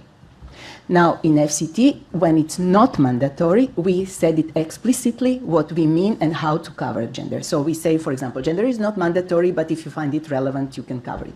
Or you might think about gender for this or that, or things like this. But if we don't say anything about gender, that means it's mandatory. That's very important to mention. For SSH integration, in many of the topics this year, we have SSH dimension because many of the topics are sitting between technologies and societal issues, so pay attention on that as well. What is also very important is all versus some or all at the beginning of outcomes when we list. That's very important. So if it's all, you don't have a choice. You have to tick all the boxes and cover as much as good as possible. But if we say some or all, please make sure that you don't think, okay, I will be very ambitious, I will tick all, it doesn't matter if I don't cover them well. Rather focus on those that you will cover well, because it's not about the quantity. When it's some of or all, it's not about the quantity that matters there, it's the quality. So that's very important also to say, because we had the cases where really projects thought that they would improve, proposals thought that they would improve their possibilities of success if they tick as many as possible, no matter how they cover it. So please don't make that type of mistake. That is about this point as well. Then, if projects use satellite imagery, you already heard about it, and also about EUCI and sensitive information. Now I will stop a little here because I heard this morning that there was a question about FCT related to this issue. So there was a question, if I understood well, whether it would be safe to label all deliverables as sensitive to make sure that they don't go to criminals. There are two types here. There is EUCI, EU classified information, and that's where you label in your proposal in security section, and as you heard this morning, whether you think your deliverables are should be EU classified or not, if they have some information that is sensitive in that sense. However, if it's rather about commercial protection or data protection, then you can put it elsewhere, indicating that this or that deliverable could be sensitive. And this means that you think that and then provide a little justification why it shouldn't be public, why it should be rather sensitive. And that's it. But please strike some balance there, analyze deliverable by deliverable to make sure that you do not overdo in one sense or in another. Now let's go to the topics. So the first topic of this year is called Improved Capabilities of Law Enforcement to Counter Climate-Related Changes. This is a research and innovation action with TRL 5. We plan 8 million euros of EU contribution for 2 proposals, so 4 each ideally. And we see at least 2 police authorities from at least 2 different EU member states or associated countries. What we tried also to do this year is that if it's a lower TRL and if it's a RIA, we ask for less police authorities. It's rather a rule of thumb based on the feedback that we got also from police authorities, where they would be there rather to speak about requirements and discuss with you about the developments than really providing some validation, though that's not excluded, of course, if you plan it. Now, the topic itself, it is aimed to also improve understanding of climate-related changes in criminal modi operandi. whether it is also from criminals that by their activities influence climate change by deforestation, for example, or other illegal activities, illegal dumping and so on. But there is also like effects of climate change on amplifying or bringing some new modi operandi, criminal modi operandi, such as trafficking of human beings, scarcity markets, organized crime dealing with scarcity markets, and so on. So we really want, from one side, to feed policy on this effect of climate or relation between climate change and crime, and also to provide law enforcement or police authorities with the right tools and methodologies to understand the issue and counter the problem. So this is really like both SSH, this is labeled SSH, because there is this also societal dimension, so it should sit between technologies and societal issues. So make sure that there is some balance between the two aspects in your proposal. Then we go to a second topic. It's open topic on preventing and countering the misuse of emerging technologies for criminal purposes, including issues related to lawful access to data. This is research and innovation action of 9 million euros. We also expect 2 proposals, TRL 5, and at least 2 police authorities from at least 2 different EU member states or associated countries are mandatory in the proposal. This topic is really open, and the idea behind this topic is to address new and emerging technologies that were not covered in topics before, in projects that were funded earlier, and as well as in topics of 26-27. So please make sure that you address something really new and emerging. And the idea is, as said before, we really live in a very fastly evolving world. Technologies, emerging technologies are really emerging very fast. We should make sure that our police authorities are really up to date and not really in a reactive mode in what's happening and how they could counter the misuse of these new and emerging technologies. There is also another dimension of it, and this is in parallel how to have lawful access to data for these new emerging technologies or misuse of these new emerging technologies. So these are 2 issues that should be covered here. So this is what I would say on this topic. Then we have a third topic, missing persons, prevention and investigation. Here we plan one proposal, to fund one proposal for 5 million euros. This is an innovation action with high TRL. Now, of course, TRL refers just to the technological side. For societal side, we do not have a real measure, but for methodologies, it's equally supposed to be well developed or follow the maturity level of technologies. Here we expect 3 police authorities and at least 2 civil society organizations or non-governmental organizations from at least 3 different EU member states or associated countries. This is a topic where we expect to cover some or all of several points. One is how to work on prevention, how to improve prevention, how to work better with or how to improve methodologies of working with people at risk.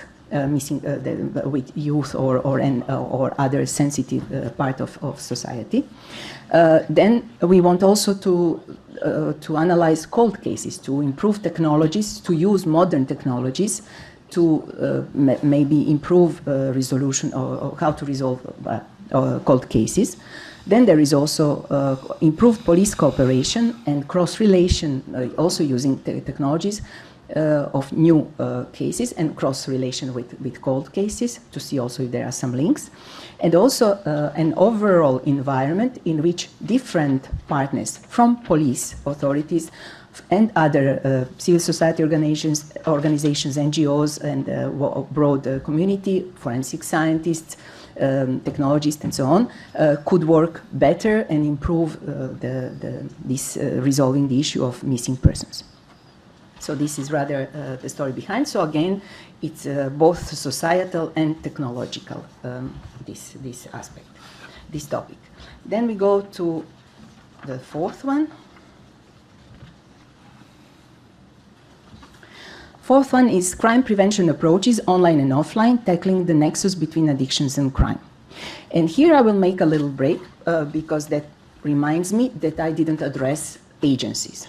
And that's very important. You heard this morning Europol and EUDA presentations. Those are, together with CEPOL, 3 agencies that are mainly concerned by the FCT core. Of course, there are some times where we indicate also that it might be interesting for border guards, such as climate change, or customs, or other practitioners. So that could also relate to Frontex, for example. But our main agencies are those 3. And in the call, you can see that we mentioned them systematically in different topics. In this particular one, for example, we mentioned Europol, we mentioned EUDA, and if I'm not mistaken, we also mentioned CEPOL. It's very important because this is a question that we regularly are asked. As you could hear also from the agencies today, they explain to you how they could cooperate with you, what they could provide to you, such as EUDA, for example, explaining what you can find on their website, a lot of information and data and so on. At this stage, you are not supposed to contact them, so please do not do it. The reason why we put them, however, in the topic is to make sure that you know that they are expecting that to work with you if it's within their mandate, or that they showed interest to work with you, depending on what you will exactly address from each angle. So the idea of why we mention it there is to make sure that in your proposal, you have a hook to these agencies, so that you plan some activities with them. It cannot be very detailed because you do not know what they will want to do with you, to which extent they will want to cooperate with you. But it should be, however, clear that you do have an interest and how you could see their cooperation. So do mention, do think about how you could cooperate with them, what you could provide to them, what you could get from them, and just to have, again, hooks. You cannot develop it too strongly, exactly because you cannot contact them at this stage. So I hope that's clear. Bringing us back to the topic on addictions. What is noticed is that there is a clear nexus between addictions and crime. Addicted people have tendency to also engage in crime, to pay off their debts, for example, and so on. So there is this clear path, and we want to explore a bit better, to understand a bit better this nexus, both online and offline, and how it could be countered, how it could be prevented. Then also the same goes with organized crime and this pathway into it. What we want here also, especially, is to have focus on criminal justice and on youth at risk. So this is something where we want especially to have focus on. Here it's a research and innovation action, so 2 police authorities and at least 2 civil society organizations from at least 3 different EU member states are expected in eligibility criteria. TRL is 5 because it's a RIA, and we expect 2 proposals to be funded, 3 million more or less each. The 5th topic is enhancing the security of citizens against terrorism and lone actor violence in confined spaces such as schools.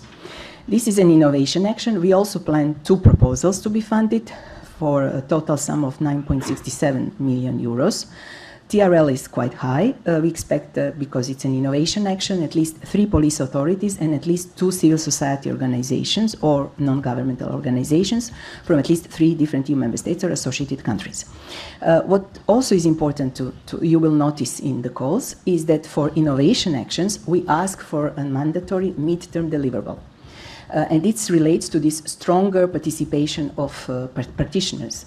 And we want to make sure that they have their word in a midterm review to say how happy they are with the tools, to evaluate the tools, to validate the tools, so that in the second stage of your project, in the second phase of your project, things can be improved if needed.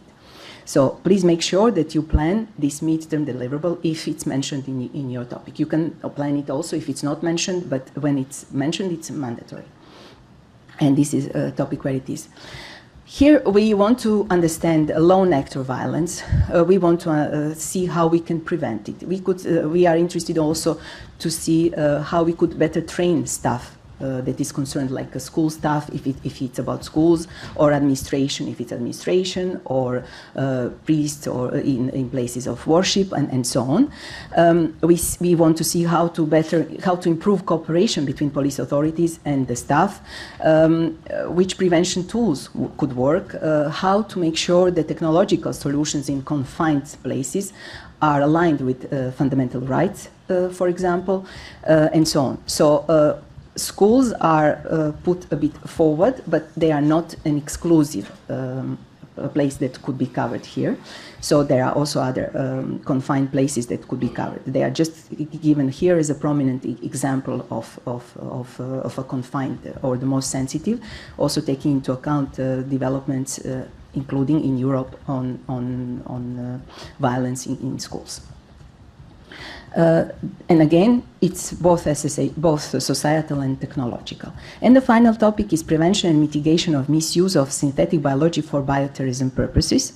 This is a research and innovation action, and we plan just one proposal of 3 million euros to fund, with a low TRL of 4 to 5. So it's not an error. We do not have mandatory practitioners here.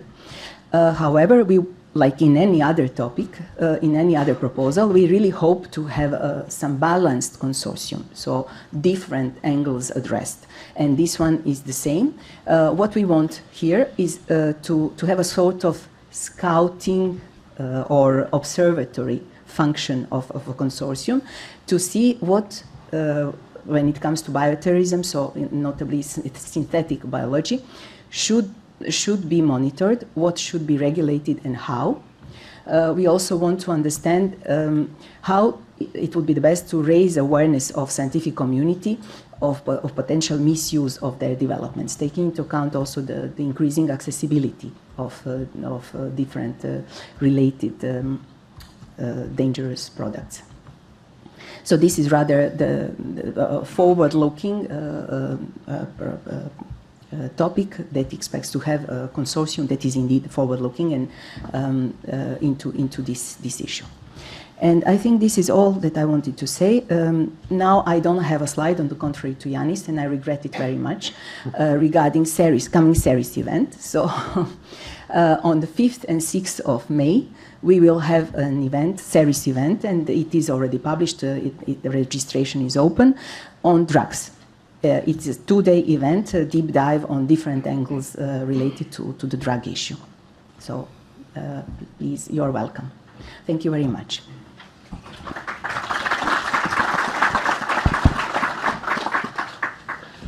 Thank you, Nada. There are a couple of questions on Slido. I can read them for you. Yeah, please. Okay, so one question is the following. Are train and metro station considered confined spaces under FCT 05, or are public transport networks always considered open spaces? Well, that's a tricky one. We didn't think about that one, very honestly. We went from schools to administrative places, discotheque, clubs, cafes. Here we should really reflect. So I cannot say at this stage. Please let me check with our policy colleagues who have a clear definition what confined place is or not, so that I don't say something that I will regret. So we will come back in written. Thank you. Yeah. And the other question I see here of relevance is if the Commission has any incentive mechanism to attract police authorities in projects. Police authorities. Sure, I understood. Well, the question is if we have any mechanism to attract police authorities to join projects under our topics. Well, we are doing our best. So we are funding different networks of practitioners, including police. We are reaching out. We also are reflecting about sending a survey out to understand how better to involve practitioners. We work with EU Clearing Board of Europol very closely with Europol. EU Clearing Board, you might know, it's a network also of member state police authorities. So we are really doing our best, but of course there is also a bit of a work from your side, because we can attract them, we can promise things, but it also depends how it works within your project. So we have some police authorities that got a bit disappointed by the way that it went in projects, and this is something where we don't have a power. So from our side, we are doing our best, but there is also some work to be done from your side as well. So to keep your promises, to make sure that also the grant, once you sign consortium agreement, that they are happy with what's in the consortium agreement. Again, we cannot influence what you will sign. So make sure that the promises that you make to police, you fulfill, because that also sets them back. Okay, thank you. So we move on. Next destination, resilient infrastructure, and the word to our colleague from DG Home, Sebastian. Okay, I guess this is working. Yes, can you hear me? Very good afternoon. First, I start with just confirmation that most of what you could see on the first slide for the fighting crime and terrorism that Nada presented is also applicable for the infra destination. So I will not repeat myself on these general rules that apply. I will rather reinforce those that are the most important for the infra, but I will do it as I will go through with the presentation.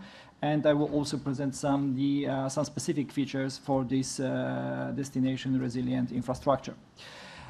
So first of all, when you look at the ambitions and the situation that we have today on the ground, so there are some specificities that are worth mentioning. So of course, the geopolitical situation is putting our infrastructure to the test. We can already see the rise in the hybrid attacks, not only threats, these are actual attacks on our infrastructure. So the infrastructure operators and the authorities have their hands really full. Now, providing these essential services to the citizens, and these are services of different kinds, it's also to make it possible. In the first place, the digitalization plays a huge role. But of course, the digitalization process, it generates some new vulnerabilities. And further on, the interconnectivity of this infrastructure, of the services, it makes them prone to the cascading effects. That's something that we have observed in Europe quite a few times in the last year. So we know how serious consequences it may bear. And this is something that is at the very heart of the resilient infrastructure, and our ambition that we want to mitigate that, we want to limit the impact of these events. The other thing is that in the course of these last years, we have also found that the dependencies of the essential services, the infrastructure on the third country technologies and our supply chains, even data, it's something that is working against us. So that's also one of the ambitions here in this destination, to limit these dependencies and really build our European strategic autonomy in these critical sectors gradually but inevitably, so we can really have this both technology, sovereignty, and the strategic autonomy in these essential services. Having said that, then we have to consider the policy context for what is happening. So some of the rules, they are as they were. So the security by design, preparedness by design, circularity by design, this is something that is at the very heart when you will be developing your innovations. The two main pieces of legislation, of course, that apply here, these are the central pieces. This is the Resilience of Critical Entities Directive and the Network and Information Security, so the NIS2 directive. Of course, these are not the only ones that should be taken into consideration. As my colleague said, reading the introduction to the destination is something that you have to do because it applies to all the topics that are mentioned after. And there is a number of policies and recommendations and policy papers in general that are relevant in the introduction to the resilient infrastructure destination. However, When you will be drafting your proposal and building the consortium, it is expected from you that you follow the development of the policies in the area. Not all policies will be applicable to your idea, to your proposal, but the ones that are important should be mentioned. Of course, please bear in mind that at the time when we drafted that work program, the situation has progressed in different fields and there are new developments. So you should be aware of them and you have to present them in the proposal so the evaluators are really convinced that you are up to date with what is happening, or if there is no concrete paper already in place, that you at least are aware that there are certain works ongoing and you are prepared to take them on board when you start the actual project. Now I will, after this introduction, I will go into a little bit of the details what we have. So you can see there are 3 topics for this call. The first one, we expect to finance 2 proposals. In the second one, and this is an innovation action. In the second one, we have one project to be financed, and in the third one, again, 2 proposals are expected to be funded. Now, when we look closer at these topics, so the first one is about the stress tests. Why stress tests? So it has been already proven a very useful tool for the critical infrastructure operators and the authorities to identify any gaps, any vulnerabilities. There were some exercises already performed at the level of the member states, and practically all the practitioners were quite happy with what was achieved. There was a little bit of a doubt on our side as the Commission when we launched that exercise that maybe the stakeholders will not be willing to participate, but we were completely wrong. They were very eager, very dedicated, and the outcomes were very promising. So on the policy side, we and the stakeholders, they expressed their interest in further support for this kind of tools. And this is our responsibility as the research, as the innovation community, to provide them with some tools, and that's why we decided to found these projects on that very topic. And we expect that at the end of this, we will have some tools, some methodologies, some guidelines for the operators and for the authorities, so these exercises can be even more realistic. That there will also offer certain tools to gather data for the post-incident analysis, so the gaps, the vulnerabilities can be easier, faster recognized and later addressed, but that's a separate strand of work. It should also allow for running a multi-actor, multi-hazard, and at the ideal, like the cross-sector scenarios. So they can be deployed, that can be tested, and the conclusions can be drawn from this. And of course, these solutions should have at mind that should be affordable, that should be scalable and adaptable in the future scenarios. What we experience today may differ tomorrow, so we should have possibilities that this tool should be adapted to these new challenges.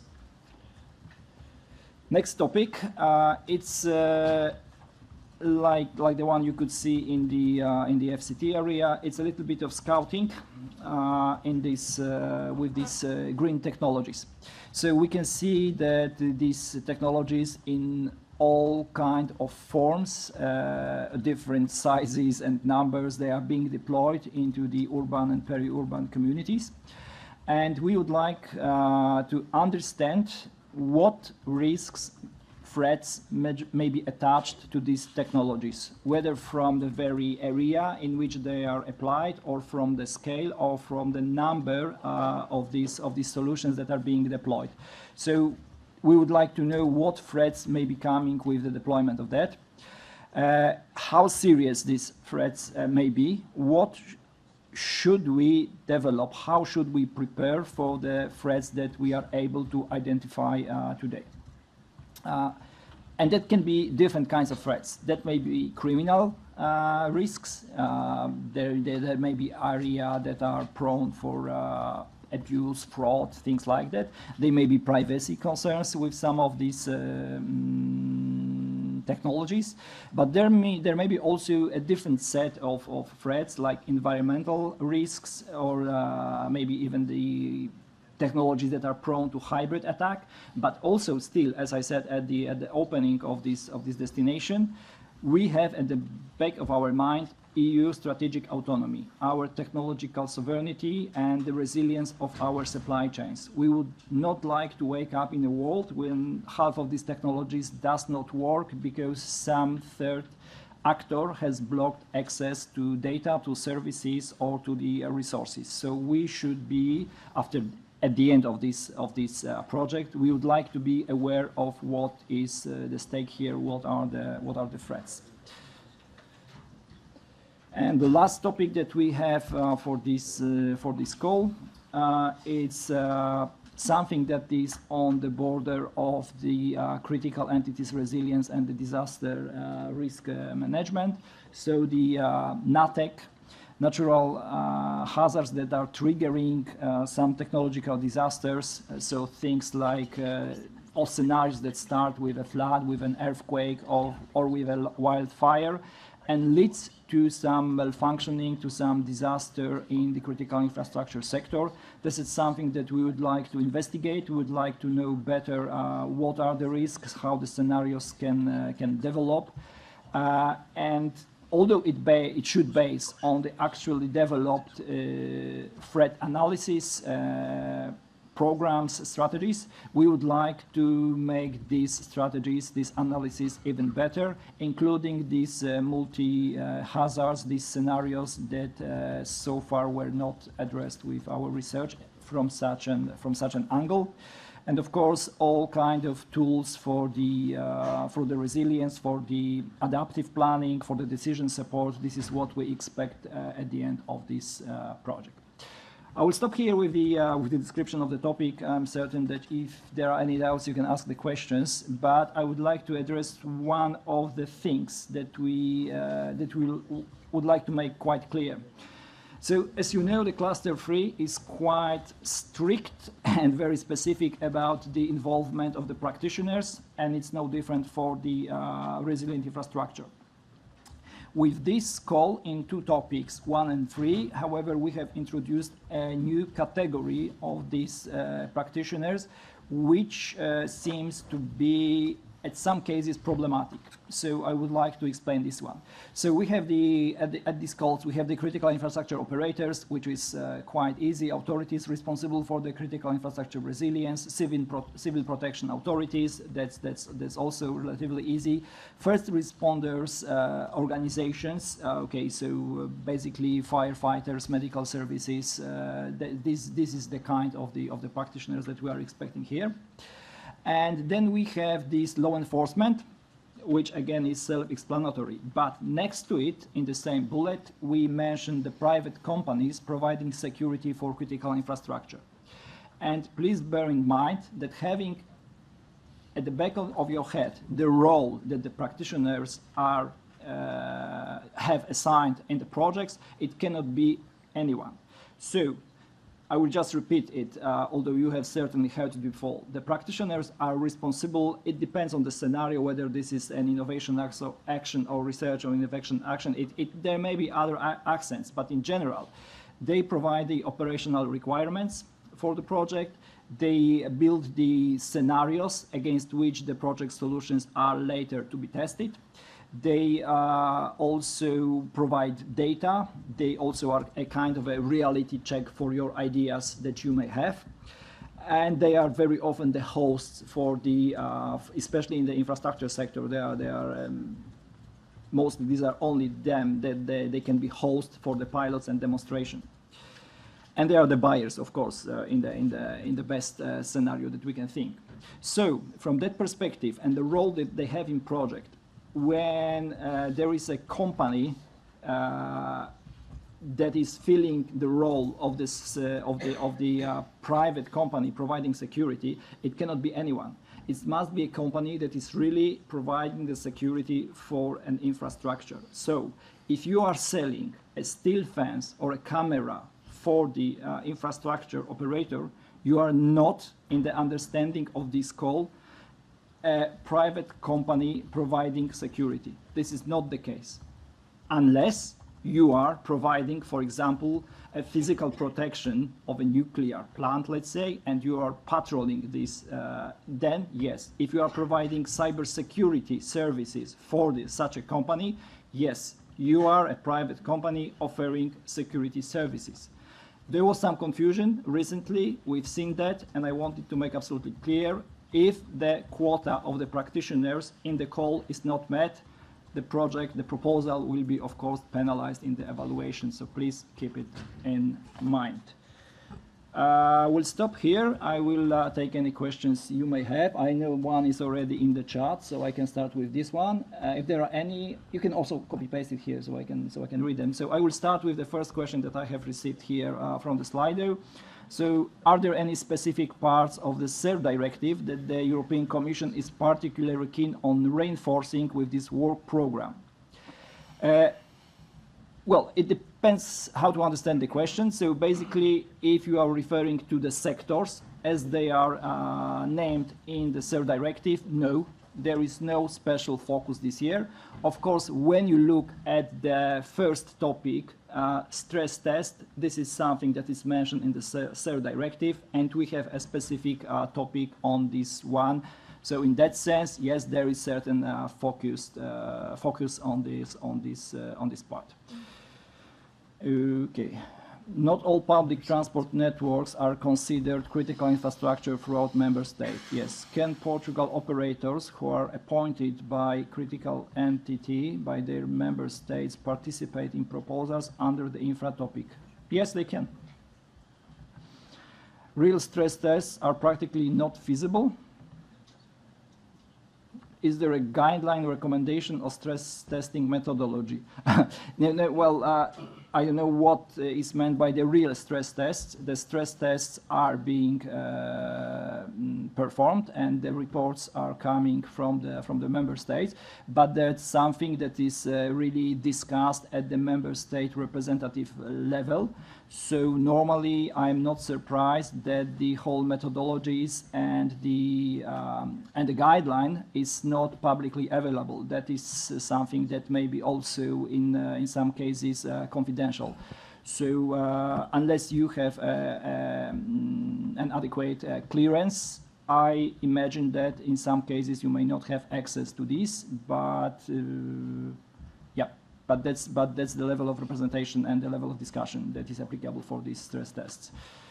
The other thing is that, of course, with this topic on the stress tests, we want to further support the process to develop methodologies. So it's very important that you have practitioners who actually can provide you the guideline, also the operational requirements for such a topic. Without the practitioners, if you are a researcher, I don't know who posted the question, but if you are a researcher, yes, indeed, your access to such data might be difficult. This is why in cluster 3, all the focus is on practitioners. We see it also as a gateway for the later successful deployment. Are emergency services networks considered as critical infrastructure? I don't know what kind of emergency services networks, but this is a very detailed questions. So some of them may, some maybe not. It depends on the actual member state's decision whether certain entities are considered critical or not, and so the infrastructure that is supervised by them. Infra 02, does peri-urban include agriculture players? Yes, it does. Yes, it does. It's also these peri-urban areas. This is outside the cities, so agriculture is one of these elements as well. Thank you. Thank you, Sebastian. Thank you to everyone. And one more slide I have. So there's just an announcement. Please save the date. This is the series workshop on the critical entities resilience. Further details will be available on the series website. If you are not yet subscribed to the series newsletter, I would say this is a good thing to do, so you will be informed as far as the details will be developed. Can I come back to this question? Thank you. Yeah, Nada, please. Yeah, I just wanted to come back to the story of confined spaces. So as said, we will come back in written just to make sure that everything is clear. However, also you can reason, because I had also time to reason. When you are confined, this means like you are in a bus, for example, because we are speaking about transport. You are in bus, you are confined. You just have a few exits, you are in a closed space. Metro station, is it confined? There are quite some spaces, some exits. So is it really? Metro itself, yes, you are quite confined once you are in a metro. So we will provide, but the answer in written on our website or through the, not sure how, but you can also reason following this logic, because I am not sure that there is a clear list of what confined space is or not. So you can also reason what makes sense, and if you can justify why this is confined, that could also work. So that's also follow common logic and try to justify why this is a confined and not an open space. Thank you. Thank you for this clarification, Nada. And let's have a 10-minute break and come back at 4:10. Thank you.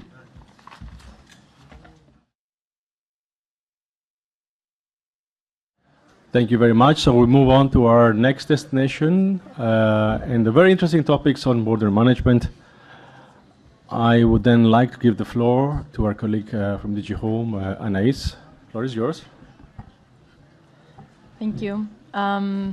Thank you very much for being here today, all of you, also to the ones that are online. I'm Anaïs Manchon, and I work in the border management destination together with Giulio Mancini, who is actually the area coordinator but couldn't be here today with us. So I will be the one presenting the destination of border management and also the specific topics that will be included in the 2026 call for proposals.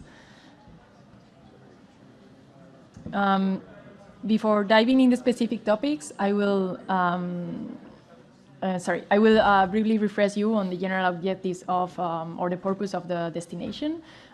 It remains the same as it can be seen in the Horizon Europe Strategic Plan for 25-29, which is facilitating legitimate movement of passengers and goods into the EU while preventing illicit acts. So this is the main purpose. Specific impacts could include mainly towards exploring and developing future capabilities for European users in the areas of border management, customs and supply chain security, and civilian maritime security.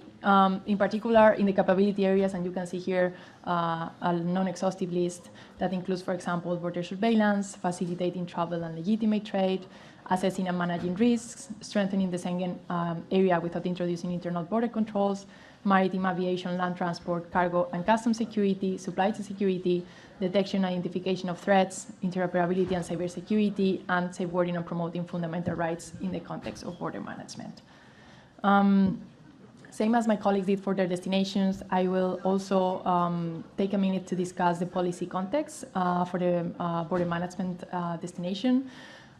It will support mainly the implementation of the European Commission political guidelines for 2024-2029.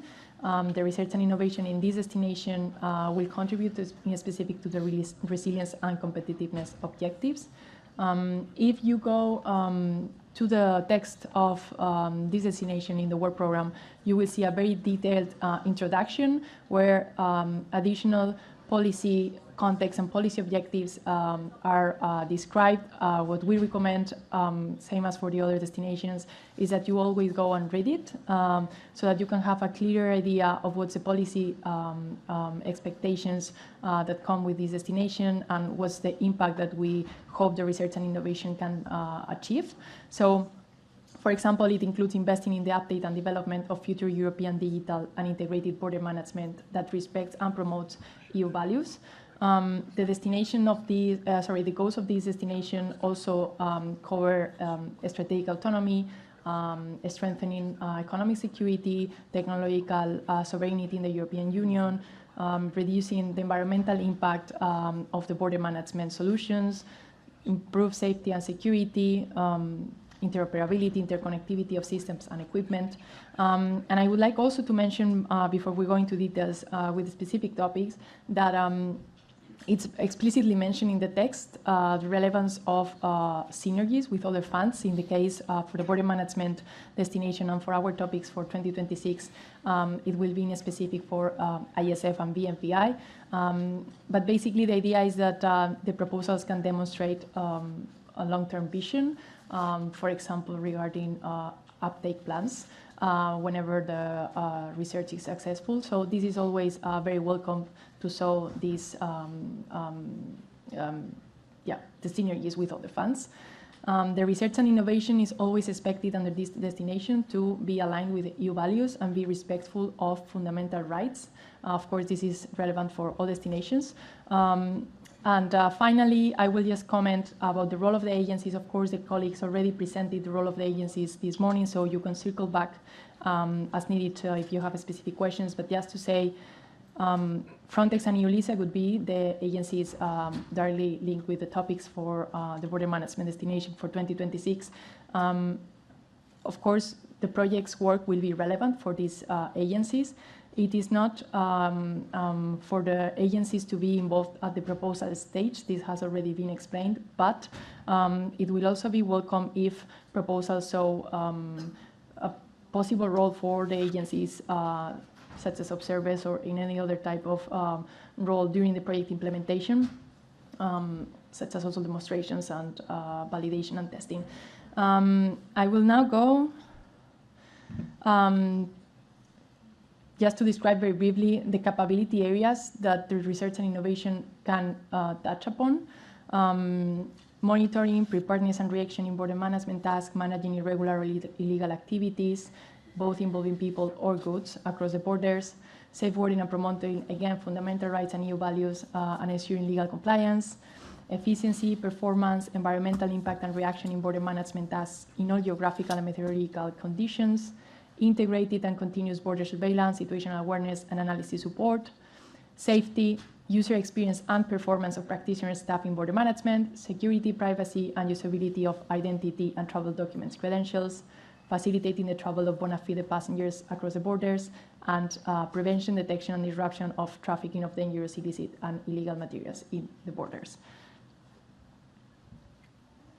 I will also refresh, for those of you who may be not familiar with the structure of the destination. The destination has 3 areas or sub-areas. The first one is efficient border surveillance and maritime security. The second one, secured and facilitated crossing of external borders. And the third one, better customs and supply chain security.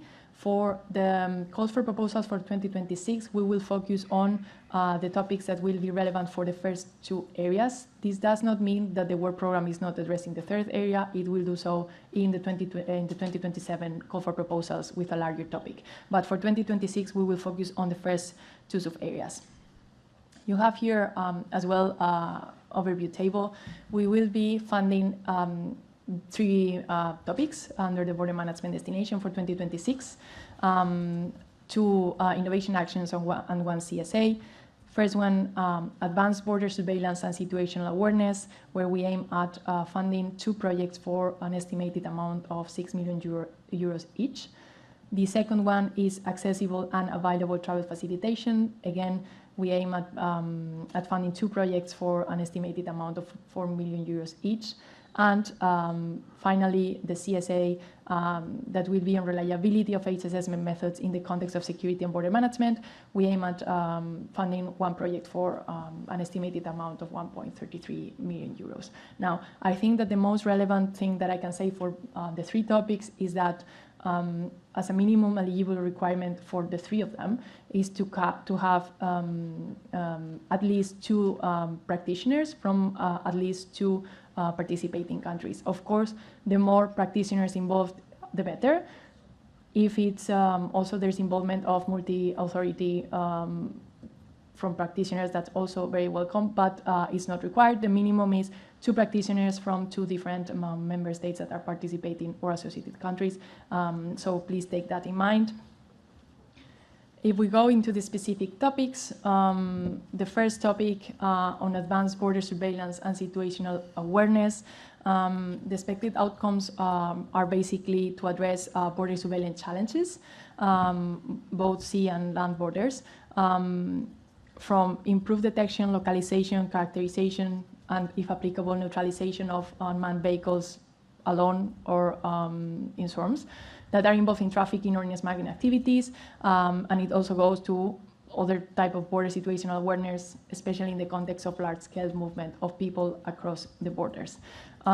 This is one topic that's relevant for Frontex, for example.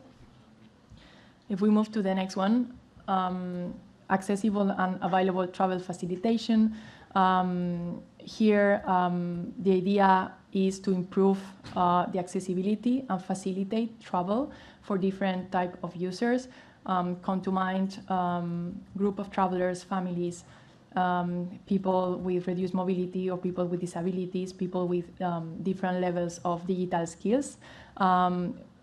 We are aware that the travel facilitation tools are not as accessible or as fair as they could be and they should be. And therefore, the aim of this topic is to address that, allow for more accessibility and also a more standardized approach across the European borders.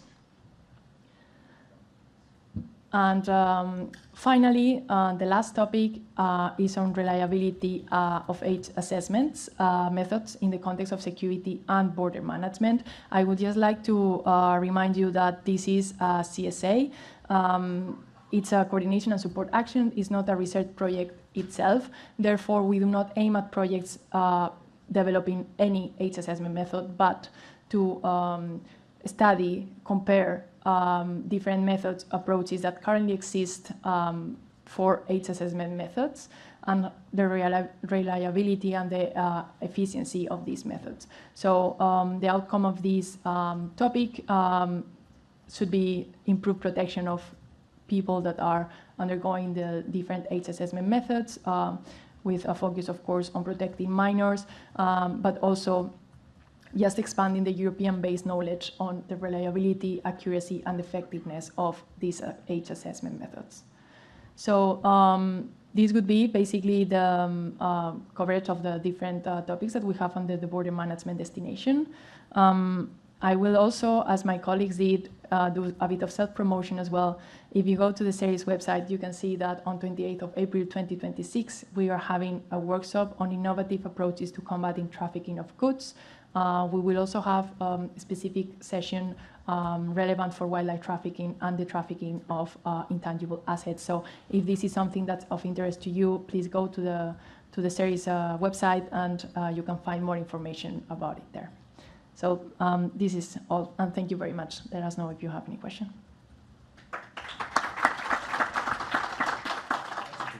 I will read out loud the question. The question is for topic 2026 on BM03 on age assessment methods. And the question is it expected that the funded CSA performs quantitative performance evaluation, like a benchmarking, of existing methods, or instead to perform desk work on compiling and analyzing already existing performance results from publications, literature, practitioners, etc.? I don't want to say the wrong thing here, and I'm looking also at my colleague Manolis, but my understanding is that indeed both are possible. The main focus is studying existing methods, comparing them. For my interpretation is that this is also benchmarking.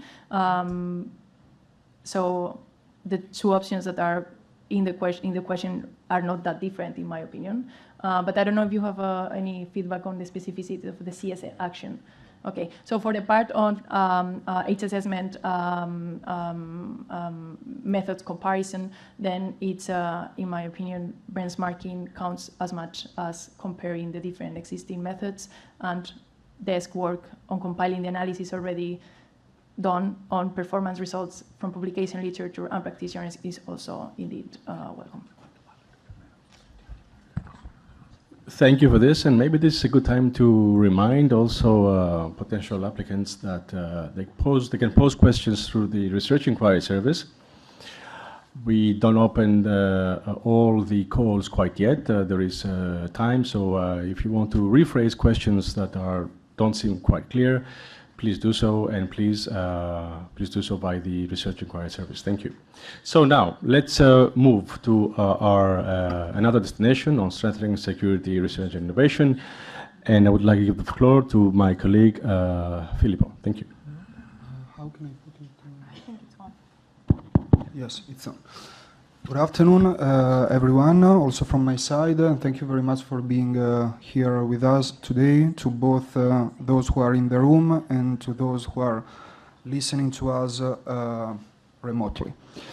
My name is Filippo Giacinti, and I work as a coordinator of the SSRI destination of Cluster 3. SSRI, for those who are not familiar with the acronym, stands for Strengthened Security Research and Innovation. And this destination is slightly different from the other destination that you have seen today and that you will hear later, to the extent that SSRI does not have a specific thematic focus, but was created basically as a cross-cutting transversal destination to avoid, to break the thematic silos that impede the proliferation of common security solutions.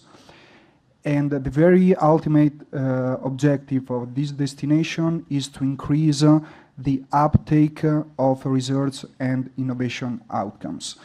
As many of you know, one of the main challenges that we have in our Cluster 3 is that we have a multitude of very promising research and innovation results, which too often, I must say, are not uptaken, are not adopted once the projects are over. So this is the overall objective of this destination, and that's why within the SSRI we also look at industrialization, commercialization, adoption, and deployment of successful outcomes.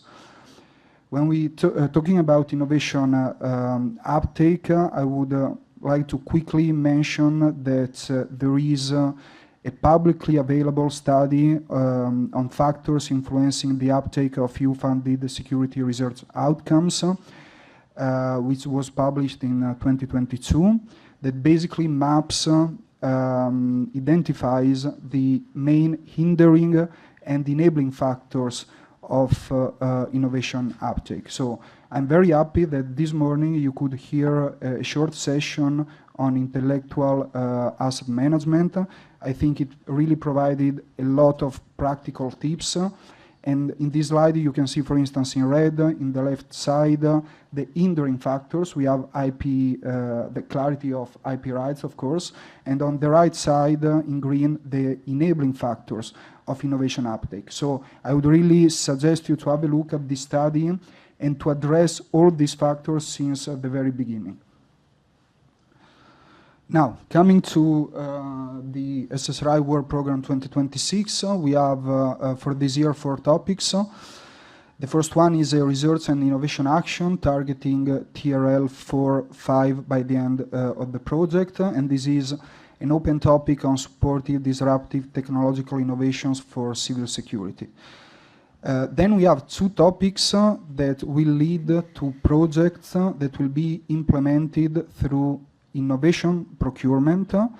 The difference between these 2, SSRI 02 and SSRI 03, is that they will follow 2 distinct approaches to innovation procurement. The first one will follow a pre-commercial procurement approach, PCP, and the third one will follow a public procurement of innovations approach, PPI. The fourth topic for SSRI 26 is an innovation action targeting TRL 6-8 by the end of the project, and this is an innovation action for the development of ecosystem and next generation capabilities for a secured EU CCS, European Critical Communication System in civil security. So the first topic is, as I said, a research and innovation action with 3 million as a total budget for the topic, and we expect to award two grants. This is an open topic on supporting disruptive technological innovations for civil security, and the eligibility conditions, as you can see, include the minimum eligibility conditions require at least 2 practitioners and 1 research and technology organization. So the very objective of this topic is to support the integration of disruptive technological innovations into civil security by strengthening research and innovation activities that enhance preparedness, response capabilities, and risk mitigations. You might ask, what do we mean by disruptive technological innovations? There is a footnote in the call text which provides a tentative definition, and this tentative definition is based on 2 main elements. The first one is that we are referring to breakthrough technologies starting at low or very low TRL. So here we are talking about TRL lower than 4. And the second element is that these breakthrough technologies should hold the potential of inducing a paradigm shift in the way civil security operations are carried out today. And this, for instance, could be shown in your proposal by showing that, the cost of the operation could be reduced if these technologies are further developed, or that this would bring a realistic and significant performance improvement. So the key focus of this topic is really on bridging the gap between early stage, low TRL research and applied security solutions, ensuring that emerging technologies are effectively transitioned into operational use. We expect from proposals under this topic to prioritize disruptive technological solutions that address diverse security threats, while improving the efficiency and effectiveness of civil security operations. So we are not prescriptive at all in defining which security threats the project should cover. This is completely up to the applicant. What we would expect to see in the proposal is a structured pathway for transitioning these low TRL innovations into practical applications. And to conclude on this topic, you will see there is at the very end of the call text, there is another footnote that basically refers to a very interesting report published last year by the Commission and the JRC, the Joint Research Center. Its title is Emerging Risks and Opportunities for EU Internal Security Stemming from New Technologies. And I would strongly encourage applicants interested in this topic to have a look at this document to make sure that the research activities proposed here are in line with the long-term EU priorities. Of course, it is not mandatory, but it's encouraged to have a look at this report. Then, the next 2 topics, as I said before, are 2 topics on innovation procurement, and the difference between the 2, as we will see later, as basically the approach that they will follow. One will follow a pre-commercial procurement approach. The second one will follow PPI, public procurement of innovative solutions. Before presenting these 2 topics, I would like to quickly explain here why we consider innovation procurement a strategic tool within Cluster 3, well, more broadly, I would say, but specifically in our Cluster 3. And would like also to explain what we mean by innovation procurement and what's the difference with traditional public procurement. So traditional public procurement which, as you know, is regulated by the EU 2014 directives, is basically public procurement where you buy off the shelf. So there is a product that is already in the market, in mass production, you go for it, you are a public buyer, and you follow one of the different procedures that are included in the directive. Innovation procurement differs to the extent that through innovation procurement, you do not buy something that is already available in mass quantity in the market, but you need something that is innovative to cover your specific needs, so not to cover general standardized needs. And that's why you need either to acquire research and development services to co-develop this solution that at the moment does not exist, or, and this would be pre-commercial procurement, acquisition of research and development services, or you have innovative solutions that are almost in the market or are in the market but only in very limited quantity. And these, and with PPI, you can basically acquire and further deploy these solutions. So from our perspective, innovation procurement is quite strategic, first of all, because there are many societal challenges in many public sectors that cannot be solved by acquiring existing solutions. Hence, the need to enter in a dialogue with industry and co-develop solutions that respond to specific needs. There is also clear scientific evidence that innovation procurement is essential for economic growth. There is a clear relation between innovation procurement investment and growth of GDP per capita.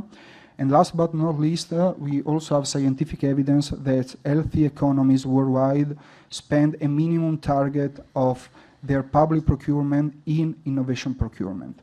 Currently, the EU average is today at around 10%. Just to give you some figures for comparison, the US in 2025 were at 20%, and South Korea even beyond, at 25%. In this slide, you have a visual representation of the two approaches that I've mentioned before for innovation procurement, so PCP, pre-commercial procurement, and PPI, public procurement of innovative solutions. These have to be really seen as a complementary tools, I would say, with PPI that can be seen as a potential follow-up of PCP. So pre-commercial procurement, as said, is basically for the acquisition of research and development services. And through PCP, you can steer the development of solutions toward concrete public sector needs, while comparing and validating alternative solutions. So basically here you see that there are different suppliers that are selected through tenders by the procurers and the end users, and each supplier starts developing its own solution. PCP follows 3 phases: solution design, prototype development, and the testing of the solution, and therefore it really allows to co-develop innovative solutions that are tested and tailored on the specific needs expressed by the practitioners. Pre-commercial procurement also allows to boost business opportunities specifically for SMEs and startups. So basically the suppliers that you see in this slide, all these suppliers receive money from the project to develop their solution. So maybe in the end, in this case, supplier A is not considered until phase 3, but still supplier A has received money for further developing its solution. And last but not least, this is really something very close to the objectives of our unit and more broadly to the political priorities of the current Commission. Pre-commercial procurement also contributes to enhancing the strategic autonomy of the Union. Why? Because pre-commercial procurement does not fall under the scope of the EU public procurement directives, and therefore in pre-commercial procurement, the suppliers that are selected need to have the majority of their R&D services in the EU or in Horizon Europe associated countries. So here we really try to develop innovative solutions for practitioners, and we try to do so through Made in Europe solutions. On the other side, we have public procurement of innovative solutions that is used to deploy, indeed, innovative solutions that are not deployed yet widely on the market. With PPI, the project can buy development and deployment of commercial volumes of solutions, so this is opposed to R&D procurement that we have seen in PCP. PPI enables public authorities to act as early adopter of market-ready but not yet mainstream innovations. By early adopter, we refer to the first 20% of customers that buy an innovative solution. And finally, PPI allows to de-risk the development cycle and provide an incentive for companies to scale up, because companies basically gain a first customer, a reference, and therefore they are incentivized to further scale their solutions. I hope these two slides have clarified a bit our approach to pre-commercial procurement and to public procurement of innovative solutions. And now the topics. So the SSI 02 is indeed a pre-commercial procurement. One project will be funded with a budget over 5.5 million euro. Here the eligibility condition, the general eligibility conditions is that we would like at least 3 practitioners and 3 public procurers. And these 6 actors need to be from at least 3 different EU member states or associated countries. You will see in the call text that one organization can have the role of both practitioner and public procurer, and both would count toward the minimum number of applicants required. Then I guess I can also already anticipate a couple of questions. There's also a couple of cumulative eligibility conditions for public procurers. So we want at least 3 public procurers. You might ask, what is a public procurer? So in the call text, you will see a reference to the Horizon Europe General Annexes. And in the Horizon Europe General Annexes, you will see that the public procurer is basically a contracting authority as it is defined in the EU 2014-24 directive on EU public procurement. So you can, it's in Article 2 of this directive, if I'm not wrong, and basically this is state, regional, local authorities, bodies governed by public law, and so on and so forth. Don't quote me, please. I'm pretty sure the definition is correct, but please check the general annexes and the directive. And out of these 3 public procurers, at least 2 need to be public procurers according to the directive. For the first time in 2026, we opened the opportunity for the 3rd procurer to be a private entity or an NGO providing similar services of public interest as the public procurers. So here you can see the expected outcomes. I will not go through all of them. I would just like to highlight 2 important aspects for this pre-commercial procurement topic that we would really like to see in the proposals. The first one is that we would like to see a clear evidence to justify and de-risk the PCP action, and the main way to justify the need to go for a PCP action is to explain that there is no existing solution that can cover the challenge that you have identified. If there is already an existing solution in the market that can cover your challenge, pre-commercial procurement is not the right, I mean, you can go for traditional public procurement. If you are able to justify to us that you have identified a challenge, that this challenge is common to different practitioners, and that the challenge cannot be solved by acquiring existing solutions, then this is I would say the best way to justify that indeed there is a need for PCP. And the second very important aspect that we would like to see is that there is a real serious commitment from the applicants, so from both the practitioners and the public procurers, not only to be committed to this pre-commercial procurement action, but potentially also to go for a joint public procurement beyond the end of this project. The third topic for SSRI 2026, as said before, is so the second approach of innovation procurement, PPI. In this case, the budget is a bit lower. We have 2 million for one project to be funded. The eligibility conditions are exactly the same of PCP, so I will not go through them.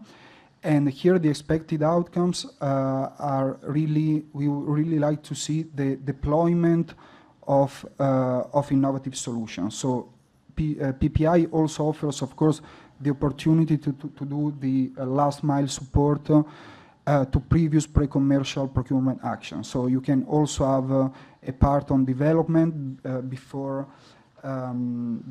deploying the solutions. Of course, in this case, we are talking about solutions that have already been partially demonstrated, but that have not reached the market in mass production yet. And the fourth and final topic for SSRI 2026 is an innovation action with 3 million euro as budget, 3 first responder organizations as minimum eligibility conditions, and this innovation action is for the development of ecosystem and next generation capabilities for a secure European critical communication system in civil security. So UCCS is a flagship initiative that aims to gradually develop a unified, secure, and interoperable communication infrastructure to support critical public safety and civil security operations across Europe. So the very aim of this topic is to provide law enforcement, first responders, emergency services, and other actors in the civil security sector with reliable, real-time communication capabilities, even in challenging or critical high-risk environments. And I would say that with this, my presentation is over. I forgot to include, as my colleagues did, a slide to self-promote an SSRI event that will be organized under the umbrella of the CERIS community. This will be a workshop on innovation uptake. It will be at the end of September this year, and so if you have a look at the CERIS website, you will see already in the list, and of course we strongly encourage you to attend if you will have the possibility. And thank you very much.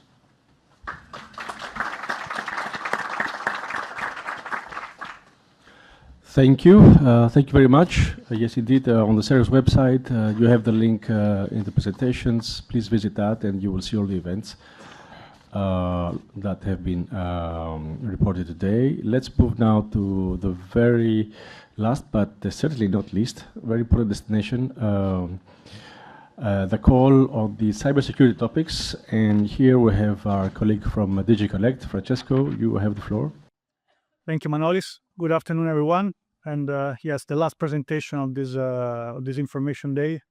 I hope, yes, to keep alive until the very end. So it's bear with me. So cybersecurity. A little bit of policy context before I dig into the topics that are part of this call. Cybersecurity is essential to safeguard the Union's digital sovereignty, resilience, and technological leadership. With this work program, we are contributing to a good number of initiatives, important initiatives that have been put forward by the Commission in the area of cybersecurity, such as the Cyber Resilience Act, such as the Cyber Solidarity Act, NIS2, but also the AI Act and the Quantum Act. I would strongly recommend to all those that are interested in submitting project proposals to the cybersecurity call to familiarize yourself with these pieces of legislation. Better, yes, with these pieces of legislation, which are important components of everything that we do around cyber in Europe, and it will give you some guidance on certain aspect of the various proposals addressing the various topics. So that's the very first, I would say, tick box that you have to do. Familiarize yourself with EU legislation around cybersecurity. Then, why cybersecurity is also important. Yes, of course, we do contribute to the implementation of the EU legislation, but you all know the current geopolitical context in the world. And I'm afraid that, this is very worrying at best, to say the least. And investing in cybersecurity is so important to guarantee our own future, our own digital sovereignty, the protection of our critical infrastructures, the protection of our business operations, government operations, but also the protection of us as citizens. And to be sure that all the services that we do enjoy and we take for granted, they continue operating today and in the future, and we expect them to do.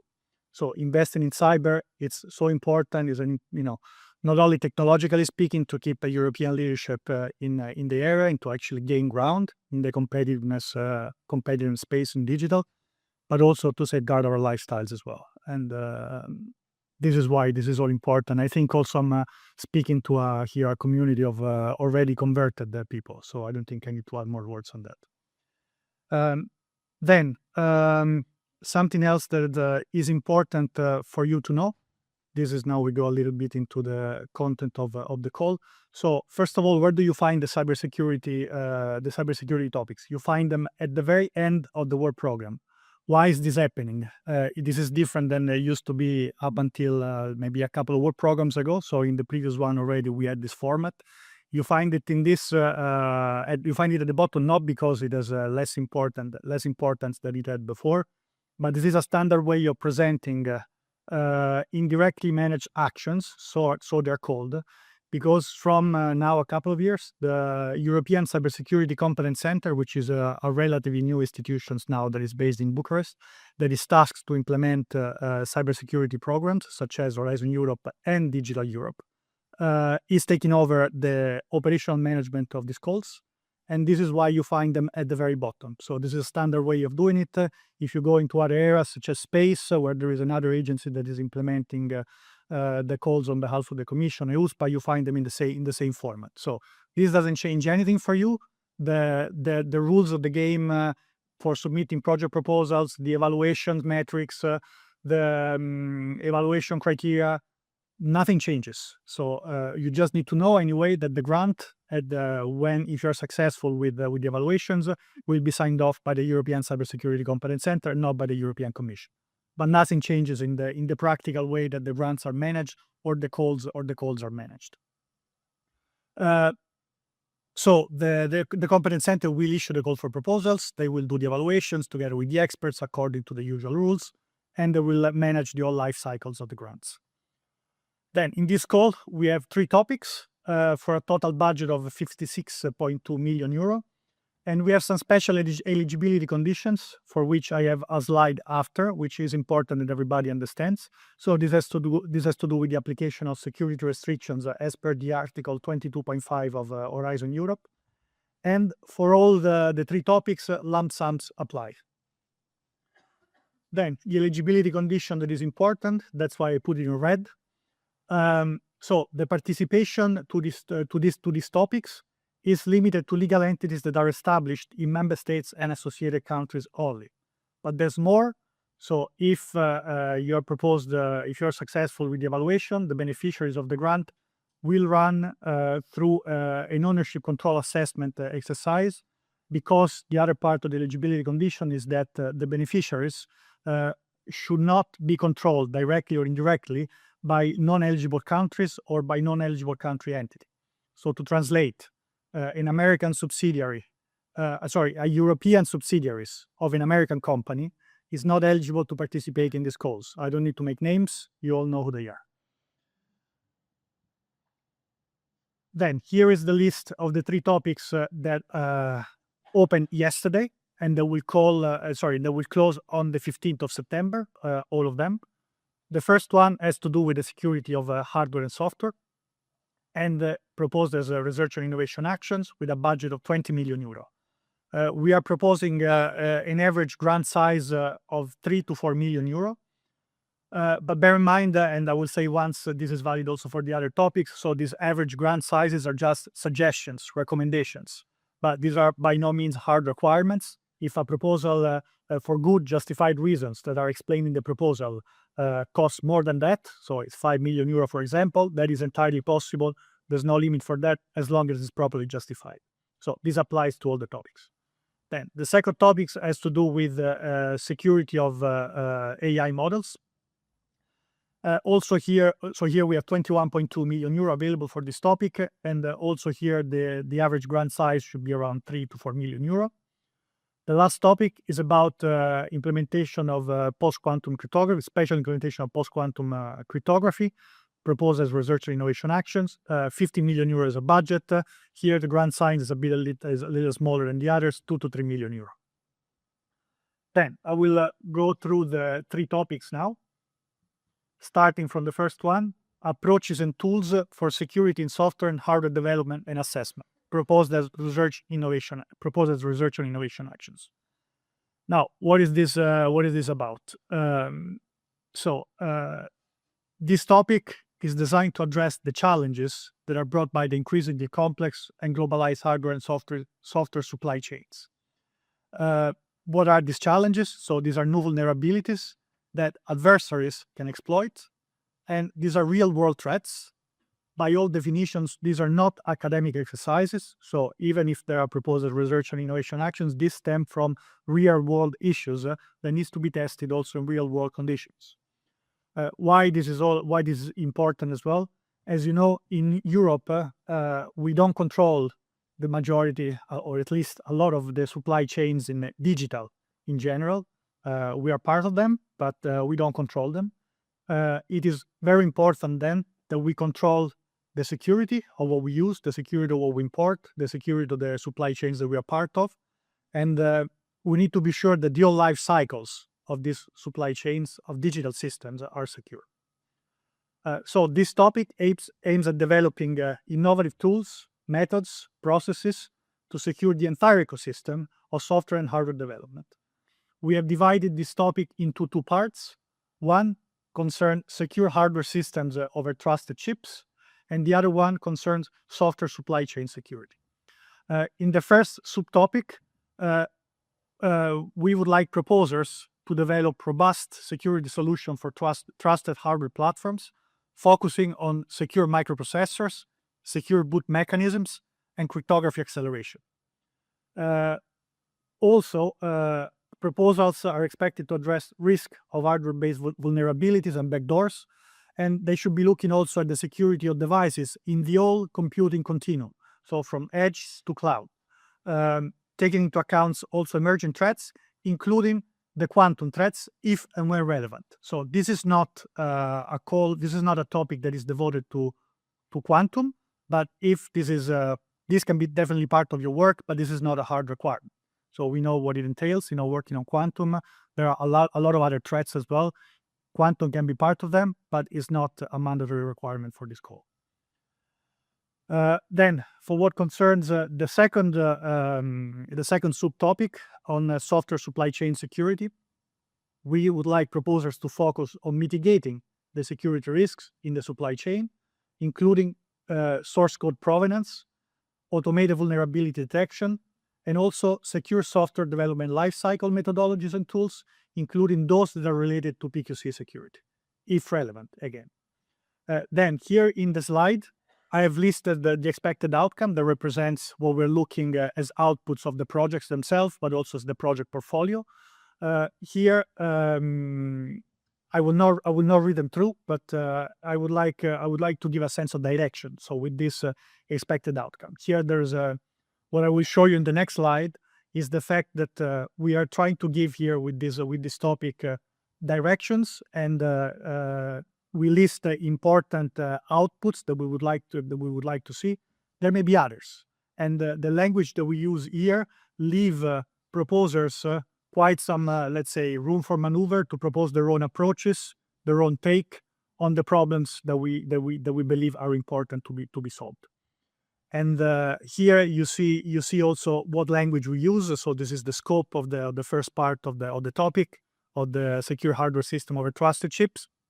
So here we say develop new architectures, enhance supply chain transparency, establish security by design methodologies, develop method and tools. So again, this is a non-prescriptive topic. They give a sense of direction. It gives important items that we would like proposals to work on, but the way that this can be approached and addressed are varied, are many. We are not prescribing that. Then what is important for this subtopic is for proposers to consider what's going on, of course, in the world, in particular in other EU-led initiatives. You probably know that there are two major joint undertakings that work on hardware, the CHIPS joint undertaking and the Euro HPC one. So I think it's important that proposers are aware of the initiatives that are ongoing under those umbrellas, not to repeat, but to complement and to build synergies whenever relevant. So synergies with those are encouraged.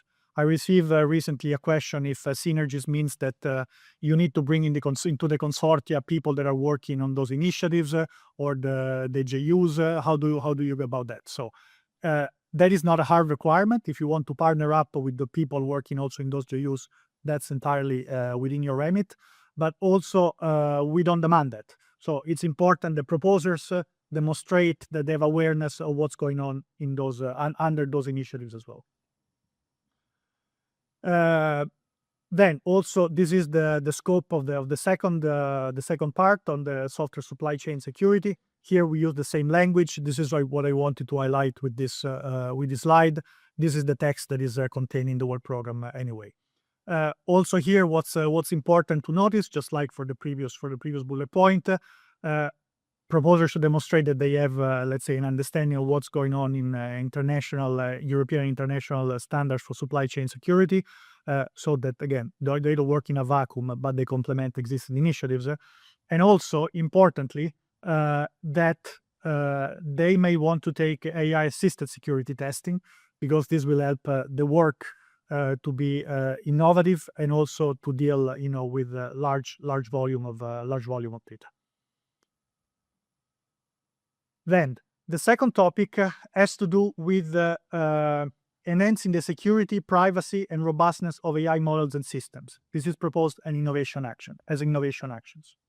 Now, as you all know, artificial intelligence has now become pervasive in all sectors of the economy, including in critical infrastructures and decision-making processes.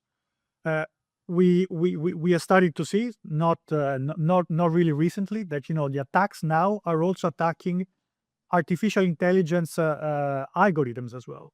They're attacking the data that artificial intelligence algorithms are using. So they're poisoning the data. They're altering for clear objectives.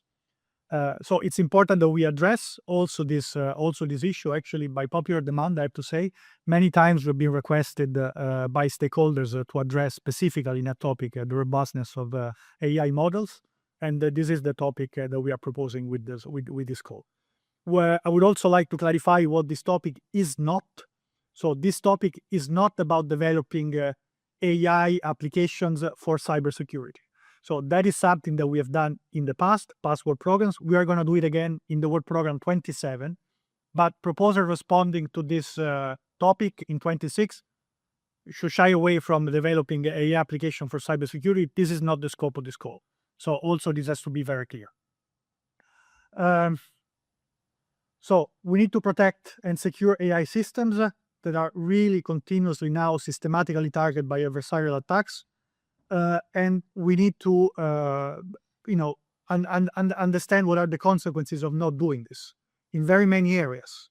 And this is starting to also to be as pervasive as the AI is in the economy, pervasive are also the attacks to the systems. So it is extremely important that we tighten the screws, we close the back doors, and we try to prevent data poisoning for the data themselves. Now, there is actually an additional part that we would like to proposers to explore in this call, and this is the last bullet point that is on the slides.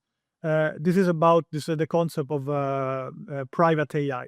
In the past, in these work programs, we have supported a lot the development of privacy enhancing technologies. These are very popular technologies that are listed also here in the work program that we would like to see adopted also by AI systems, so that they protect the confidentiality of the data, whether they are for private, for personal, or industrial data assets. It's important that those privacy-enhancing technologies find a way in artificial intelligence as well, so that they are compliant with the regulations, with the AI regulations, but also the GDPR. And we actually put at fruition a lot of very good research that has been done in through password programs in Horizon Europe. Then the next slides, the next slide, just like the previous one, shows that the language here can allows for a non-prescriptive topic. And here also there are a lot of we know that when we say AI, there's a very diverse world that goes under the word under AI, and we would like to try to cover as much as possible the value chain, and we leave liberty to the proposers to address this issue in the way that they see fit, still keeping the sense of direction that we give here in the work program by listing what we think is important to be addressed. And likewise, it's important that proposers considers the leading efforts in AI transparency. There are many initiatives, also European, about AI transparency that find the scope in this topic, and also of course in compliance with applicable regulations such as the AI Act and the GDPR. Then the third topic. So this is a different kind of topic. So this is targeted, I would say, mostly towards cryptographers. So this is really hard science. This is about post-quantum cryptography. There are two different souls to this topic. The first one is targeted toward very big European initiatives. You're probably familiar with the initiative about e-wallets and e-IDs that the Union is working to deploy. There is a need to secure those operations as well, so that they become also quantum proof. And so the first part of this topic wants to address the security of those exercises through to the development of quantum-resistant cryptographic primitives, and the general security of them, and their authentication methods that also are working over insecure networks. The second part has to do with formal verification tools and improve high assurance cryptographic softwares that will basically provide guarantees on the security of software systems. So these are the two souls of this topic. So here a few more information on the two. Maybe here what's important to note is that these are reverse innovation actions, yes, but because this exercise is targeted to support the securities of deployment of e-wallets and e-IDs, we are suggesting that the proposers will try to strike a balance between security, performance, and usability. So that this is not a pure academic exercise, but this is something that has to be usable at the end of the day. So this is research, but with very clear operational targets in mind. The second one is calling for developing of a specification language to formalize and document conditions of cryptographic safety and security in software implementations, but also on the development of tools and methodologies that can be used to evaluate the implementation and use of cryptography in software application. Also important to note the fact that everything should be machine checked, which has to do also with the high speed features that are required by the code. And they can develop not only new tools, but also the call allows for the improvement of existing tools, high assurance cryptographic system tools. Now, with this, I conclude my presentation, and I think we'll all be happy to take questions. Thank you very much for your attention.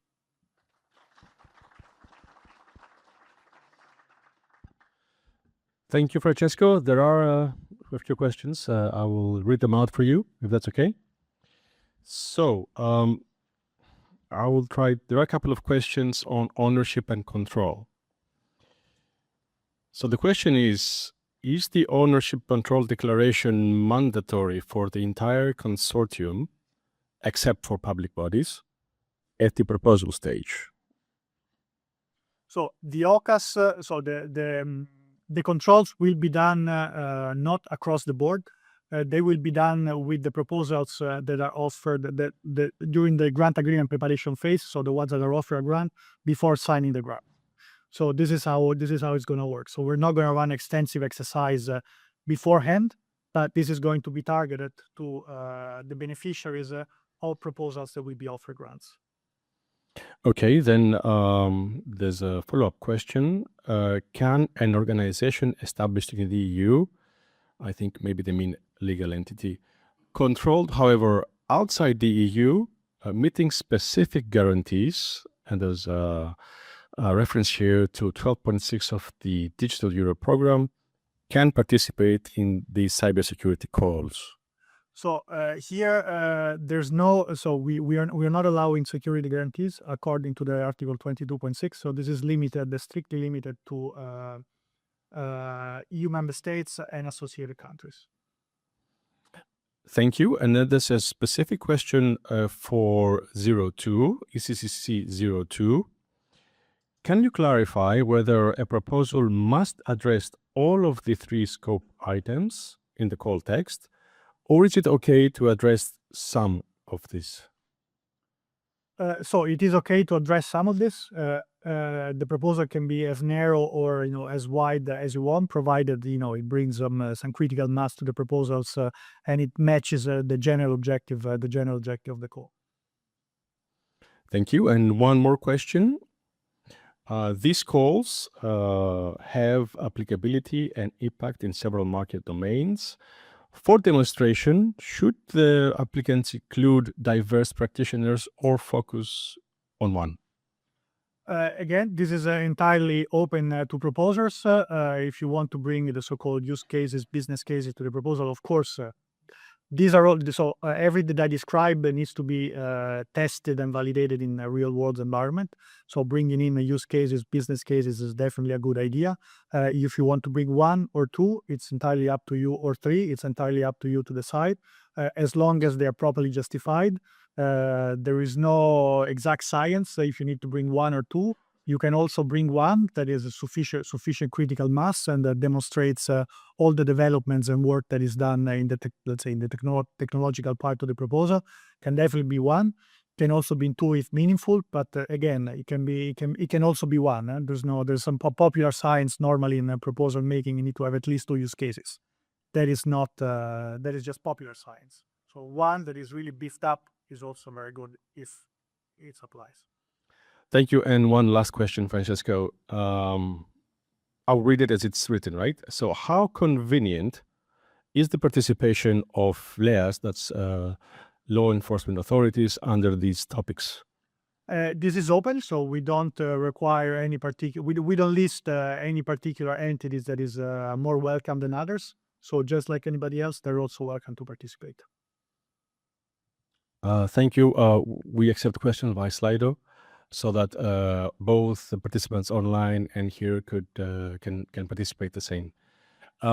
I don't see any other questions, so I think this brings us to the end of the info day today. We would like to thank everybody that spoke today and for organizing this event, everybody that contributed. More, we would like to thank you for coming in to the meeting today, those online and those physically present. And we would like to wish you all the best in your applications, and we look forward to receiving them. Thank you, and have a good evening.